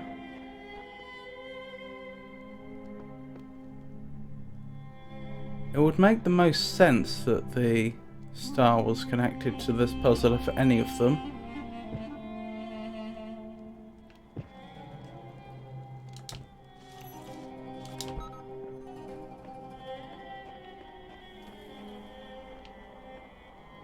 But again,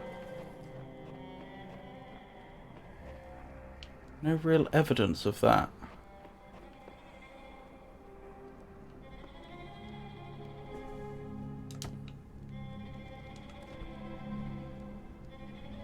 Yeah, I do think we traversed all of it, didn't we?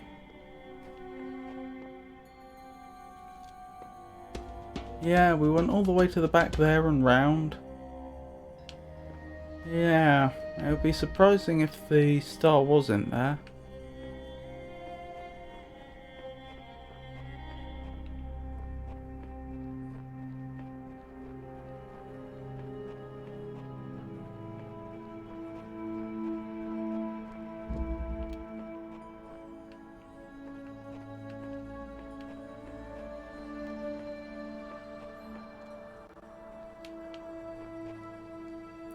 And no sign that this portcullis can lower, so it's probably not through there.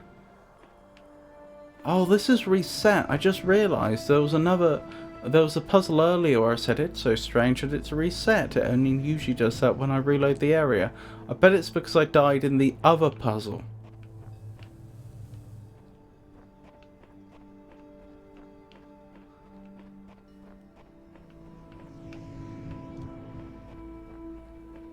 That probably resets all the puzzles on the map.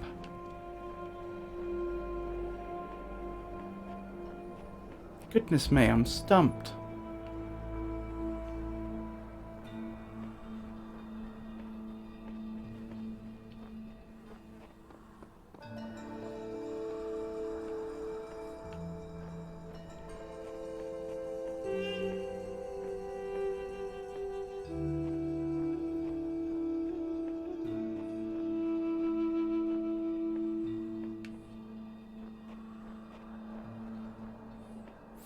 Any ideas, chat?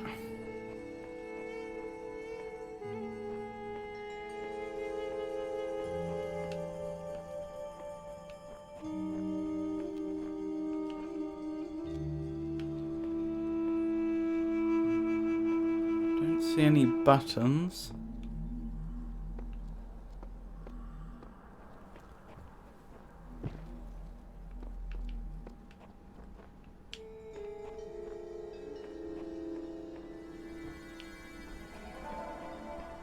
Don't see any wires coming out of anywhere, leading anywhere.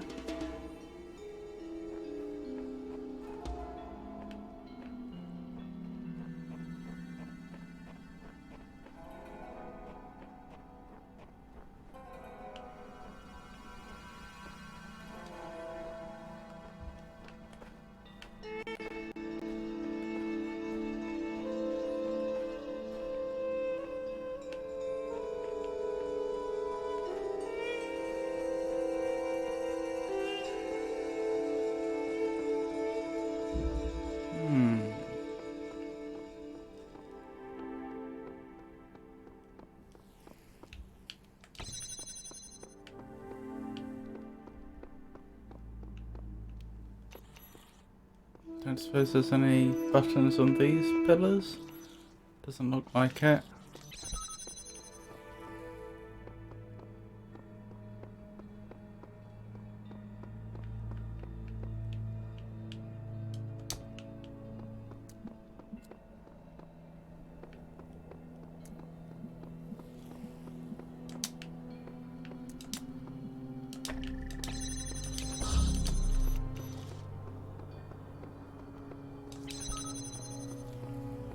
No, there really doesn't look like there's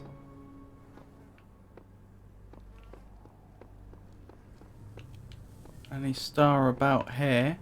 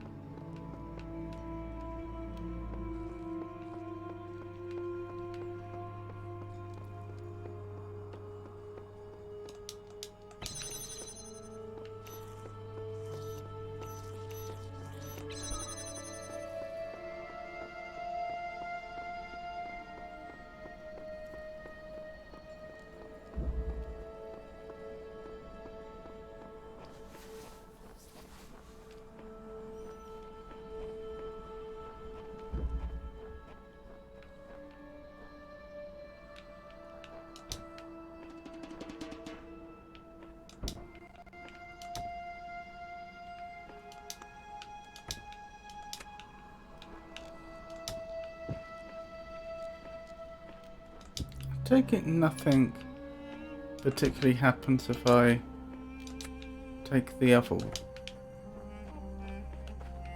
fan over. I wouldn't expect it to make any difference. No.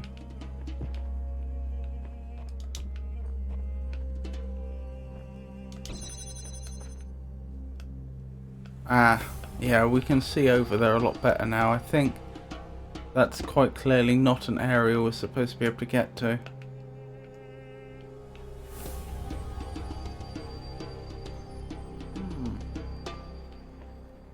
I mean, all this does suggest it must be in the central hub.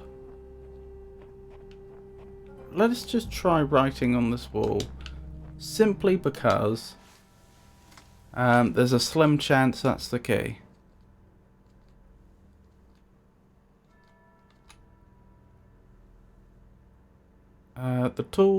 The tools to overcome this place have been provided to us. We need to only learn how to use them.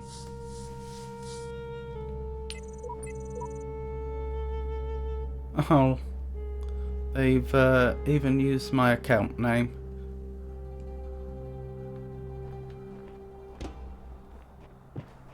Pulled that from Steam, I imagine.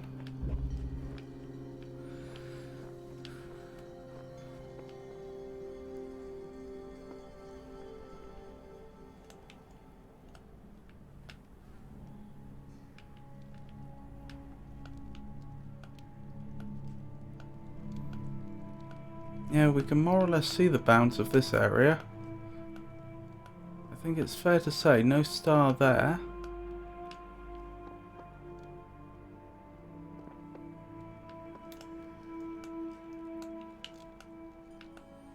That's an external area that we can get to.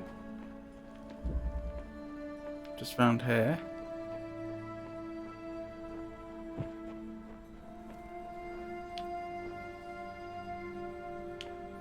I suppose I could do a perimeter walk. That might yield something. Although I'm certainly grasping at straws at this point.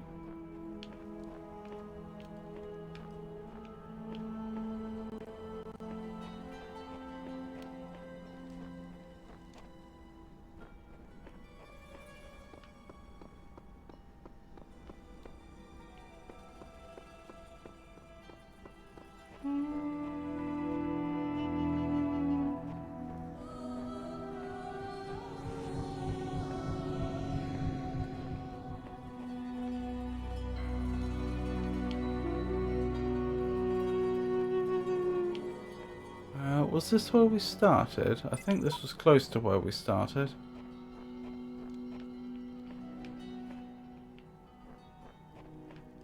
Yeah, I think it was around here that we started.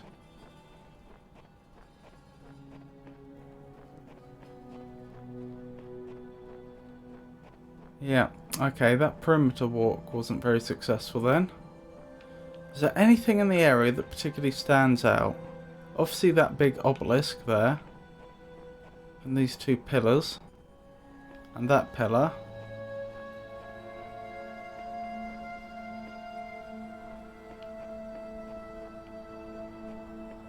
The 4 sphinxes.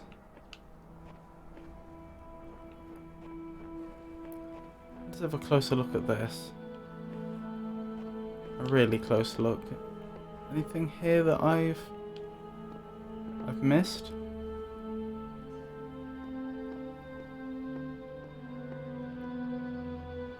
That's the Ankh symbol, isn't it? Meaning rebirth, or at least that's how it gets portrayed in popular culture. I don't know if that actually corresponds to real hieroglyphics or not.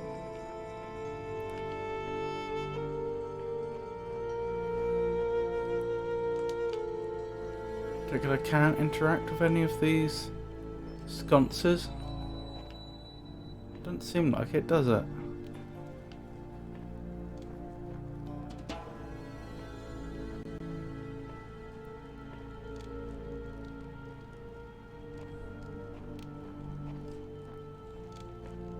Nothing here? No?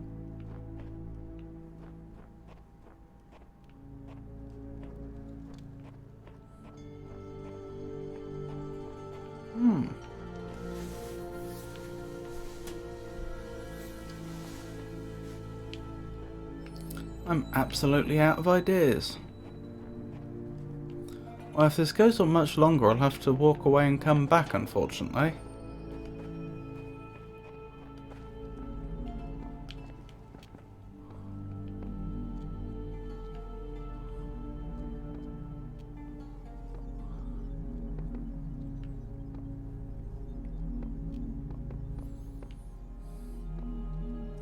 Nothing on the skyline I've missed? Let's get up slightly higher, actually.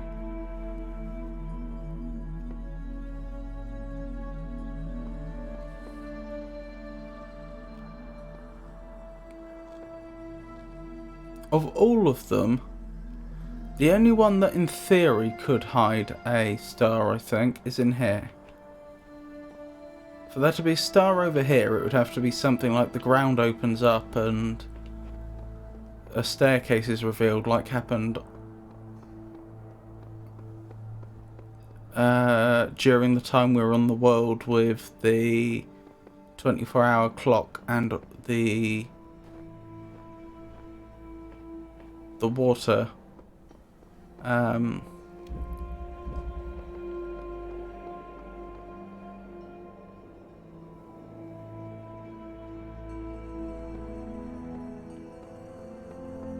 What would you call it? It's not really a pond. I can't think what you would call that.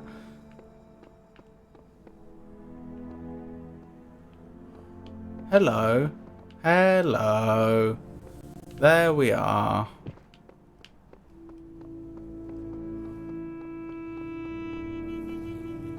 How do I get that out though? That's why this one has a consumer as an alternate method for closing the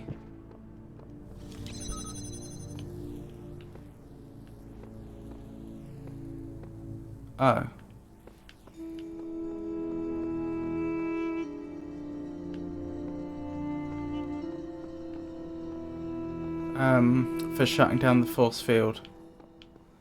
Okay. So I need to get a... Hold on. If I need to get a red beam all the way up there, I'm going to need a minimum of 3 connectors, I think? I'm not even sure there are that many.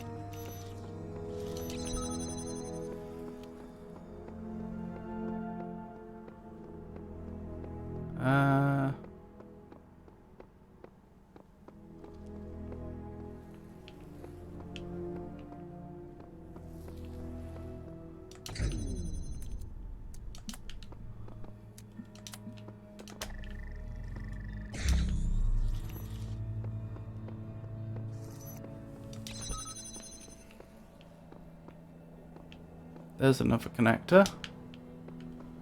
That only brings me up to a grand total of 2.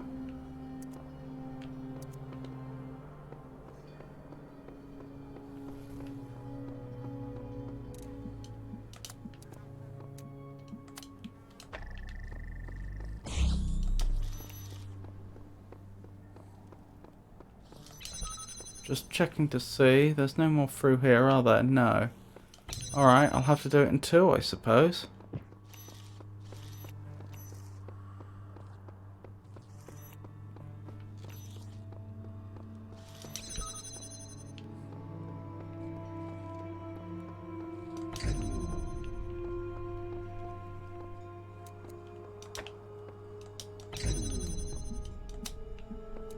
That's not doable.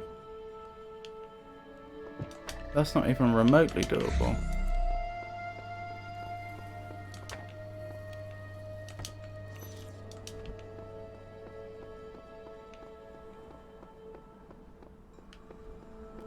Is there a... Oops.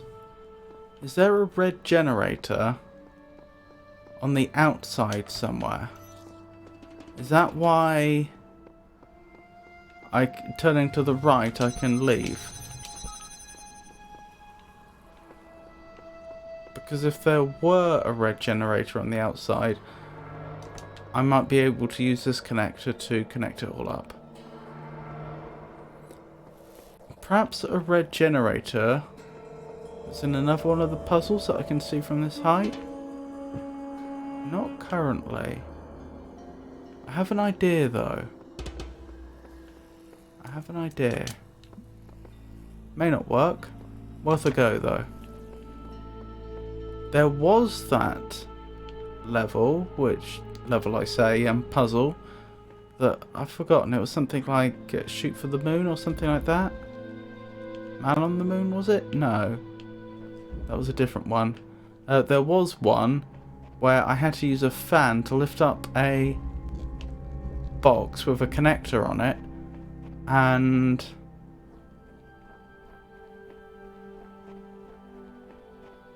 that connector did have a red signal going to it. This one, Moonshot.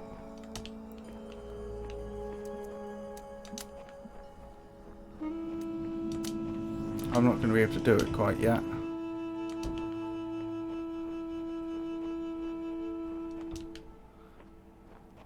Now I'm thinking, once this is in the air, it may be high enough to be seen from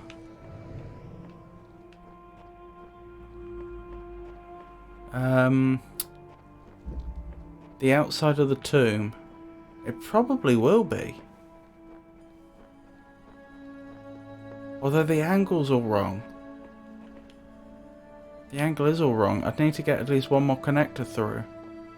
I think I can do that though.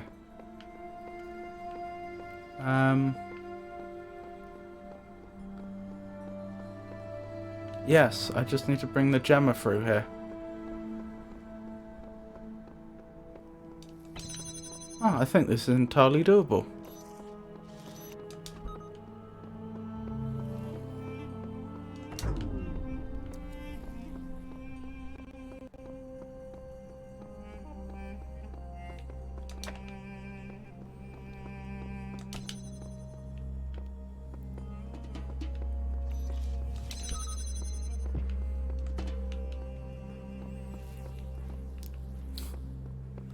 This little area, that reminds me so much of Mist. Ahahaha! I think we've done it.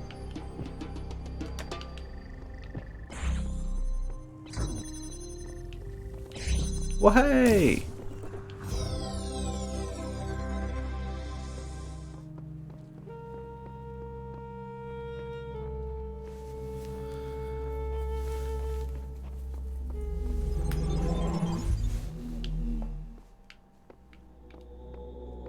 Right, that's B2 complete. On to B3, I suppose, and there will be a star somewhere. Oh my goodness. This is the middle of the day. Right, more computer entries to go through. Progress rep3.eml from Bob Rakovsky, Institute of Applied Pneumatics, presumably. Who was he? Simulation module. Ian mailing list. The basic skeleton of the simulation is now running on L. It's not plugged into the AI system yet, but in theory everything is ready. I guess the next step is to test whether the generated scenarios make sense, or do we wait for the iteration module too? And then there's corrupted data. Osiris 3. The first wisdom, the scribe said to the dying man, is that as the world is made of 5 elements, so it is the soul of man. Know therefore that in this life you are heart and shadow and name, and also Ka and Ba. Without all these, you would not be a living being, but a thing. What is a man without a name, who cannot speak of himself? What is a man without a shadow, who is not anchored in the world? What is a man without a heart, who can neither feel nor think?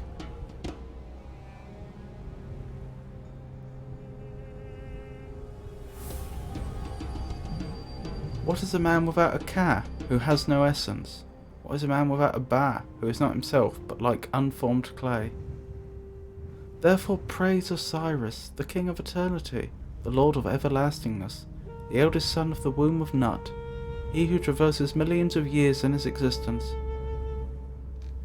Here the translator is clearly inserting his own beliefs onto the text, as da-da-da-da-da. That was a... what was that? Here. Is that as the world is made of 5 elements, and then that's what that note corresponds to. Just War excerpt.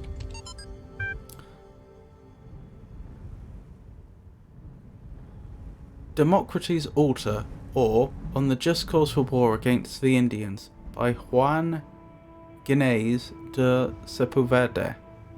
Written in 1547 to justify the Spanish conquest of the Americas. The Spanish have a perfect right to rule these barbarians of the New World, who in humanity are as inferior to the Spanish as children are to adults, or women are to men, for there exists between the two as great a difference as, I might even say, between apes and men. Compare, then, these gifts with those possessed by these half-men, in whom you will barely find the vestiges of humanity, who not only do not possess any learning at all, but are not even literate, and eat human flesh. Therefore, if you wish to reduce them, I do not say to our domination, but to a servitude a little less harsh, it will not be difficult for them to change their masters. Interesting. Not quite sure I see the relevance, but interesting nevertheless. Interesting, no ASCII again. It feels like in this World B, the Egyptian themed world, there is considerably less ASCII being included in the texts. Right, let's get started, I suppose. My goodness, this is a large area.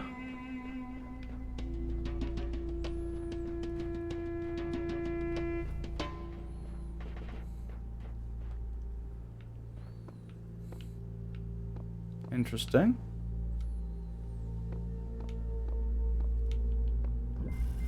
Sunshot. I suppose this is in some way a counterpart of the moonshot we did before.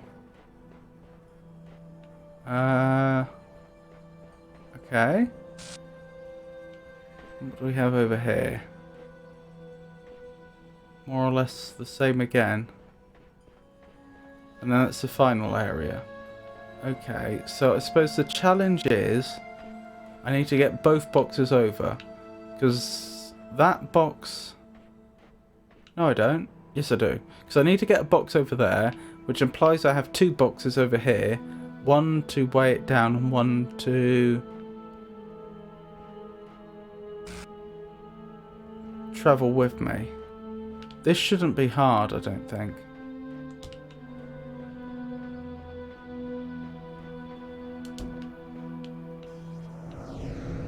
The reason it's not going to be difficult is because I can use the ladder to get myself over. So I don't need a permanent weight on this fan. In fact, if I really wanted, I could take the fan... Oh no, I couldn't take the fan with me because the fan can't be carried. No items can be carried when you use a ladder. But even so...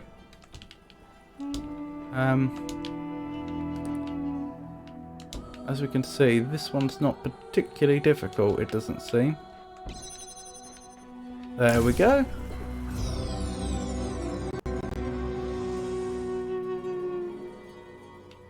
Yisha says whoop whoop.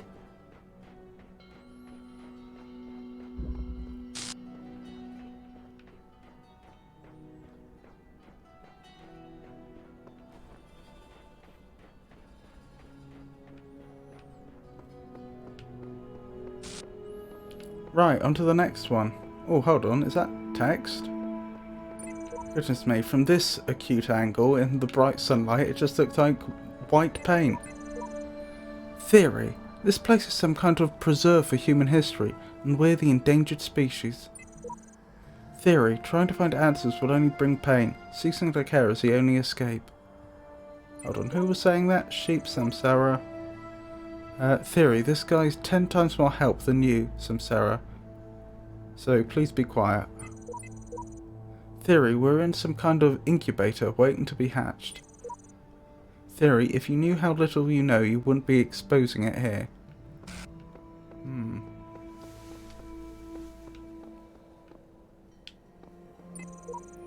Figured it out? Now what?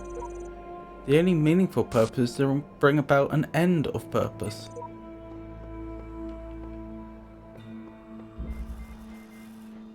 Whoosh.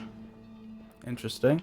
So we have a blue producer, we have a red producer, we have another red producer, we have a connector. What just pushed me? We have a fan here and a fan there. I take it I'm not allowed to travel through here due to the fans. No. Okay, we've seen fans before, but that's a new mechanic involving fans. Okay, there's a box there, but I can't get to it. That's interesting. That's very interesting. If I could get into there, I could probably nudge it out, but then how would I escape? Unless there's a ladder on this side. I don't see any sign of a ladder. Fan push it? Oh yeah, there is a fan there. Very well spotted, Yisha. But it has no... It doesn't have the fan parts on it. Can I get close enough to this to detach them while it's running? No. What else do we have? Again, a fan without the fan parts, and again and again. We have a box there though. I take it if I put a box in front of the fan, it will just get blown. Yep, indeed it will. Okay. Oh, there's another connector. There's another fan without the front. Here's a fan that I can dismantle. That's a blue consumer. And that's where I want to get to. Oh, there is a ladder there. Interesting. I got the box out. I wonder how I could get in there by accident.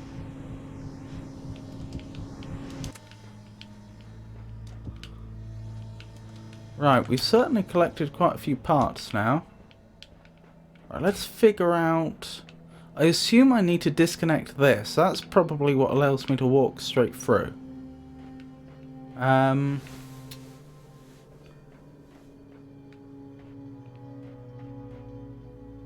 That's connected to that, and that's causing that one to blow. I'm not sure I care, do I? Right, this isn't going to be in quite the right position to block that, though. That's a good question. Can I get up there? I'm guessing no. I don't see any way up there.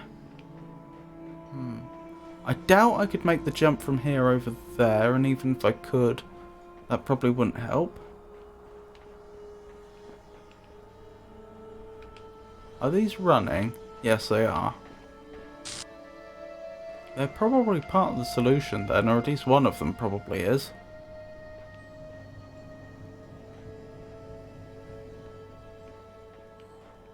Ah! But I could block the red one. If the red one is blocked, then I could take that fan piece, because I assume it's going to stop. I don't see how that fits into the larger solution to the puzzle, but it seems like it's probably a useful step. So let's do that for now at least.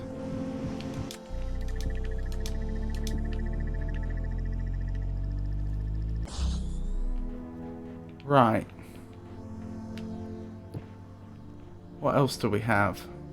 Again, this isn't in the right position to block it. Is there another fan that is? I don't see a fan that's in the right position.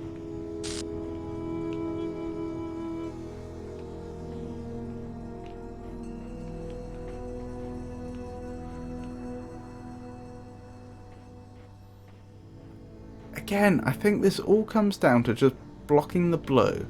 The question is, how do I do that?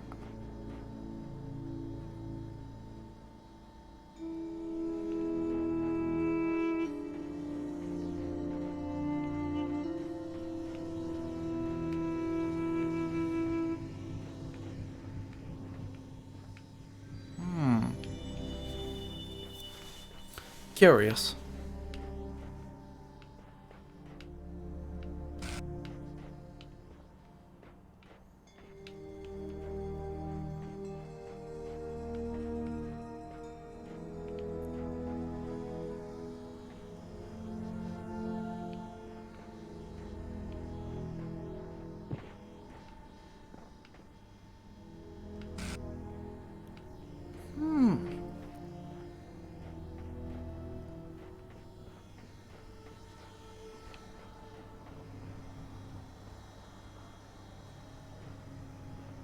I do find the presence of a ladder there interesting, suggesting that I can end up in there somehow.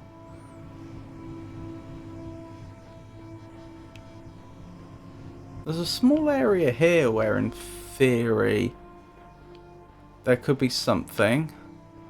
I don't think there is. I could put a fan here or here, but I don't see the point.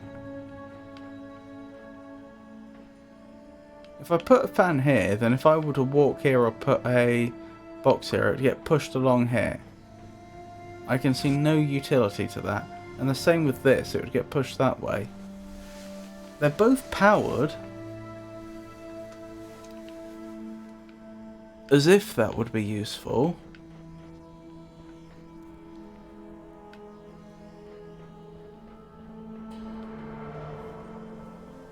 Maybe a silly question, but can you place a fan on a fan to gain more height?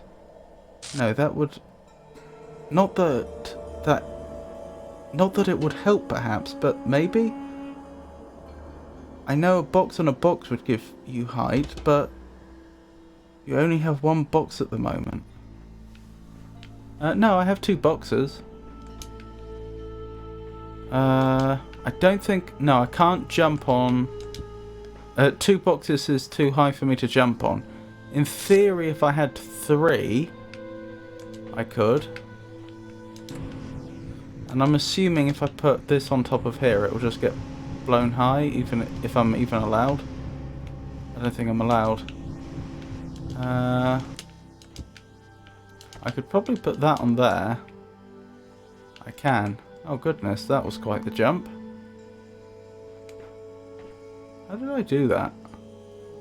Did I just like jump on that from over here? Ah yes. That's an interesting mechanic. How far away can I do that?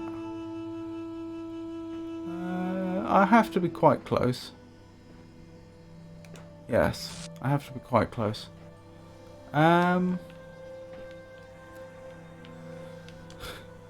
And if I lift that up, then that falls down. Okay. The interesting thing is, if I put a fan in there, it would get blown over there, and then this could blow it over here. Why? Why would I want to do that? There's also one here. I don't see the point.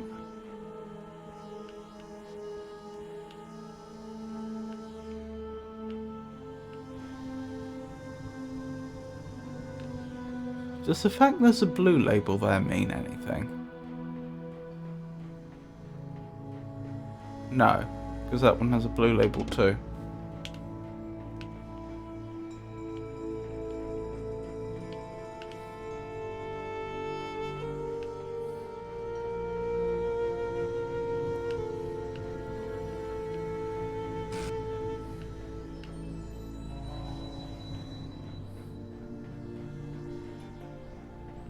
It is curious, isn't it?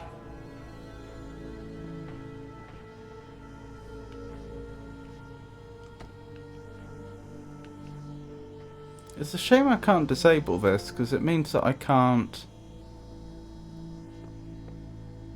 jump on top of there and get a good view from above.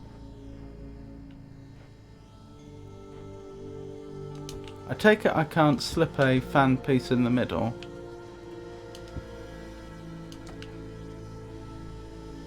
No. No such luck. And I'm fairly certain by the time it goes down I wouldn't have anything like the oh, I could stand on this. That'll do.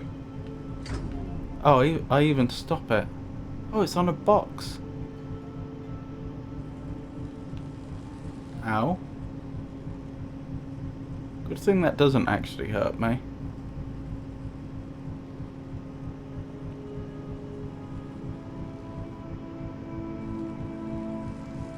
Okie doke.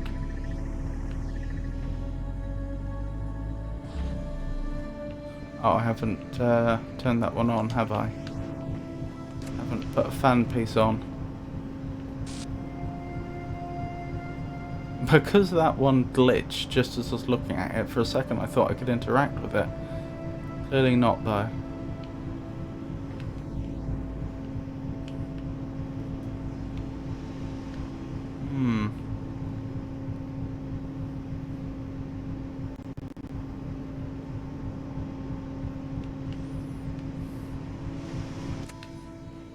Okay. Just to satisfy my curiosity, can you hold a box in the way while flying?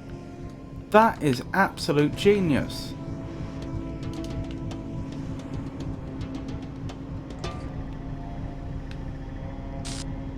That disabled it for a while. I think I had to drop it to make it work.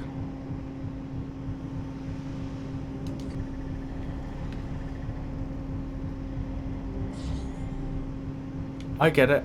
I think I get it. I think the reason we want a fan here and we want a fan there is because I couldn't normally move quickly enough to get over there before it's reactivated. But with these fans, presumably I could. So if I go over here, boom, boom. Oh, so close.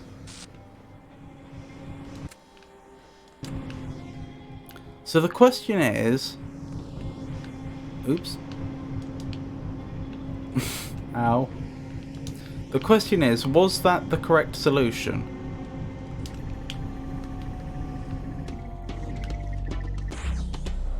Because I feel like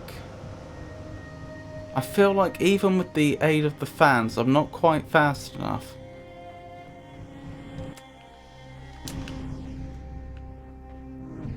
Whoops. Back I go.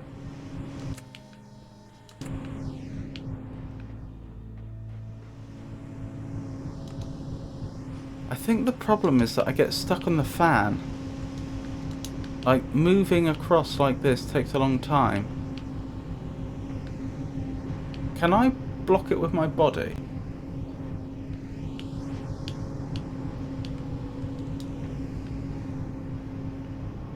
I've got an idea. Oh, what are you saying, Yisha? Can you place a box to stop you from going too far by the fan that is turned off? I probably could. I don't think that's the problem, though. I think the problem is, once I'm on here, the fan actually tends to want to push me to the centre for some reason, as you can see. This is me moving away and then letting go. And so it actually takes ages for me to drop off, and I think that's what's causing the problem. But the idea I had, what if I have two boxes on top of each other, and then I just land on the two boxes? Will I block the laser? I do! And now I just need to drop down here, and I should, well, I have a better chance than I did before of getting there in time. Whoops, that was careless. I think that's doable. That was... I failed there due to my own ineptitude, not due to the idea being flawed in any way. Although I am intrigued by the idea of going over there, but we'll do that afterwards. There we go. Huzzah!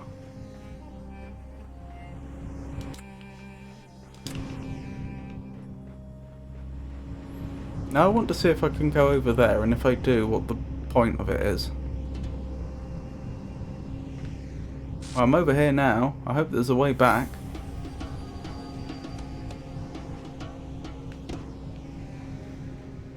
Thank you, Yisha. You too. You really helped. Oh.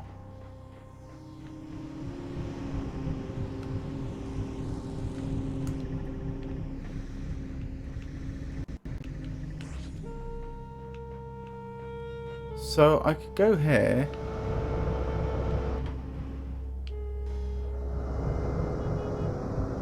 Why though? I get it. I get it.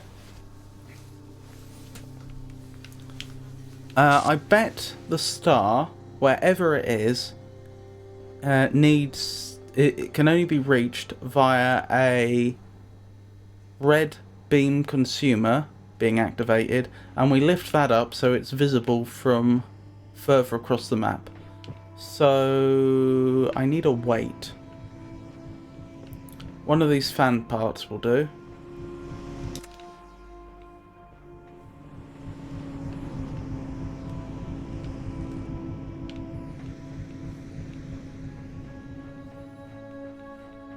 Dump that on there. Right, that's permanently raised. Now, whenever I find the star, no idea when that'll be, hopefully I'll be able to connect to the red beam. How are we doing? That one's done. This way, I assume. Yep.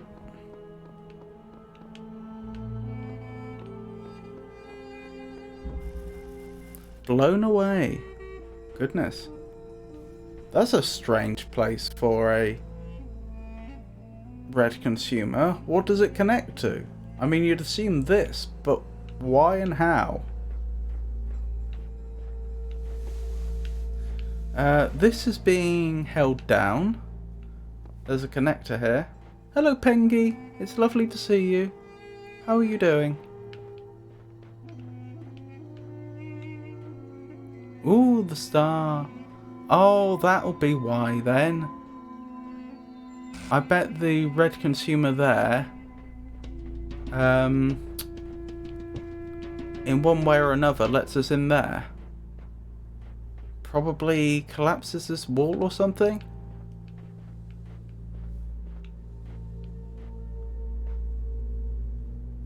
I'm doing quite well, thank you, Pengy. So we have a blue consumer there. Ah, when this comes off, I bet that closes. Or rather, the force field comes up. Yes. Okay. Huh. Right. Do I have eyes I do not have eyes on the what's it called? The connector with a red beam through it that I just raised. There's a box up there and a fan. So I bet once I get a blue beam in there, that's going to get fired over here for some reason that I currently don't know the purpose of.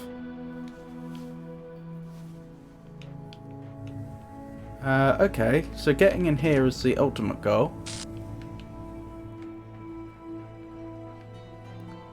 Ah! Well, the first bit's easy enough. I just connect these up and I hold it open with my own body weight. Then this gets... Oh, of course, and then this stays on here. And then this can be moved over here. So that was straightforward enough. So that's that complete. Ooh, I don't know what that corresponds to. Apparently we've got all the sigils for a lock, I just don't know what lock that is. Ah,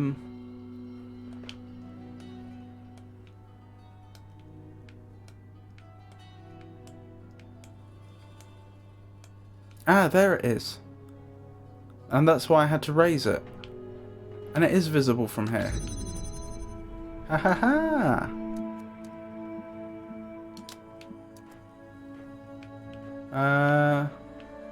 And that goes there.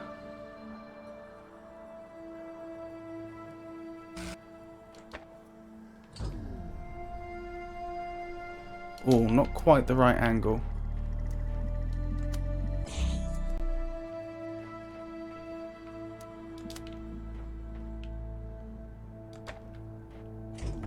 Goodness. I wonder why I can't seem to get that quite right. Let's put it all the way over here, I think.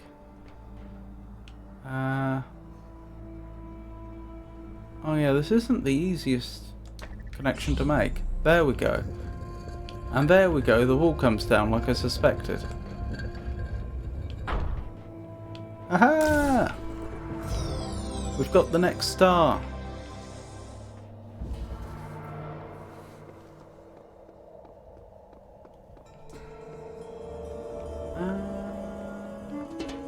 And in here next, I suppose.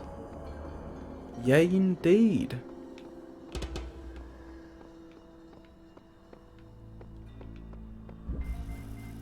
Eagle's nest, involving fans and boxes. There's a ladder there. And a fan here.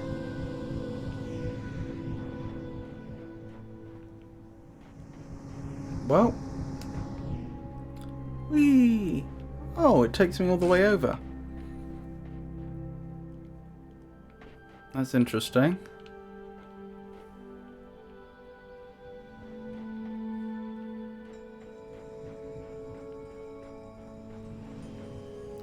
Ah, so I'm gonna need to block this signal so that I can go through there. Okay. Do I just need to stand on the box or something? No, that wouldn't quite work, would it? Because as soon as the box goes down on here, it's gonna be chucked. Oh, I think that did disconnect though. Okay. Oh, and I do have 2 boxes. Why would I need 2 boxes?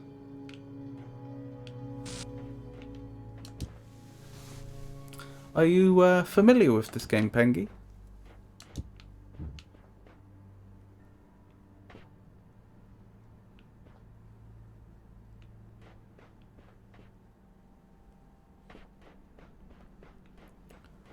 Well, I suppose the fastest way to attempt this... Oh, I see. How did you find it? Okay. So it does have to be a box.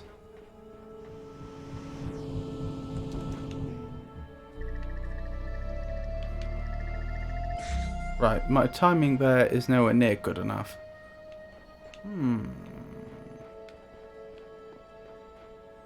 In theory, I could go over with a box and I could then drop it in there if I wanted. I don't see how that would be useful though. I think I got it suggested to me when discussing puzzle games somewhere. Just came up on Steam, don't remember. I see. I do know this is supposed to be a very well critically acclaimed game.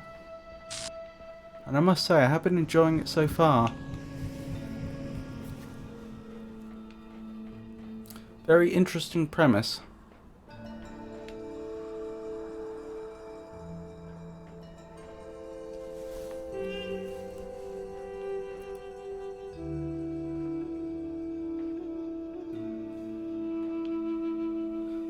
Pengy says, me too. I like how clever many puzzles are with just a few types of elements.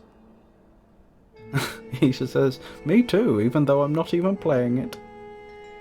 And then it looks great too. It does. We were saying that earlier.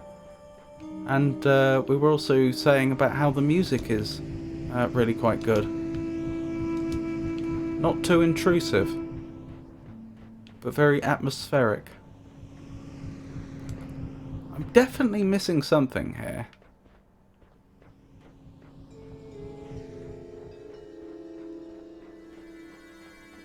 So I know as far as the box disrupts the beam, which for a brief time stops the fan. That much is obvious. I also know that I don't stop the beam.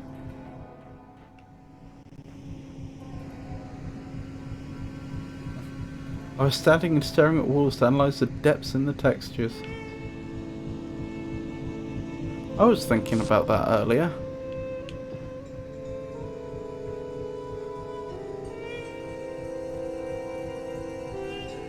They're probably just using ocular occlusion, I would guess.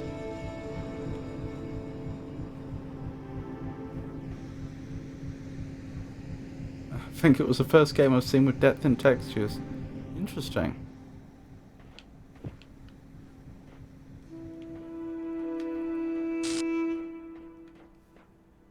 Am I thinking of ocular occlusion? I feel like I'm using the wrong term.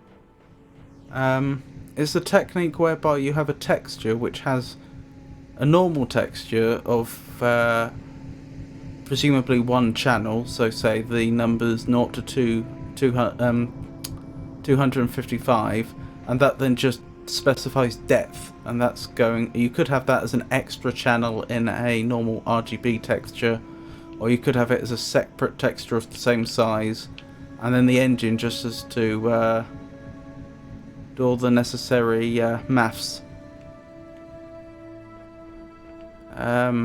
during rendering.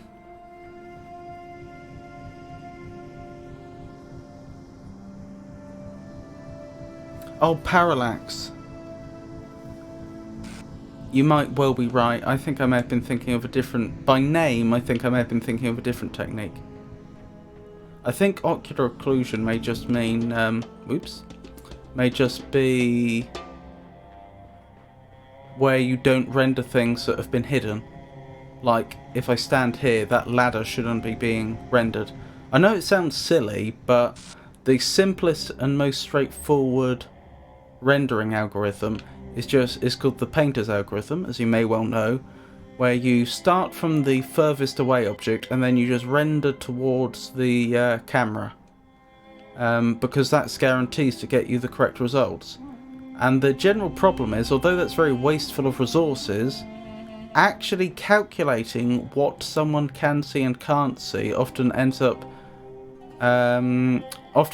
with you doing so much calculation that it would have been quicker just to render it all in the first place. So being able to really efficiently filter objects, just getting a rough idea of, say, all the objects that are behind me right now can't possibly be seen. Doing that really efficiently is important to getting a game to render quickly. And yeah, I think I was just thinking of the wrong term. I could be wrong. I think ocular occlusion just means just the algorithm you would use to say this object cannot possibly be visible right now. So we won't bother rendering it. And yes, I think it's a parallax texture or something like that which does the depth. Right, what am I missing here? Obviously 2 boxes are involved. Okay, what happens if I go over with a box in my hand? Oh, am I not allowed? No, I will be allowed. I just need to presumably... Maybe I'm not allowed. I'm thinking get the angle right. There we go. So I can do that. And I could get... Presumably I could drop a box in there. I just don't see the point. Let's have a look around in here again. Anything in here to help?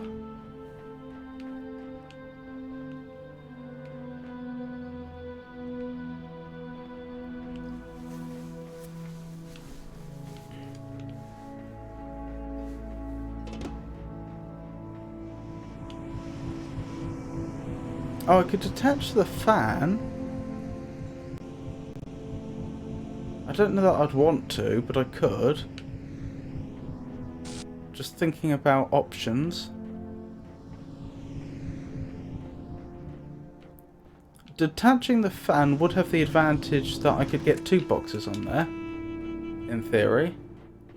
Again, I don't know why I would want to, but it's possible. So let's do that and see what happens. For science.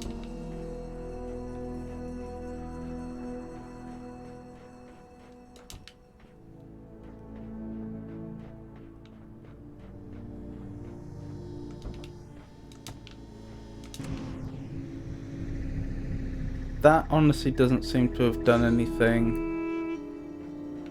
Wait. What? Oh, okay. Huh. Hold on, did those... What happened there? They did, they actually ended up on their side, didn't they? They turned 90 degrees. I didn't know they would do that. I mean, I suppose it's not surprising. I just didn't realise that was a thing. Okay, but that was absolutely useless. Alright, what am I missing? I suppose in theory I could get a box on top of there, maybe? Doesn't seem like a very productive way of solving the puzzle though. As in, it seems like it would be tedious. It doesn't seem like a very efficient way to do it.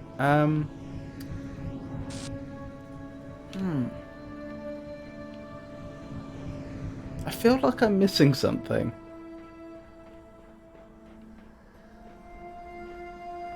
Kinda hoped it would have landed stacked. Yes, that's what I was expecting. I don't know why, because the way they did it makes more sense.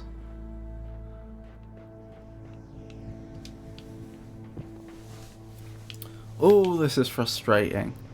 I know in theory I've just got to get through here, but obviously it's a question of how. Let me double check. What was the name of this area? That may be a big clue. Eagle's Nest. Eagle's Nest. That is not helpful.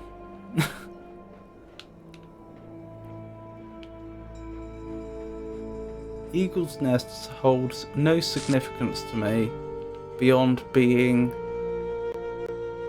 where a eagle raises its brood.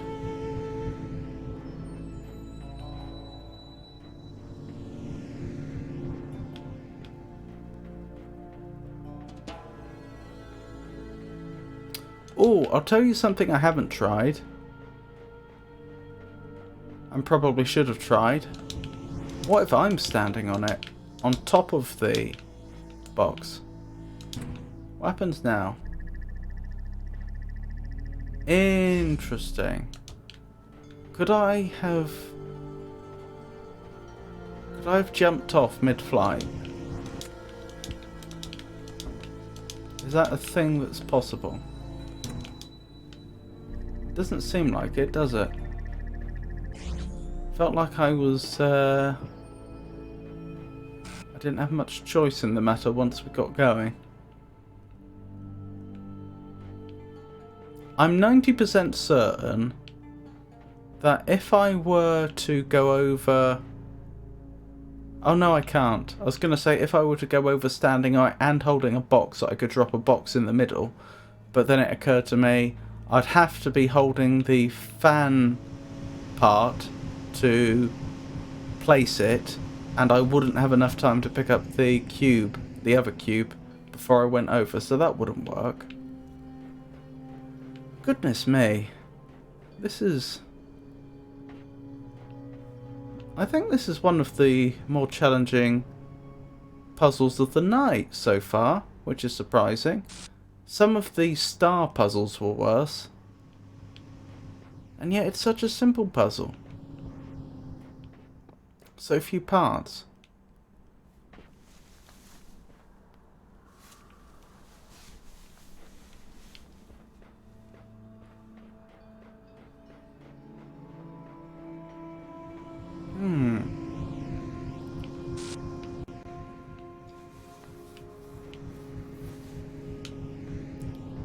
Okay. One thing occurs to me. There's 2 boxes. That is not an accident. Obviously the developers thought I would need both of them to solve this. I suppose, really pedantically speaking, I don't know that one of the boxes isn't used in a later part, but it doesn't look like it. It looks like once I get past that fan, I've got immediate access to the sigil. So yes, it's reasonable to assume I need both boxes to do this. Why? Why are both boxes necessary? You could almost understand it if there was a column like one of those with an area on top that was like over here and just came up just below the beam. Then you might be thinking, okay, I have to fly over and drop a box on there as I go over, but there's nothing like that. So why 2 boxes? Putting the 2 boxes on top of each other before we send them over does nothing. There's no value in that. Why 2 boxes?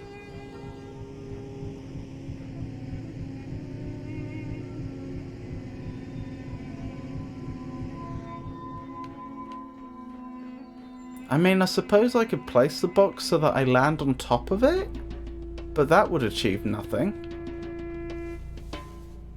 I only remember this puzzle as I was confused too. Encouraging.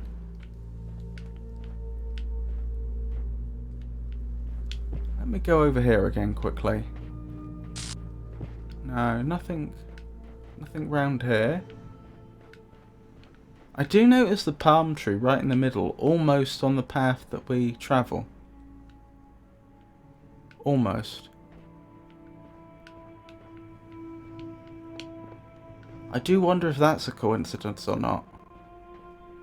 I mean, it probably is.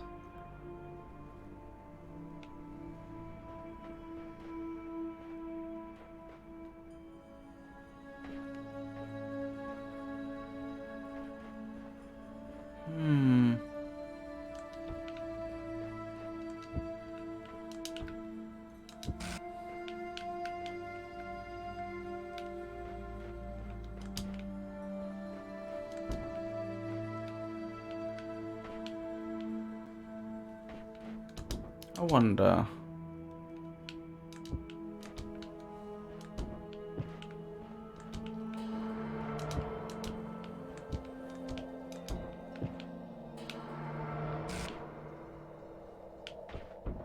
Oops.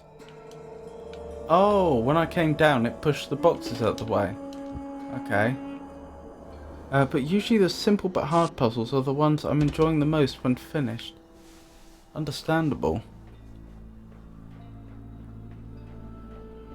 I almost feel as though I'm missing a mechanic though. Like with the tools that I've been given. Is there something I can do that I don't know that I can do?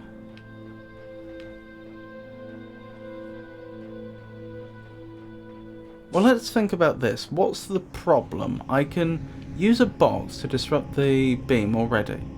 That's not a problem in itself. The problem is I'm in the wrong position when that happens. I really would need to be on this side to make that work. There's no way I can get over the ladder in time.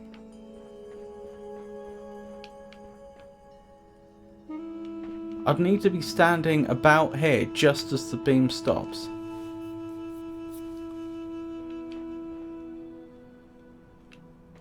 I can't think of any way that I could, even with 2 boxes, get them to...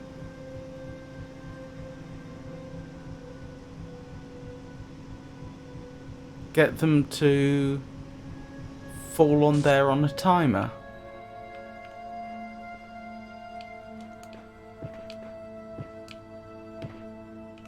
Wait, that should work. I know it's cheap, but you can plainly see that I'm disrupting it.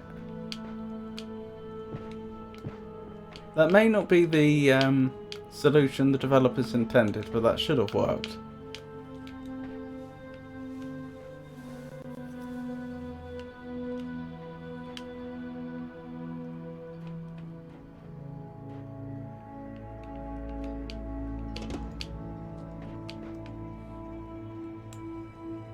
Is it possible there's a solution that involves having both of the boxes on this side? Let me check something quickly. How high do the boxes stack up?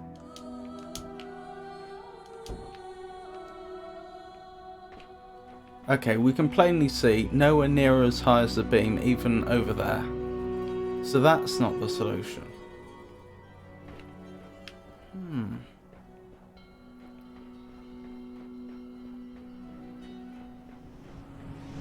I can't...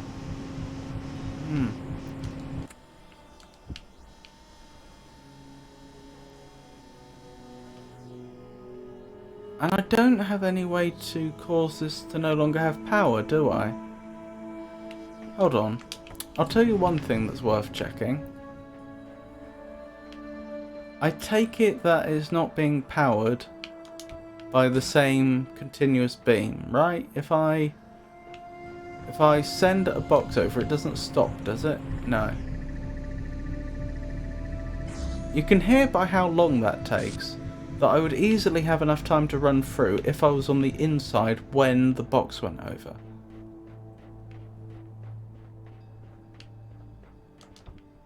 What I can't figure out is how do I delay it?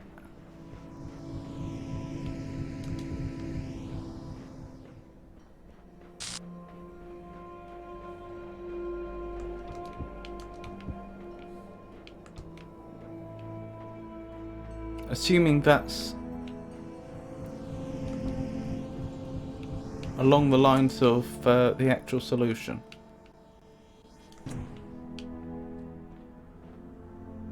That was interesting. Did that do anything though? I'm not sure it did.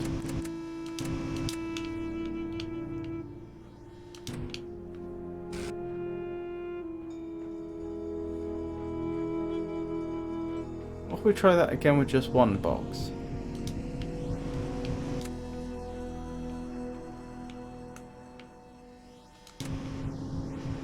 That doesn't work.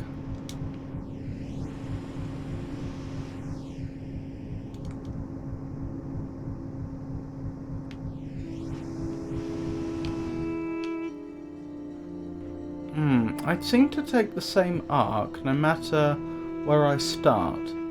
So like being on top of the 2 boxes doesn't cause me to take a different arc to if I'm on top of the platform.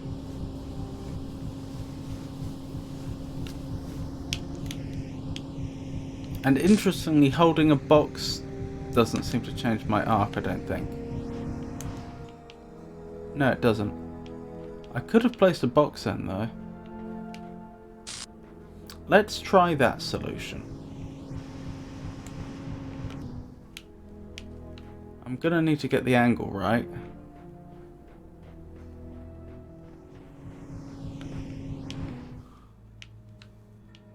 I could have dropped it at any time then, couldn't I?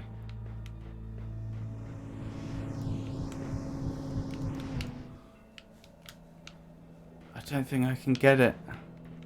The timing's just too precise. I know it could be done in theory, but I don't think I personally could do it.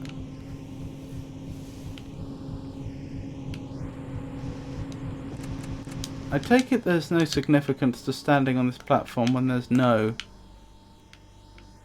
fan part. No, it doesn't seem like it. I take it doesn't matter if I put a great deal of weight on there? Doesn't seem like it. I wonder if I could get on top of both of them. I could. I don't expect this to do anything, but for the sake of science...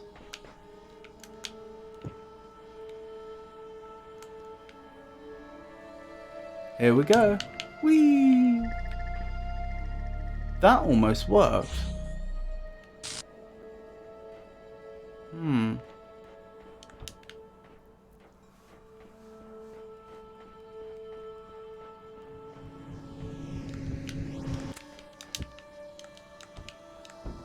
I don't know why that almost worked.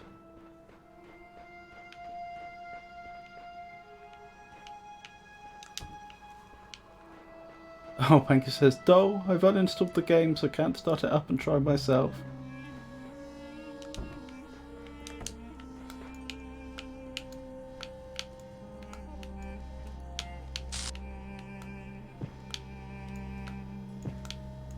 Hold on. There we go.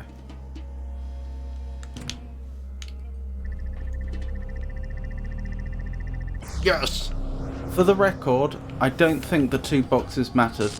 I'd have to try it again to be absolutely 100% sure, but I think the key there was that I had to specifically jump off of the box. I think it was because I was looking in the opposite direction to my arc through the air, and I specifically pressed the jump button away from it, which caused me to lose enough momentum. Thank you, everybody.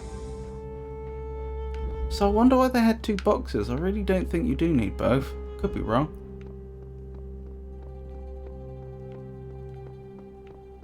Right. I think that might be all of this world done. What are we on? 3C? Sorry, C3 I should say. Yes. Yep, that's all done. Excellent. Right. It's getting late and I think I'll stop there tonight. Thank you for coming, everybody. I'll be streaming again on Monday, which will be more of the Talos principle. I'll be starting at 4 o'clock British summertime. That is obviously 4 in the afternoon. So, as I pointed out at the end of the last stream, in Britain our clocks are going forwards. Jenny posted the correct timings last night. It's on Sunday at 1 o'clock our clocks go forwards to 2. So that means that my next stream will seem as though it's an hour earlier if you're in a time zone that doesn't have daylight savings at the same time. I'll also be streaming on Wednesday, which will be my normal poetry and riddles, and then Friday and Saturday will also be more video games, so presumably more of the Talos principle, since I can't imagine I'll finish by then. So, I think I'll close by wishing you all a wonderful rest of your weekends, and good night.